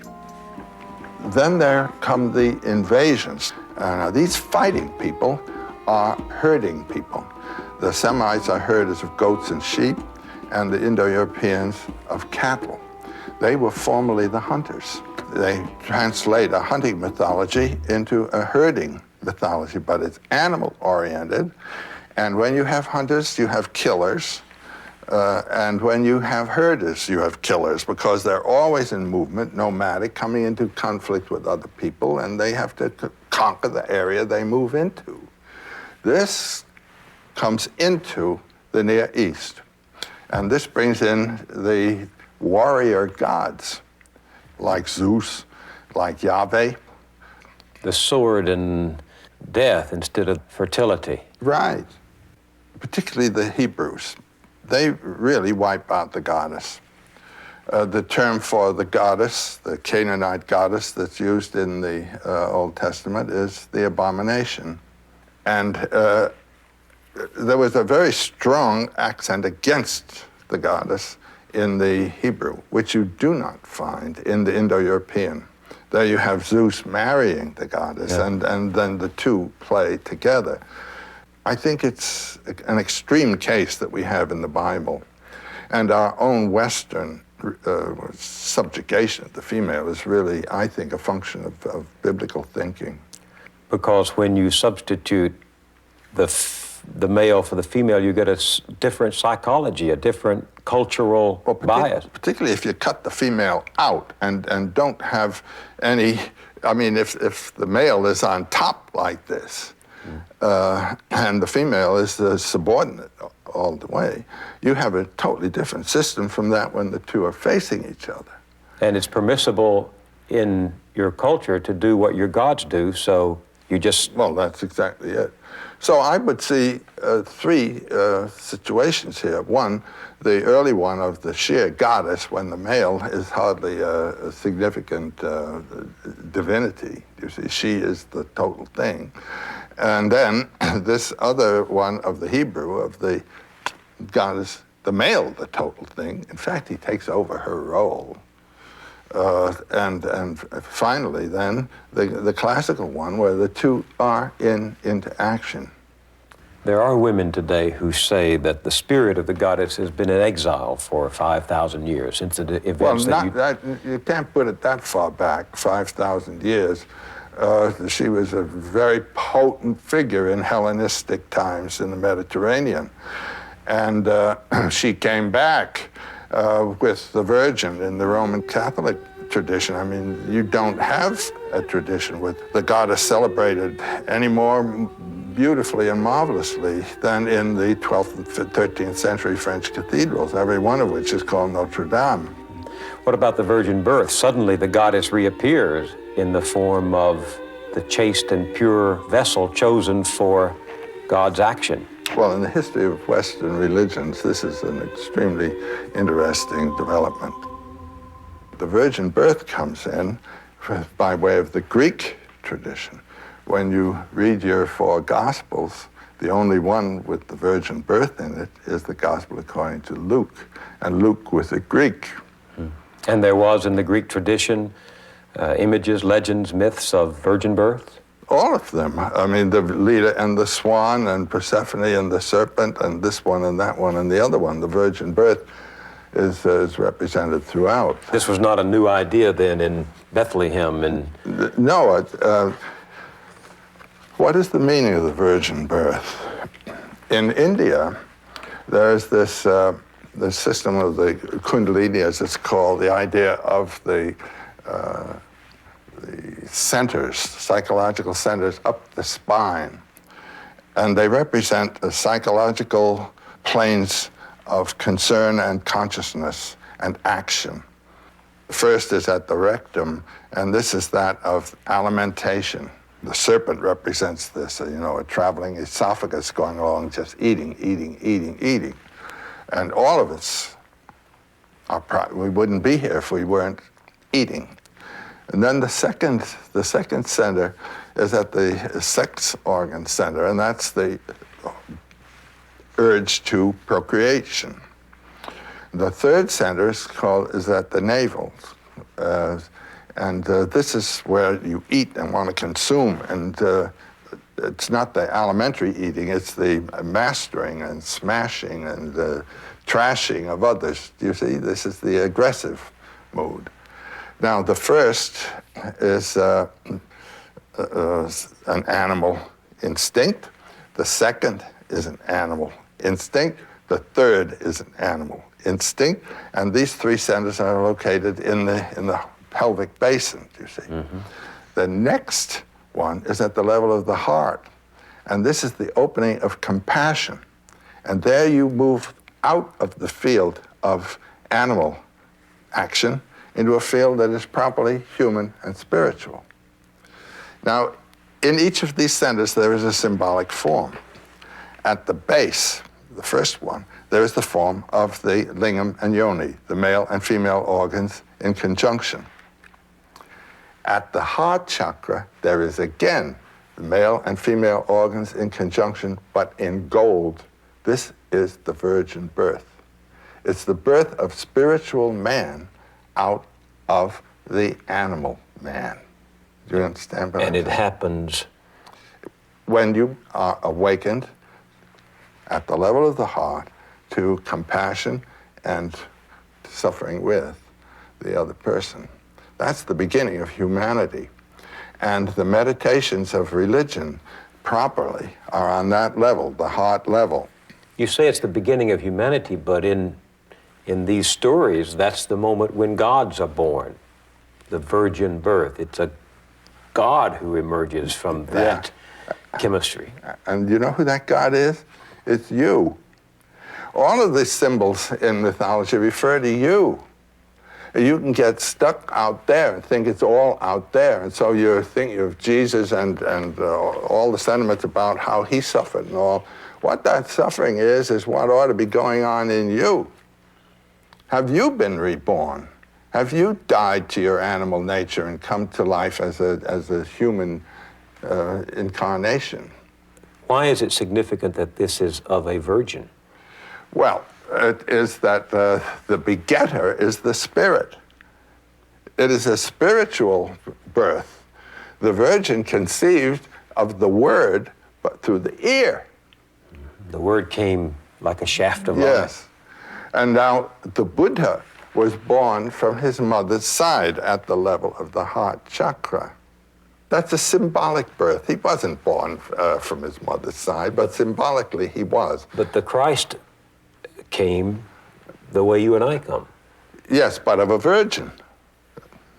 Which is a power greater than... And then, according to Roman Catholic doctrine, her virginity was restored. So nothing happened physically, you might say. It's not a physical birth. It's symbolic of a spiritual transformation. That's what the virgin birth's about.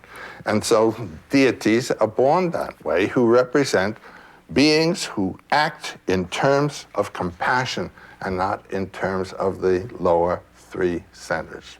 If you go back into antiquity, do you find images of the Madonna as the mother of the Savior child? Well, what you have as the model for the Madonna actually is Isis with her child Horus at her breast. This was the actual model for the Madonna symbol. Isis? Tell me that story. This is a prime myth in this period of the goddess as the redeemer, the one who goes in quest of the lost spouse or lover, and through her loyalty and descent into the realm of death recovers him. Isis and her husband Osiris were twins who were born of the goddess Nut. And their younger relatives were Set and Nephthys, who were also twins born from Nut. Set planned to kill his brother Osiris. And he took Osiris's measurements secretly and had a wonderful sarcophagus built that would exactly fit Osiris. So there was a hilarious party in progress one time among the gods, and Set trots in this sarcophagus and he says, anyone whom this perfectly fits can have it as his sarcophagus. And everybody at the party tried. And when Osiris got in, of course, he perfectly fit. Just at that time, 72 accomplices come rushing out, and they clap the lid on and strap it together and throw it in the Nile. Now, this is the death of the god. Whenever you have a death of an incarnation, a god like this, you're going to have a resurrection. You can wait for that. So he goes floating down the Nile and is washed ashore in Syria. and a beautiful tree grows up and incorporates the sarcophagus in its own trunk. So this is this wonderful tree with glorious aroma. And the local king has just had a son born to him, and he is also at the same time going to build a palace. The aroma of this tree is so wonderful. He cuts it down and brings it in to be a central pillar in the main room of the palace. Poor little Isis, whose husband has been thrown into the Nile, starts this wonderful quest for Osiris. So she comes to the place where the palace is and learns of the wonderful aroma, and she suspects this is Osiris. And she gets a job as nurse to the just-born little child. Well, she lets the child nurse from her finger. And she loves the little child, and she decides to give it immortality. So she does this by placing him in the fireplace, in the fire, to burn away gradually his mortal body. But at being a goddess, she could keep that from killing him, you understand? And when that would happen, she would convert herself into a swallow and fly mournfully around the pillar where her husband is. Well, one evening, the child's mother came into this room while this scene was in progress, saw her child in the fireplace, let out a scream, and that broke the spell, and they had to rescue the child from incineration. Meanwhile, the swallow had turned into this gorgeous nurse, Isis, and the nurse gave an explanation of the situation, and she said, by the way, it's my husband that's in that pillar there, and I'd be grateful if you could just let me take it home. So the king came in and he said, certainly. So he removes the pillar, gives it to Isis, and it's put on a barge. So on the way back to the Nile, she removes the lid, the cover of the sarcophagus, and lies on top of her dead spouse and conceives of her dead spouse. This is an image that occurs in Egyptian art all the time. Out of death comes life and all of this kind of business. And when they land, she, in the papyrus swamp, gives birth to her child, Horus, with the dead Osiris beside her. This is the motif for the Madonna, actually. It becomes the Madonna. In Egyptian symbology, Isis represents the throne. The pharaoh sits on the throne of Isis as the child sits on the mother lap. And when you look in the Cathedral of Chartres in the west portal, you will see the Madonna as the throne with the little child Jesus as the world emperor on her lap. That is the same image that's come over. And you say the Christian fathers took this image? Definitely, and they really say so. You read the second letter of Peter, and he says, those forms which were merely mythological forms in the past are now incarnate and actual in our Savior. It was a mythology of the Savior, the dead and resurrected God. And it's associated with the moon, which dies and is resurrected every month. And you have the 3 nights dark, and you have Christ 3 nights in the tomb and 3 days in the tomb and all this kind of thing. It's an intentional saying that which was merely talked about is now fact.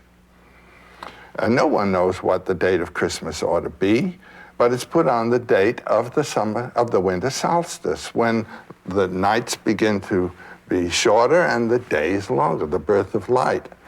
And so there is an idea of death to the past and birth to the future in our lives and in our thinking all the time.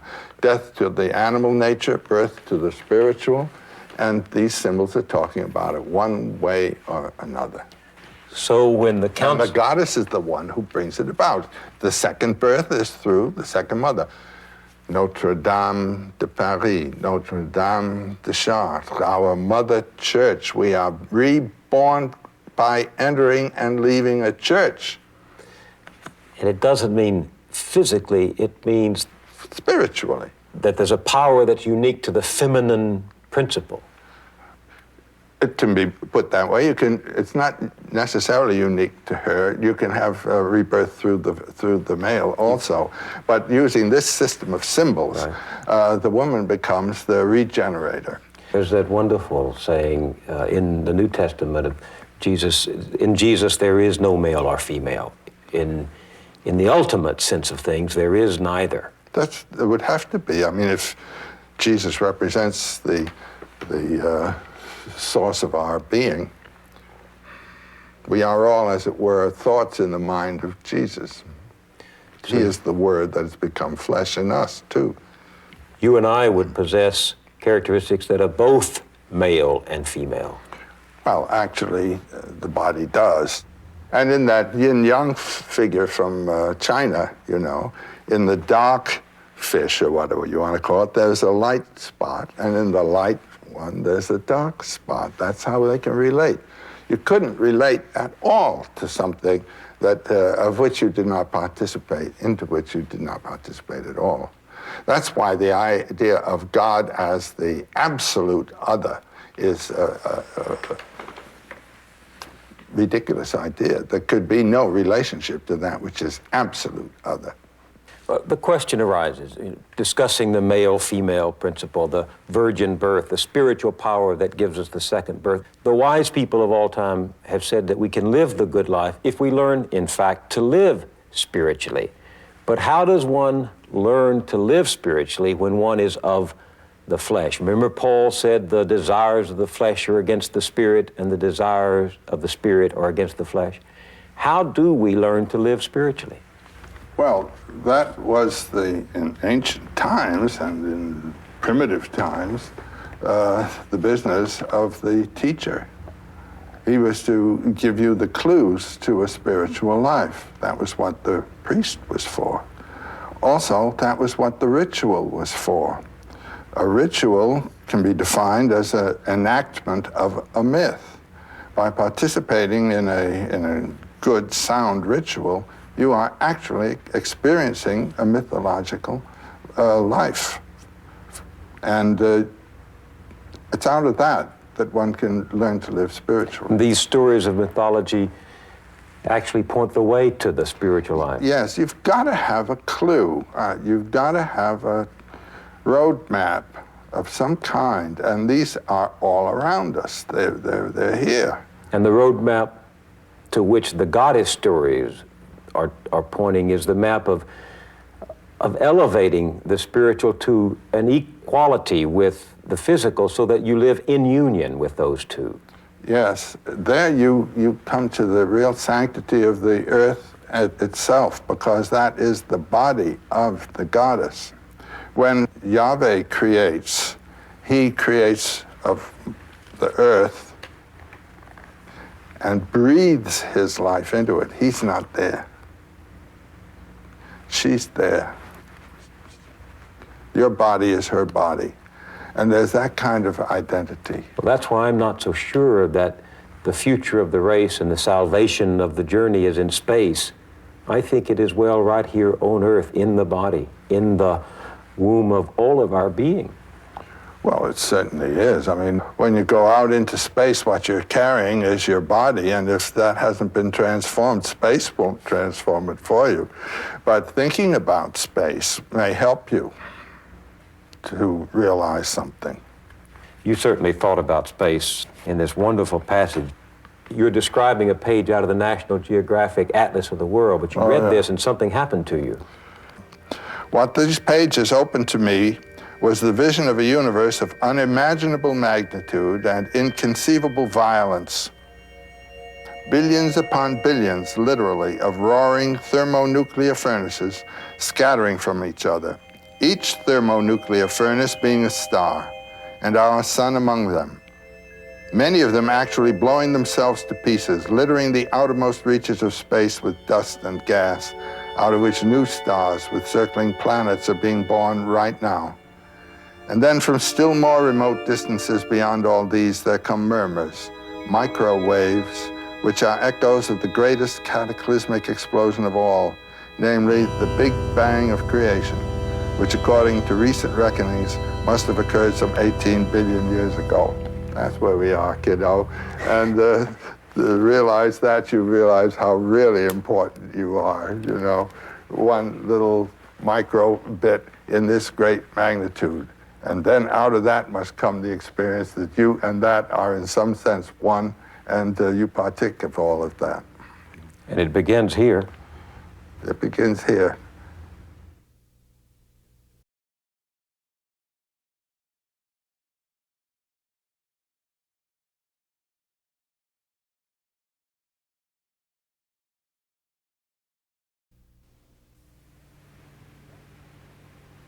وجاءك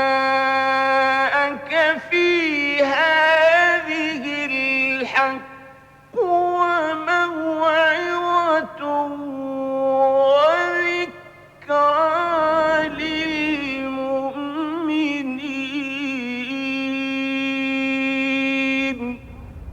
We want to think about God.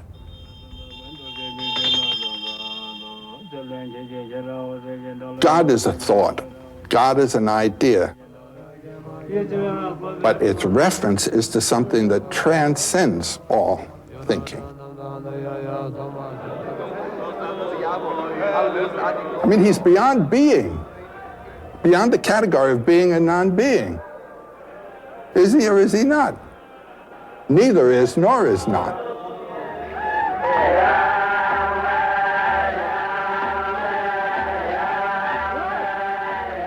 Every God, every mythology, every religion is true in this sense.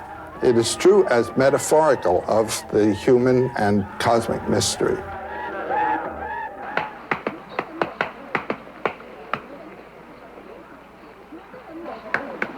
He who thinks he knows doesn't know.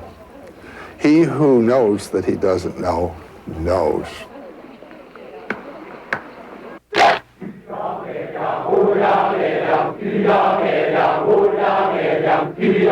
There is an old story that is still good.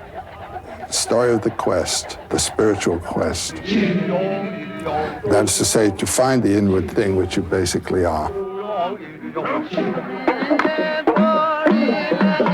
All of these symbols in mythology refer to you.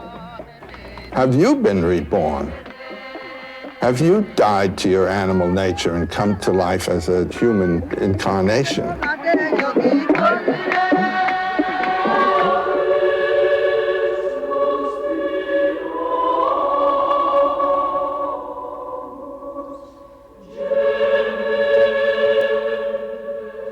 You are God in your deepest identity.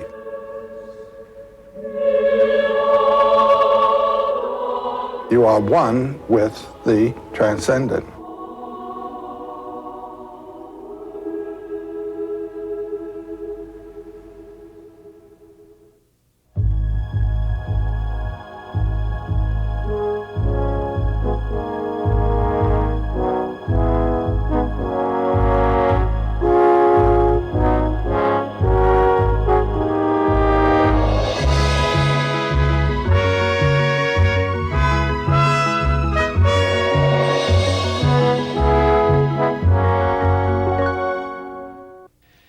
The images of God are many. Joseph Campbell called them the masks of eternity and said they both cover and reveal the face of glory. All our names and images for God are masks, Campbell said. They signify that ultimate reality, which by definition transcends language and art. A myth is a mask of God too, a metaphor for what lies behind the visible world. As teacher, scholar, and writer, Joseph Campbell spent his life in the study of comparative religion. He wanted to know what it means that God assumes such different masks in different cultures. We go east of Suez and see people dancing before a bewildering array of fantastic gods.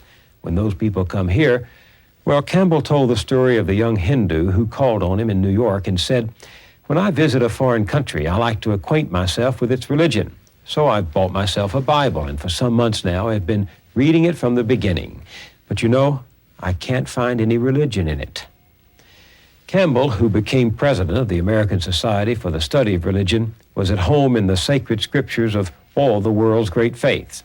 He found comparable stories in them, stories of creation, of virgin births, incarnations, death and resurrection, second comings, judgment days. Quoting one of his favorite Hindu scriptures, which he translated from the Sanskrit, he concluded that truth is one.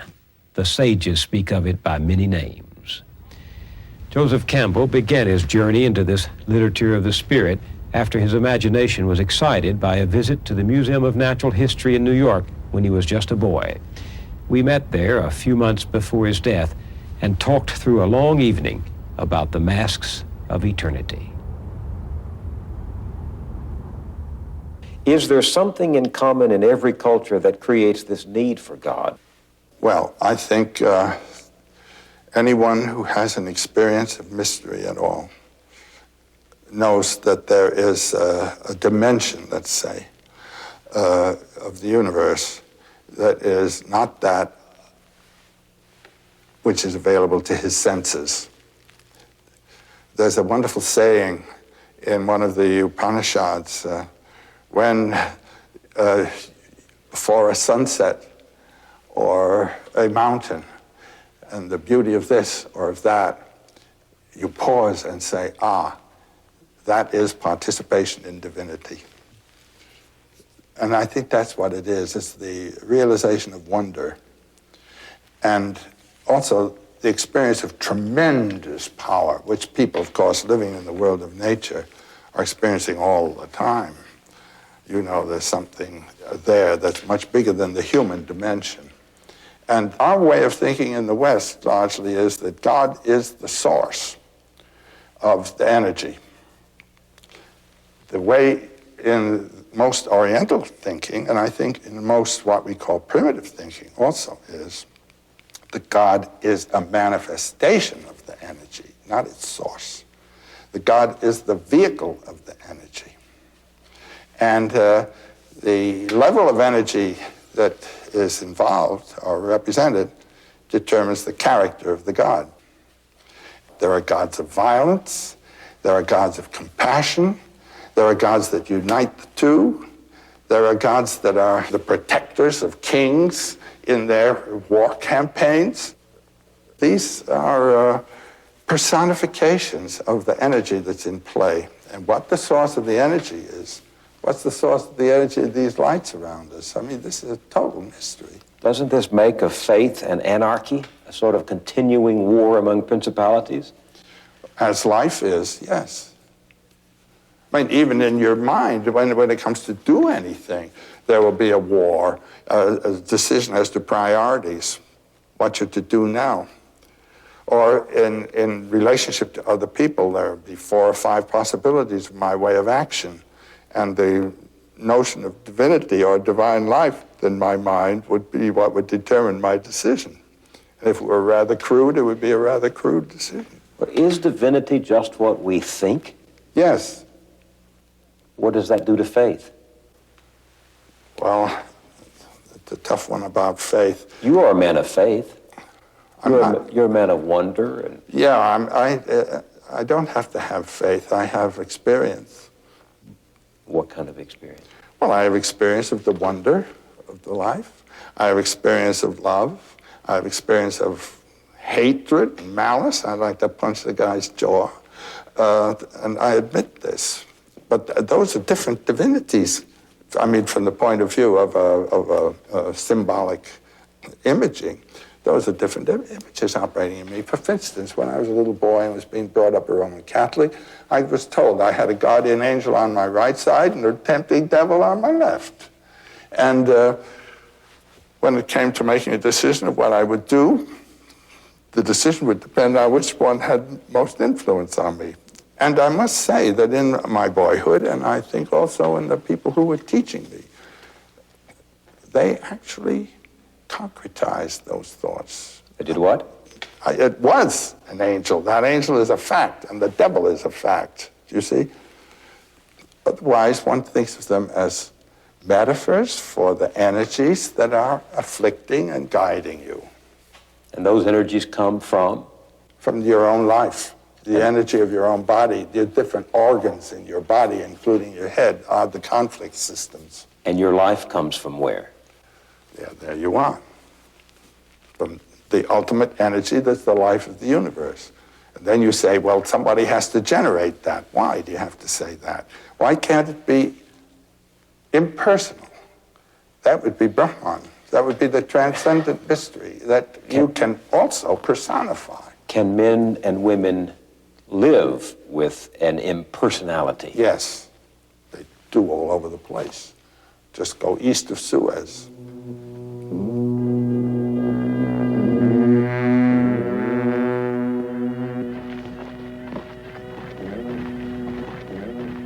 In the East, the gods are much more elemental. Elemental? Elemental.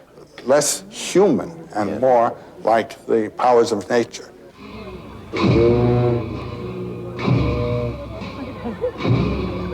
I see a deity as representing an energy system. And part of the energy system is the human energy systems of love and malice, hate, benevolence, compassion. And in Oriental thinking, the god is the vehicle of the energy, not its source.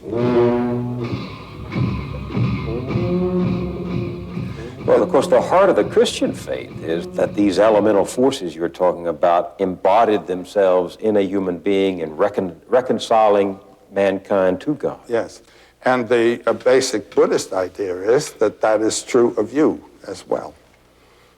And that what Jesus was a person who realized that in himself and lived out of the Christhood of his nature. What do you think about Jesus? We just don't know Jesus. All we know are 4 contradictory texts that tell us what he did. Written many years after he lived. But I think we know what Jesus said. I think the sayings of Jesus are probably pretty close. But when you read the Thomas Gospel, the Gospel according to Thomas, which was dug up there in that, with those other Gnostic texts, it has all the flavor of one of the synoptics, Matthew, Mark, or Luke, except that it doesn't say quite the same thing. There's one wonderful passage, it's the last one in the Gospel, actually. When will the kingdom come? Now, in Mark 13, I think it is, we hear that the end of the world is going to come. That's to say, a mythological image, that's the end of the world, is taken as a reference to an actual physical historical fact to be. When you read the Thomas Gospel, Jesus says, the kingdom of the Father will not come by expectation. The kingdom of the Father is spread upon the earth, and men do not see it. So I look at you now in that sense, and the radiance of the presence of the divine is known to me through you. Through me? You, sure. A journalist? Jesus also says in this text, he who drinks from my mouth will become as I am, and I shall be he. He's talking from the point of view of that being of beings, which we call the Christ, who is the being of all of us. And anyone who lives in relation to that is as Christ. And anyone who incarnates, or rather brings into his life the message of the word, is equivalent to Jesus. That's the sense there. So that's what you mean when you say, I am radiating God to you. You are, yes. And you to me. And I'm speaking this seriously. No, I take it seriously. I happen to believe the same as you without being able to articulate it as you do. I do sense that there is divinity. The divinity is in the other. So you are the vehicle. You are, as it were, radiant of the Spirit. And that's, why not recognize it? I'll tell you what the most gripping scripture in the Christian New Testament is for me. It says, I believe, help thou my unbelief. I believe in what? I believe in this ultimate reality, and that I can experience it, that I do experience it. but I don't have answers to my questions. I believe in the question. Is there a God? I had a very amusing experience, which it might be well worth telling. I was in the New York Athletic Club swimming pool. And you know, you don't wear your collar this way or that way when you're in a swimming pool. And I was introduced to a priest. This is Father so-and-so. This is Joseph Campbell. I'm a professor. He's a professor at one of our Catholic universities. So after I'd had my swim, I came and sat down beside, in what we call, you know, the horizontal athlete situation. And the priest is beside me. And he said, Mr. Campbell, are you a priest? I said, no, Father. He said, are you a Catholic? I said, I was, Father. He said, and now he had the sense to ask it this way, do you believe in a personal God? I said, no, Father. And he said, well, I suppose there is no way to prove by logic the existence of a personal God. And I said, if there were, Father, what would be the value of faith? Well, Mr. Campbell, it's nice to have met you, and he was off. I really felt I'd done a jiu-jitsu trick. But that was a very illuminating conversation to me. The fact that he asked, do you believe in a personal God? That meant that he also recognized the possibility of the Brahman, of the transcendent energy. Well, then what is religion? Well, the word religion means religio, linking back the phenomenal person to a source. If we say it is the one life in both of us, then my separate life has been linked to the one life, religio, linked back. And this becomes symbolized in the images of religion, which represent that connecting link. Your friend Jung, the great psychologist, says that the most powerful religious symbol is the circle. He says the circle is one of the great primordial images of mankind, that in considering the symbol of the circle, we are analyzing the self. And I find you in your own work throughout the course of your life coming across the circle, whether it's in the magical designs the world over, whether it's in the architecture, both ancient and modern, whether it's in the dome-shaped temples of India, or the calendar stones of the Aztecs, or the ancient Chinese bronze shields, or the visions of the Old Testament prophet Ezekiel, whom you talk about, the wheel in the sky. You keep coming across this image. Yeah, it's an ever-present thing. It's the center from which you've come, back to which you go. I remember reading in a book about the American Indians called The Indian Book by Natalie Curtis. It was published around 1904. Her conversation with a chief. I think he was a chief of the Pawnee tribe. And among the things he said was, when we pitch camp, we pitch a camp in a circle. When we look at the horizon is in a circle. When the eagle builds a nest, the nest is in a circle. And then you read in Plato somewhere, the soul is a circle. I suppose the circle represents a totality. Within the circle is one thing. It is encircled, it's enframed. That would be the spatial aspect.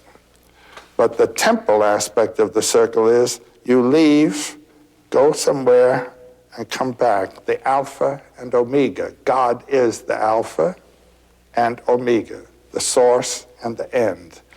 Somehow the circle suggests immediately an completed totality, whether in time or in space. No beginning, no end.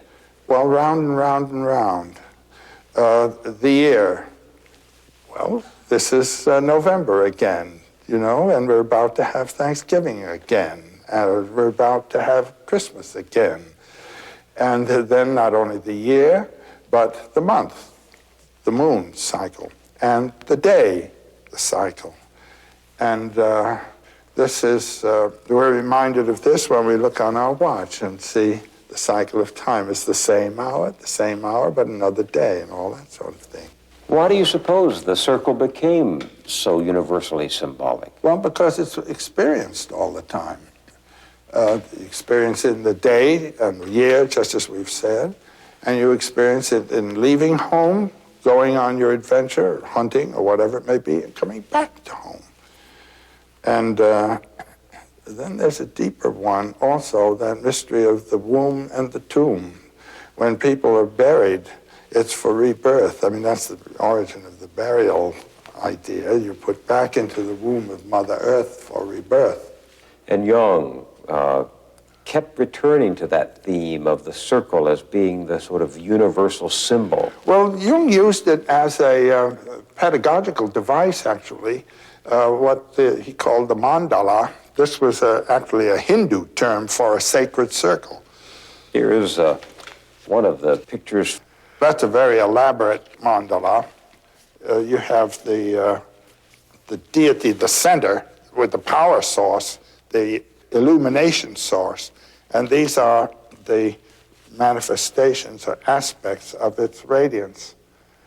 But in working out a mandala for oneself, what one does is draw a circle and then think of the different impulse systems in your life, the different value systems in your life, and try then to compose them and find what a center is. It's a kind of discipline for pulling all those scattered aspects of your life together, finding a center and ordering yourself to it. So you're trying to coordinate your circle with the universal circle. To be at the center. At the center. The Navajo have that wonderful image of what they call the pollen path. And when you realize what pollen is, it's the life source. And it's a single path, the center. And then they will say, beauty before me, beauty behind me, beauty to the right of me, beauty to the left of me, beauty above me, beauty below me. I'm on the pollen path.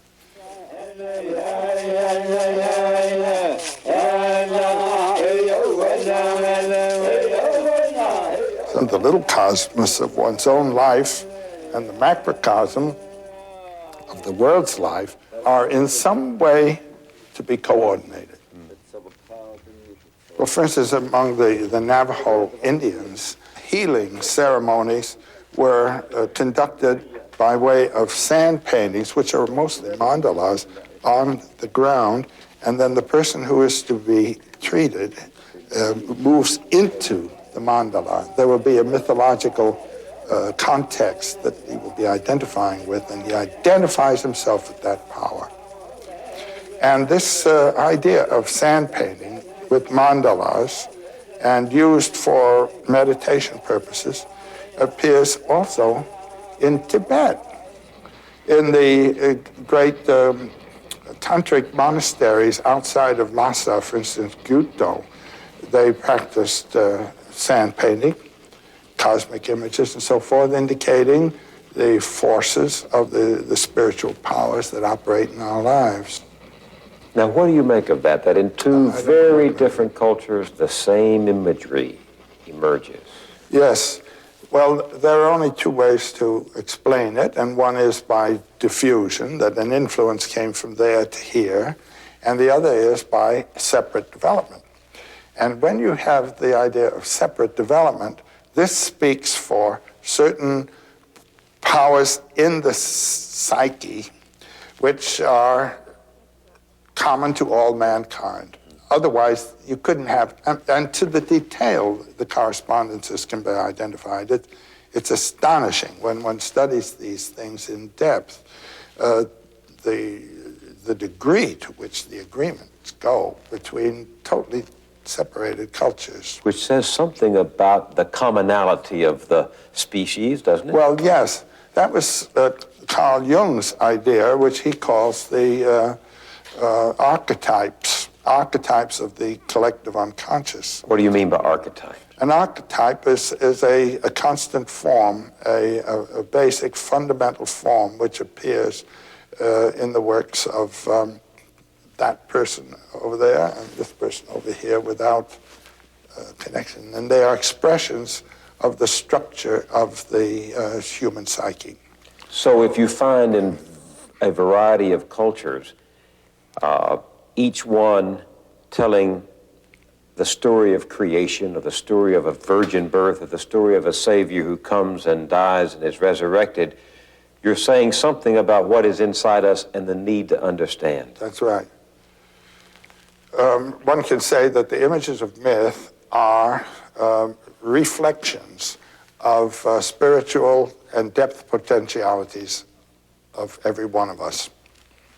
And that through contemplating those, we evoke those powers in our own lives to operate through ourselves. There was a very important anthropologist, he's the one with whom my works begin, you might say, my studies, Bastian in Germany, end of the last century and first part of this. He was a world traveler and recognized very soon that there were certain motifs that appeared in all of the religions and all the mythologies of the world. Such an idea, for example, as a spiritual power. That's an archetypal image that appears everywhere. And he called these elementary ideas. But they appear in very different forms in different provinces and at different times. And those different forms or costumes he called ethnic or folk ideas. But within the ethnic idea is the elementary idea. And it is those elementary ideas that Carl Jung then began studying and called archetypes of the unconscious. When you say elementary idea, they seem to come from up here. When you say archetypes of the unconscious, they come from up here. And they appear in our dreams as well as in the myths. So when one scripture talks about being made in his image, in God's image, it's being created with certain qualities that every human being possesses, no matter what that person's religion or culture or geography or heritage. God would be the ultimate elementary idea of man. The primal need. And we are all made in the image of God, okay? So that is the ultimate elementary idea or archetype of man. I feel stronger in my own faith, knowing that others had the same yearnings and were seeking for the same images to try to express an experience that couldn't be costumed in ordinary human language. That's right. I feel much more kinship with all those who follow other ways, because this is why clowns are good in religions, because they showed that the image is not a fact, but it's a reflex of some kind. So does this help explain the trickster gods that show up from time? It's very much that, yes. Some of the best trickster stories are associated with our American Indian tales. Now, these figures are clown-like figures, and yet they are the creator god at the same time very often. And this makes the point, I am not the ultimate image, I am transparent to something. Through me, through my funny form, and mocking it and turning it into a grotesque action, you really get the sense, which if I had been a big sober presence, you get stuck with the image. There's a wonderful story in some African tradition of the god who's walking down the road, and the god has on a hat that is colored red on one side and blue on the other side. So when the farmers in the field, go into the village in the evening, they said, "Did you see that fellow, that god with the blue hat?" And the others said, "No, he had a red hat on." And they get into a fight. He even makes it worse by first walking along this direction, then turning around, turning his hat around so that again, it'll be red and black or whatever it is. And then when these two chaps fight and are brought before the king or chief for judgment, this fellow appears and he says, "It's my fault, I did it. Spreading strife is my greatest joy." And there's a truth in that. There sure is, yes. Which is? No matter what system of thought you have, it can possibly include boundless life. And when you think everything's just that way, comes in, it all blows, and you get the becoming thing again. Now, Jung has a wonderful saying somewhere. Religion is a defense against a religious experience. Well, you have to explain that. Well, that means it has reduced the whole thing to concepts and ideas.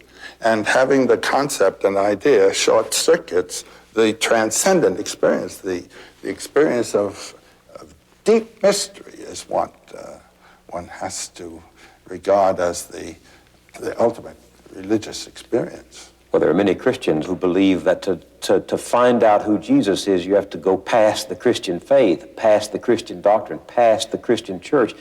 And I know that's heresy to a lot of people. But well, you have to go past the image of Jesus. The image of God becomes the final obstruction. Your God is your ultimate barrier. This is basic Hinduism, basic Buddhism. You know, the idea of the ascent of the spirit through the centers, the chakras as they're called, or lotuses, the different centers of experience, the animal experiences of hunger and greed, or just the zeal of reproduction, or the physical mastery of one kind or another. These are all stages of power. But then when the center of the heart is reached, and the sense of compassion on another person, mercy and participation, and I and you are in some sense of the same being. This is what marriage is based on. There's a whole new stage of life experience opens up with the opening of the heart. And this is what's called the virgin birth, actually, the birth of a spiritual life in what formerly was simply a human animal, living for the animal aims of health, progeny, wealth, and a little fun. But now you come to something else, to participate in this sense of accord with another, or accord with some principle that has lodged in your mind as a good to be identified with. Then a whole new life comes, and this is, in Oriental thinking, the awakening of the religious experience. And then this can go on even to the quest for the experience of the ultimate mystery. Now, this ultimate mystery can be experienced in two senses. One, without form, and other with form. And in this Oriental thinking, you experience God with form here. This is heaven. That's the identification with your own being, because that which God refers to is the ultimate mystery of being, which is the mystery of your being as well as of the world. So this is it. How do you explain what the psychologist Maslow calls peak experiences and what your friend James Joyce called epiphanies? I love that word, epiphany. Oh, well, they're not quite the same. I know. The peak experience, it refers to actual moments of your life when you feel that this has told you something. Something has come through in your experience of your relationship to the harmony of being.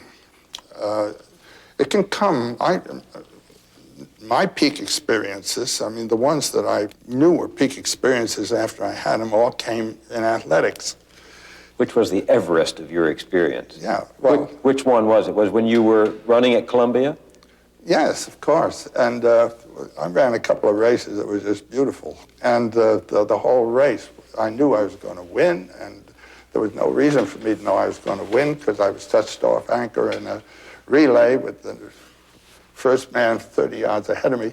And I just knew it was the peak experience. Nobody could beat me today. That's a kind of being in full form and really doing it. I don't think I've ever done anything in my life as competently as I ran those two races. And those, consequently, were the experience of really being at my full and doing perfect job. I don't think I've ever had anything like that that I really came up to anything quite that way. Do you think you, Joseph Campbell, it has to be physical? No, but it can be a peak experience. There are other kinds of peak experiences which I know were superior to those, but those are the ones that, when I read Maslow and read the peak experience, I just know that those were peak experiences. What about James Joyce's epiphanies? Now, that's another thing. This has to do with the aesthetic experience. Joyce's formula for the aesthetic experience is that it does not move you to want to possess the object. That he calls pornography. Nor does it move you to criticize and reject the object. That he calls didactic, social criticism in art and all that kind of thing. It is beholding the object. And he says you put a frame around it and see it as one thing. And then seeing it as one thing, you become aware of the relationship of part to part, and the part to the whole, and the whole to the parts. This is the essential aesthetic factor, rhythm, the rhythmic relationships. And when a fortunate rhythm has been struck by the artist, there is a radiance. That's the epiphany. And that is what would be the Christ coming through. Do you understand what I'm saying? The face of the saint beholding God. And it doesn't matter who it is. I mean, you could take someone who you would think of as being a monster. That is an ethical judgment on the life. And this is transcendent of ethics, no didactic. So that's where I would disagree with you, because it seems to me in order to experience the epiphany, that which you behold but do not want to possess must be beautiful in some way. And a moment ago when you talked about your peak experience, running, you said it was beautiful. Yeah. Beautiful is an aesthetic word. That's right. And how can you behold a monster? I tell you, there's another emotion associated with art, which is not of the beautiful, but of the sublime. And what we call monsters can be seen as sublime. And they represent powers too great for the mere forms of life to survive. Prodigious expanse of space is sublime. This is the thing that the Buddhists know how to achieve in their temples. Particularly when I was in Kyoto, I was there for 7 glorious months. In Japan? Yeah, visiting some of the temple gardens.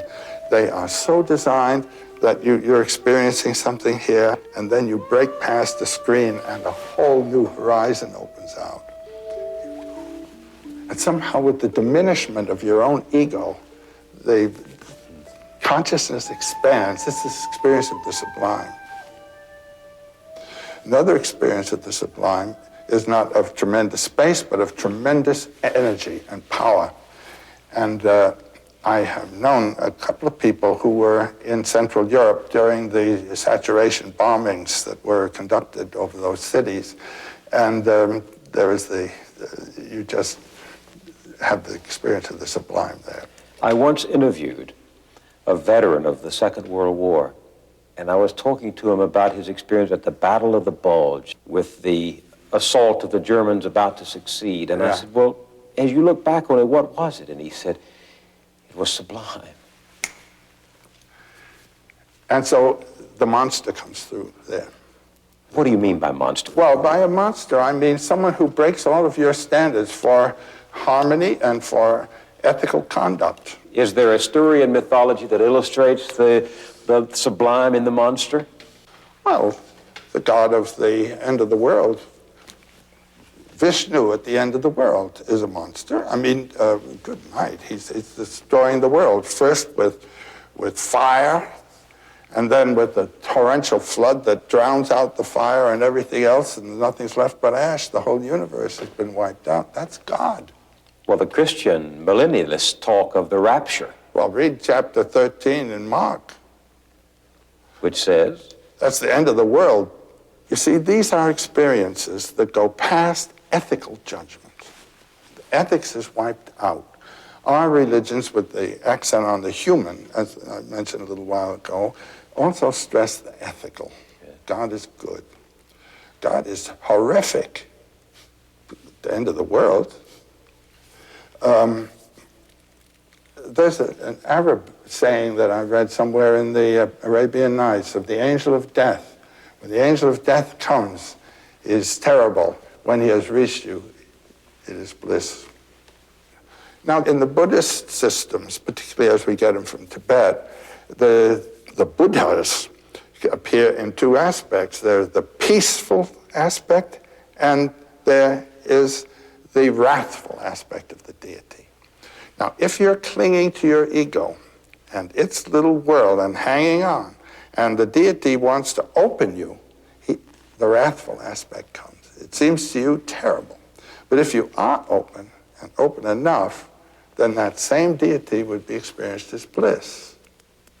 Well, Jesus talked of bringing a sword, and I don't believe he meant that in terms of using it against your fellow, but he meant it in terms of opening the ego. I came to cut you free from the binding ego of your own self-centeredness. This is what's known in Sanskrit as viveka, discrimination.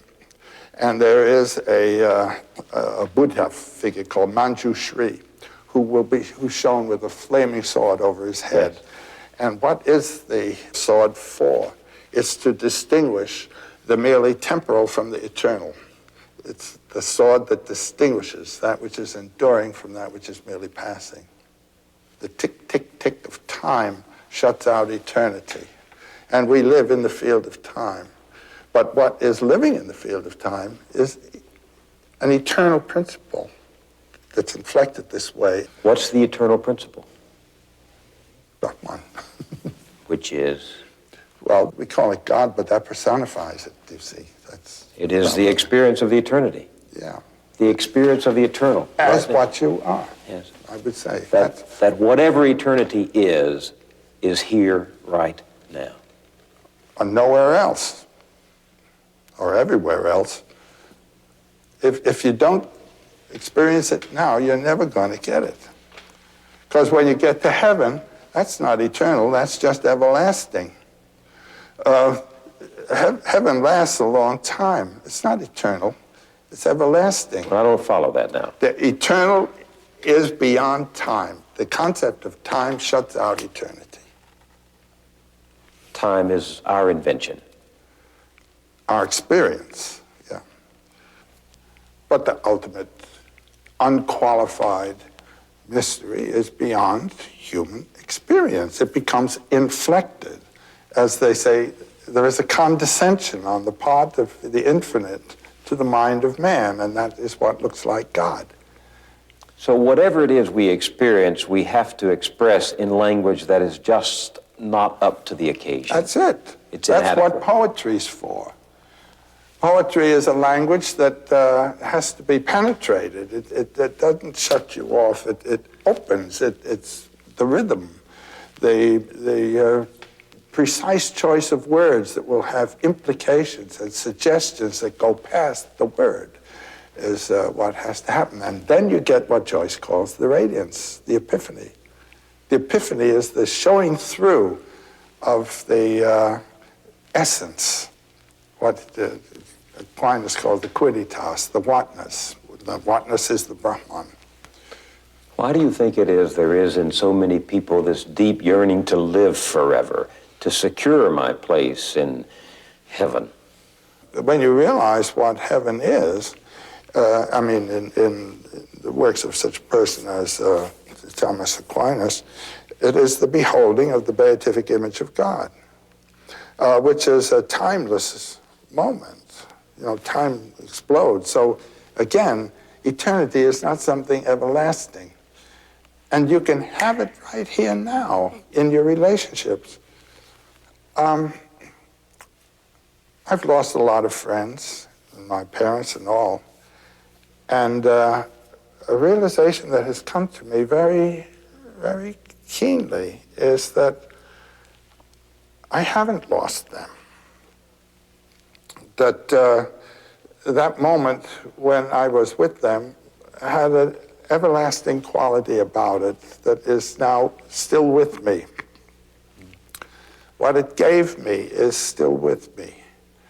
And there's a kind of intimation of immortality in that. Do you see what I mean? Now, there's a wonderful work of Schopenhauer's. He says, when you reach a certain age, and he wrote this when he was, say, in his 60s or so, and look back over your life, it seems to have had an order. It seems to have had been composed by someone. And those events that, when they occurred, seemed merely accidental and occasional and just something that happened, turn out to be the main elements in a consistent plot. So he says, who composed this plot? And he said, and just as your dreams are composed by an aspect of yourself of which your consciousness is unaware, so your whole life has been composed by the will within you. Then he says, just as those people whom you met by chance became effective agents in the structuring of your life, so you have been an agent in the structuring of other lives. And the whole thing gears together like one big symphony, he says, everything influencing and structuring everything else. And he said, it's as though our lives were the dream of a single dreamer in which all the dream characters are dreaming too, and so everything links to everything else, moved out of the will in nature. It's a beautiful idea. It's an idea that occurs in India in the image of what's called the net of Indra, or the net of gems. It's a net of gems where every gem reflects all the other ones. And they also have the idea of a spontaneous and simultaneous arising. Everything arises in relation to everything else, and so you can't blame anybody for anything. It's all working around. It's a marvelous idea. It's as though there were an intention behind it, and yet it all is by chance. None of us has lived the life that he intended. And yet, we all have lived a life that had a purpose. Do you believe that? I don't believe life has a real purpose. I mean, when you really see what life is, it's a lot of protoplasm with an urge to reproduce and continue in being. Not true. That's not true. Well, now, wait a minute. Just sheer life can't be said to have a purpose, because look at all the different purposes it has all over the lot. But each incarnation, you might say, has a potentiality, and the function of life is to live that potentiality. Well, how do you do it? Well, again, when my students would ask, should I do this, should I do that? Dad says I should do this, and my answer is, follow your bliss. Yeah. There's something inside you that knows you're in the center, that knows you're on the beam, that knows you're off the beam. And if you get off the beam to earn money, you've lost your life. So it is not the destination that counts, it's the journey. Yes. There's a wonderful old man, I think he's still alive in Germany, Karlfried Graf Dürkheim. And he says, when you're on a journey and the end keeps getting further and further away, then you realize that the real end is the journey. It's not bad. This is it. This moment now is the heavenly moment. And I like the idea that Eden was not, Eden will be. Eden is. The kingdom of the Father spread upon the earth, and men do not see it. I mean, Eden is. There's some image of Shiva, the god Shiva, surrounded by circles of flame, rings of fire. That's the dance of the world, the dancer whose dance is the universe. And in this hand, he has a little drum that goes tick, tick, tick. That is the drum of time. The tick of time which shuts out eternity. And we are enclosed in that. In this hand, there is a flame which burns away the veil of time and opens us up to eternity.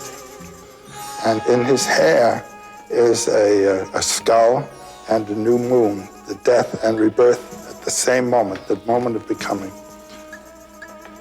That's a powerful image for any life, not just... Well, the goal of your quest for yourself is to find that burning point in yourself, that becoming thing in yourself, which is fearless and desireless, but just becoming. This is the condition of a warrior going into battle with perfect courage. That's life in movement. A plant growing, I think of grass, you know. Every 2 weeks, a chap comes out with a lawnmower and cuts it down. Suppose the grass were to say, well, for Pete's sake, what's the use? It's the coming into being, that's it. And that's the life point in you. And that's what these myths are concerned to communicate to you. Well, I've always interpreted that powerful, mysterious statement, the Word was made flesh, as this eternal principle finding itself in the human journey, yes, the human experience. Now, I don't know what the Word is, and I don't even know what flesh is, but I know that there is that experience of epiphany when you meet what you don't know and understand it. Yeah, and you can find it in yourself, too, the Word in yourself. Where do you find it if you don't find it in yourself? Well, right.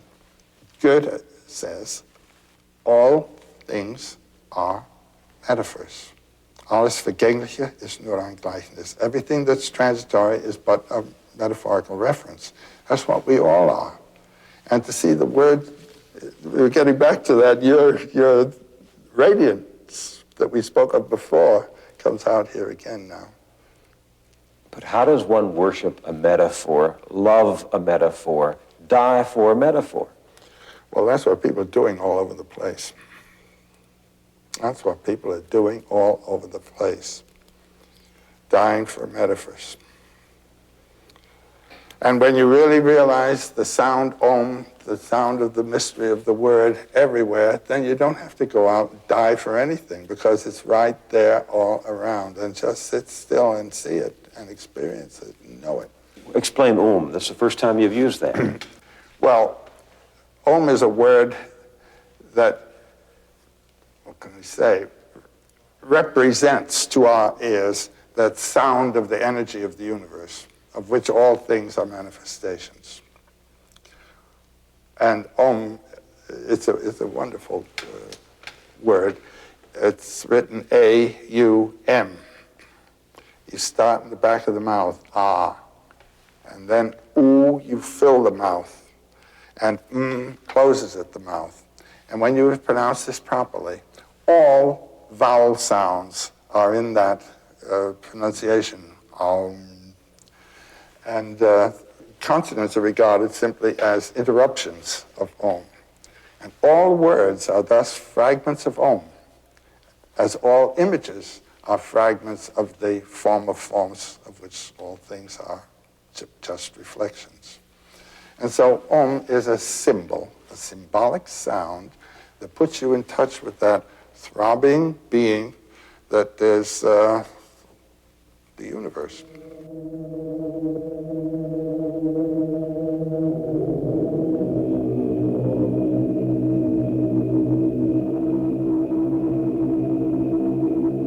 And when you hear some of these Tibetan monks that are over here from the Gyuto monastery outside of Lhasa, when they sing the Om, you know what it means, all right.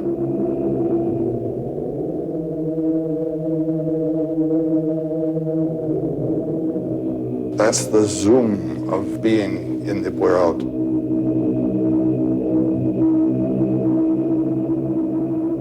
And to be in touch with that and to get the sense of that, that is the peak experience of all.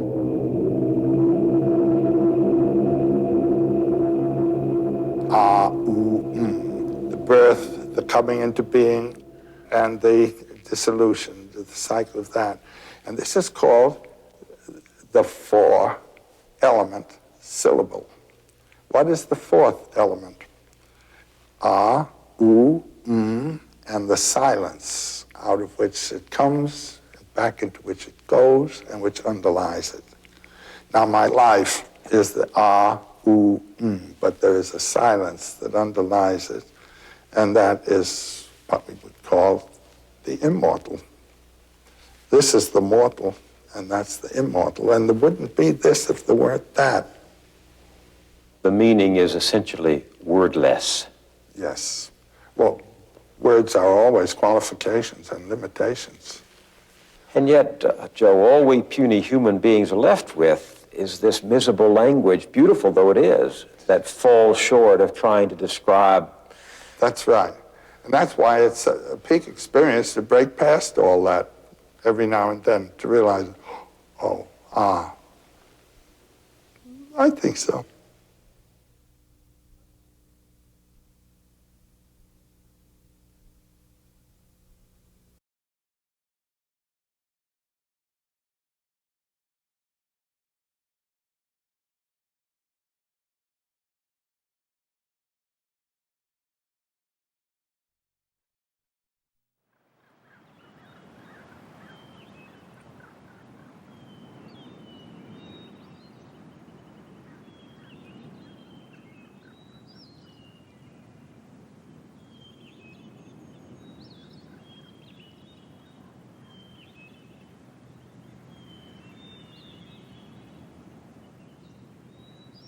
Nestled into a rolling hillside north of San Francisco, Skywalker Ranch is the command center of George Lucas's filmmaking empire. I first came here to interview Joseph Campbell, a friend and mentor to George Lucas. 12 years later, I came back, this time to interview the protege. After a 22-year hiatus, George Lucas is back in the director's chair with a new episode in his Star Wars epic, The Phantom Menace. I wanted to know why he thought the Star Wars saga had grasped such a hold on our collective imaginations. Over the course of an afternoon, we talked about myths and movies, fathers and sons, fantasy and imagination. Joseph Campbell said that all the great myths, the primitive myths, the great stories have to be regenerated if they're going to have any impact, and that you had done that with Star Wars. Are you conscious of doing that? Are you saying, I am trying to recreate the myths of old? Or are you saying, I just want to make a good action movie? Well, when I did Star Wars, I consciously set about to recreate myths and the classic mythological motifs. And I wanted to use those motifs to deal with issues that existed today. You know, Joe used to talk about the basic issues that create the mystery of life, of, you know, birth and death. And I like to always add, you know, your relationship with your parents. And I'm wondering, did you have such a mentor when you were growing up? Is this part of the movie an extension of what happened to you? Obviously, my first mentor was my father, but then you progress with either, you know, people that are more skilled in a particular area than you are. In film, Francis Coppola became my mentor and taught me how to write screenplays, taught me how to work with actors. I was much more of a cameraman and a film editor, much more on the technical side of things. And, you know, I think my last mentor probably was Joe, Joseph Campbell. Joe Campbell, who asked a lot of the interesting questions and exposed me to a lot of things that made me very interested in a lot more of the cosmic questions and the mystery. And I've been interested in those all my life, but I hadn't focused it the way I had once I got to be good friends with Joe. A professor I know said that he recently asked his freshman class how many of them had seen all three of the trilogy, and everyone in the class raised his hand. And he said to me, I hope Lucas knows he's mentoring an entire generation of young Americans. I have a philosophy that we all teach, and we all teach every day of our lives. And it's not necessarily what we lecture. I've discovered kids don't like lectures at all. But it is really the way we live our lives and what we do with our lives and the way we conduct ourselves. And once in a while they listen to the lectures. So when I make the films, I'm very aware of the fact that I'm teaching on a much larger scale than I would just as a parent or somebody walking through life, because I have this megaphone. Anybody in the media has a very large megaphone that they can reach a lot of different people. And so whatever they say, whatever they do, however they conduct themselves, whatever they produce has an influence, and it's teaching somebody something. And I try to be aware of what it is I'm saying. What do you make of the fact that so many people have interpreted Star Wars as being profoundly religious?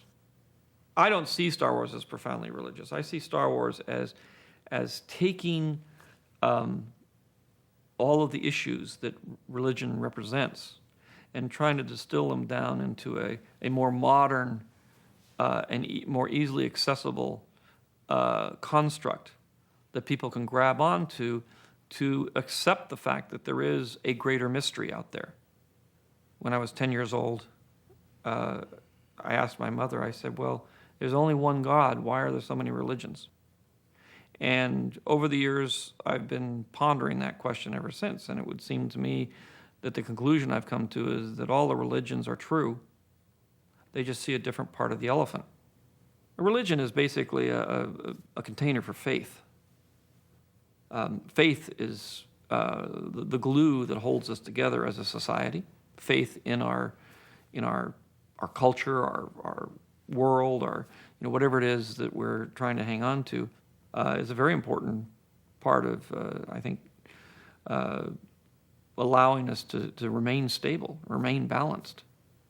I put the Force into the movies in order to try to awaken a certain kind of spirituality in young people, more a belief in God than a belief in any particular religious system. I mean, the real question is to ask the question, because if you haven't enough interest in the mysteries of life to ask the questions, is there a God or is there not a God? That's for me the worst thing that can happen. If you ask a young person, is there a God, and they say, I don't know.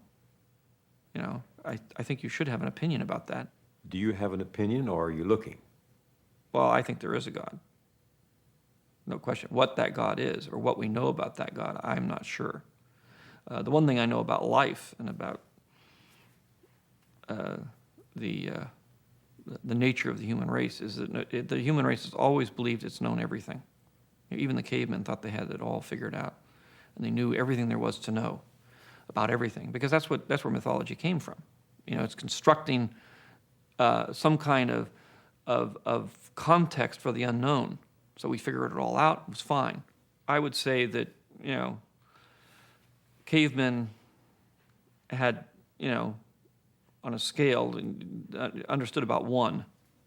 Now we've made it up to about 5. The only thing that most people don't realize is the scale goes to 1 million. The central epic of our culture has been the Bible, and it's about fall, wandering, redemption, return. But the Bible no longer occupies that central place in our culture today. More and more people today, young people in particular, turning to movies for their inspiration, not to organized religion. Mm-hmm. Well, I hope that doesn't end up being the course that this whole thing takes, because I think there's definitely a place for organized religion. That's a very important part of the social fabric. And I would hate to find ourselves in a completely secular world where entertainment was passing for some kind of religious experience. One reason, one critic said, that Star Wars has been so popular with young people is religion without strings attached, that it becomes a very thin base for theology. In fact, well, it is a thin base for theology. That's why I would hesitate to call the Force God. When the film came out, almost every single religion took Star Wars and used it as an example of their religion. And were able to relate it to young people and saying, this is what, and relate the stories specifically to the Bible and relate stories to the Quran and the Torah and things. And so it's like, if it's a tool that can be used to make old stories be new and relate to younger people. That's what the whole point was. Have you been influenced by Buddhism? Because Star Wars came along just about the time there was this growing interest in America in Eastern religions. And I notice in The Phantom Menace, the new episode 1, that they discover this slave child who has an aura about him. And it reminded me of how the Buddhists go out to look for the next Dalai Lama. Mm-hmm.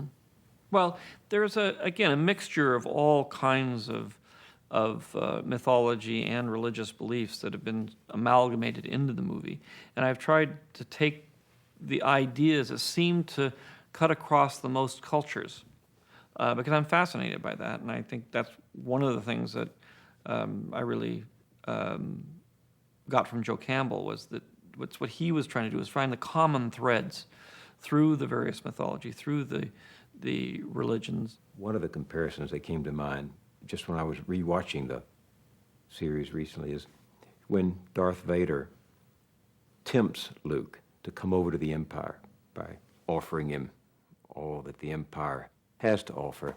I was taken back in my own youth to the story of Satan taking Christ to the mountain and offering him the kingdoms of the world if only he would turn away from his mission.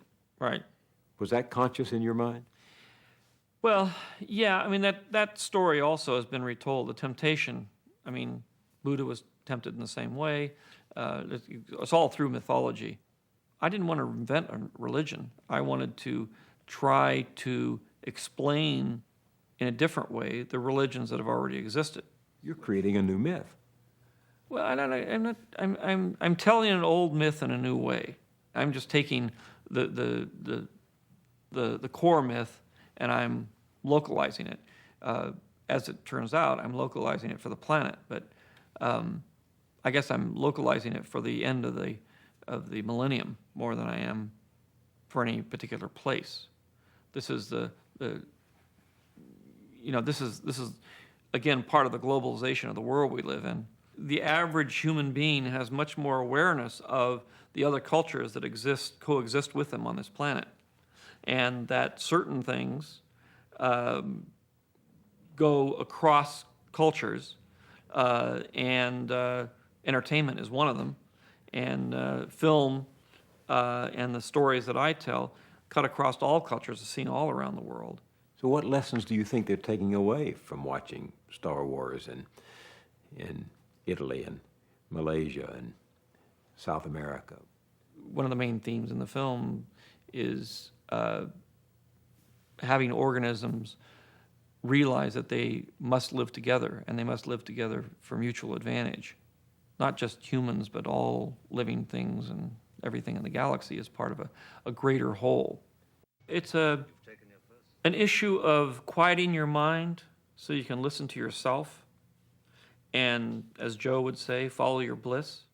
It's to follow your talent is one way to put it. That's the way I see it. The hardest thing to do when you're young is to figure out what it is you're going to do. And you'll never know what it is you're going to do. But if you follow the things that you enjoy, I'm not sure anybody really enjoys making money. They may enjoy what they do after they've made it, but they don't enjoy the process. If you can find something that you actually enjoy the process, then you found your bliss. And what do stories do for us in that sense? What are myths? They try to show us our place. Myths help you to have your own hero's journey, find your individuality, find your place in the world, but hopefully remind you that you're part of a whole and that you must also be part of the community and think of the welfare of the community above the welfare of yourself. I hear so many young people today talk about a world that's emptied of heroism, where there are no more noble things to do. What do you say to them? Everybody has the choice of being a hero or not being a hero every day of their lives. And you can either help somebody, you can be compassionate toward people, you can treat some people with dignity, or not. And one way you become a hero, and the other way, you're part of the problem. And it's not a grand thing. You know, you don't have to get into a giant laser sword fight and blow up 3 spaceships to become a hero. I mean, it's a very small thing that happens every day of your life.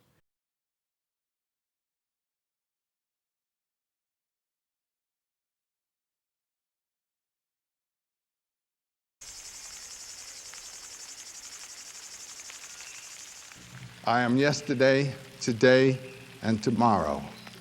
I have the power to be born a second time. I am the source and creator of all the gods.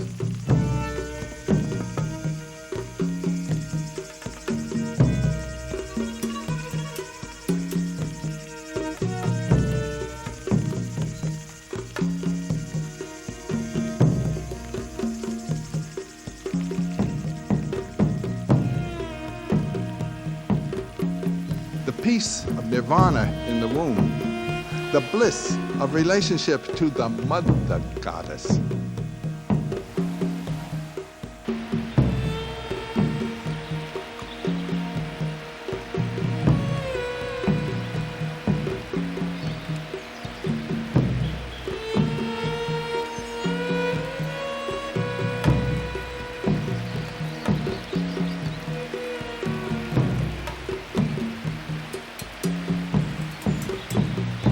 And man was not breathed into the earth. Man came out of the earth.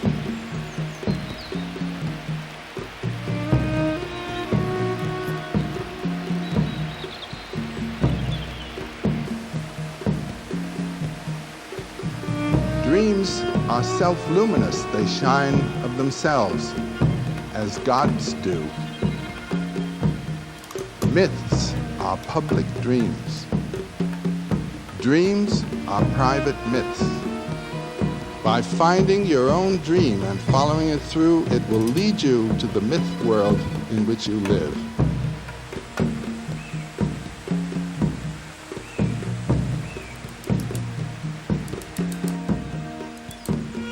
The passage is from dream to vision to the gods, and they are you. All the gods, all the hells, all the heavens are within you. But God is in you. It is not something that happened somewhere else a long time ago. It's in you.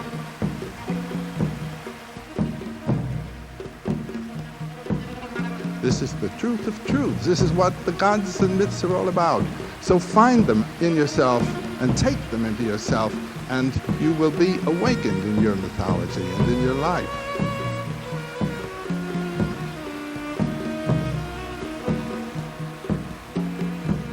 In deep, dreamless sleep, consciousness is still there, but it is covered over by darkness. But suppose you could find that consciousness. Suppose you could go into deep sleep awake. To go awake into that sphere where there is consciousness, but consciousness of no specific thing.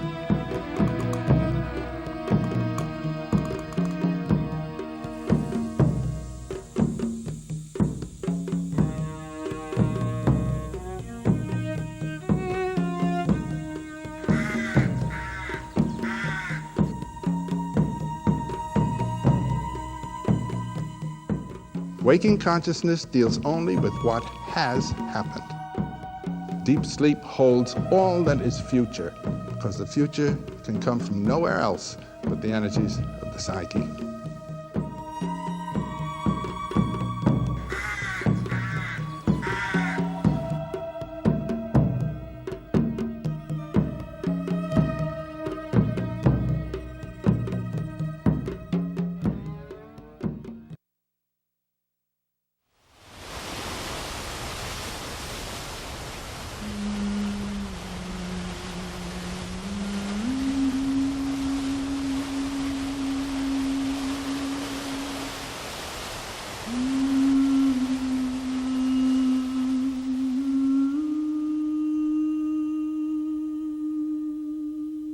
I think what happens in our mythology is that the symbols, the mythological archetypal symbols, became interpreted as facts.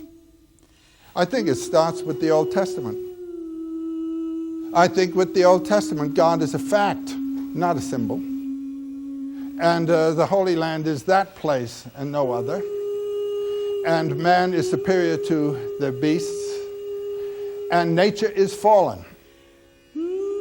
With the fall in the Garden of Eden, nature is corrupt. So we do not give ourselves to nature. We will correct nature. There is good and evil in nature. And we are supposed to be on the side of the good. So there is a tension. You don't yield to nature. These are nature worshipers. Well, what else have you got to worship? Some figment of your imagination that you've put up in the clouds? And so we've lost the symbols. Meanwhile, we need the symbols. And they come up in disturbed dreams and nightmares and so forth, which are dealt with by the psychiatrists. It was with Freud and Jung and Adler that it was realized, and particularly through Jung, that the figures of dream are really figures of personal mythologization. You're creating your own imagery related to the archetypes.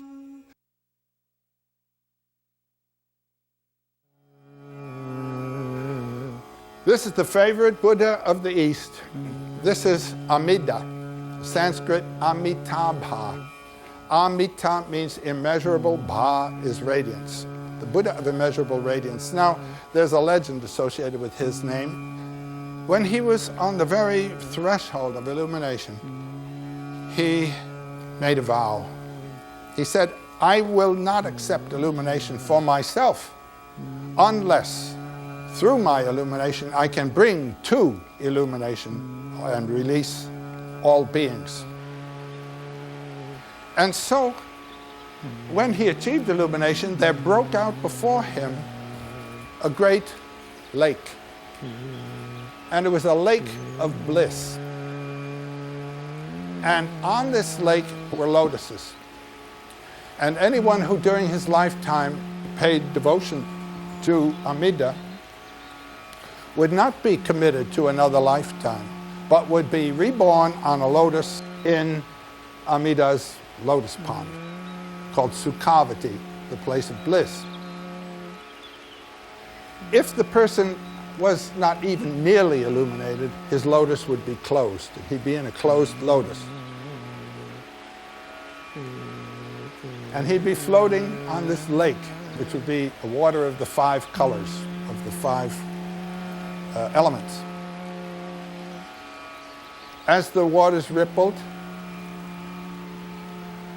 he would hear, all is impermanent, all is without a self. All is impermanent, all is without a self. Around the lake would be these jewel trees with jewel birds singing, and they would be singing, all is impermanent, all is without a self. Musical instruments in the air would be playing, all is impermanent, all is without a self. Presently, he'd get the message. Meanwhile, the radiance of the Buddha himself, like a setting sun on the western horizon, would be penetrating the petals, and they would open. And there he would be sitting as a Buddha in meditation, floating on the lotus pond. And presently, in his meditation, he would dissolve into a rapture and transcendence.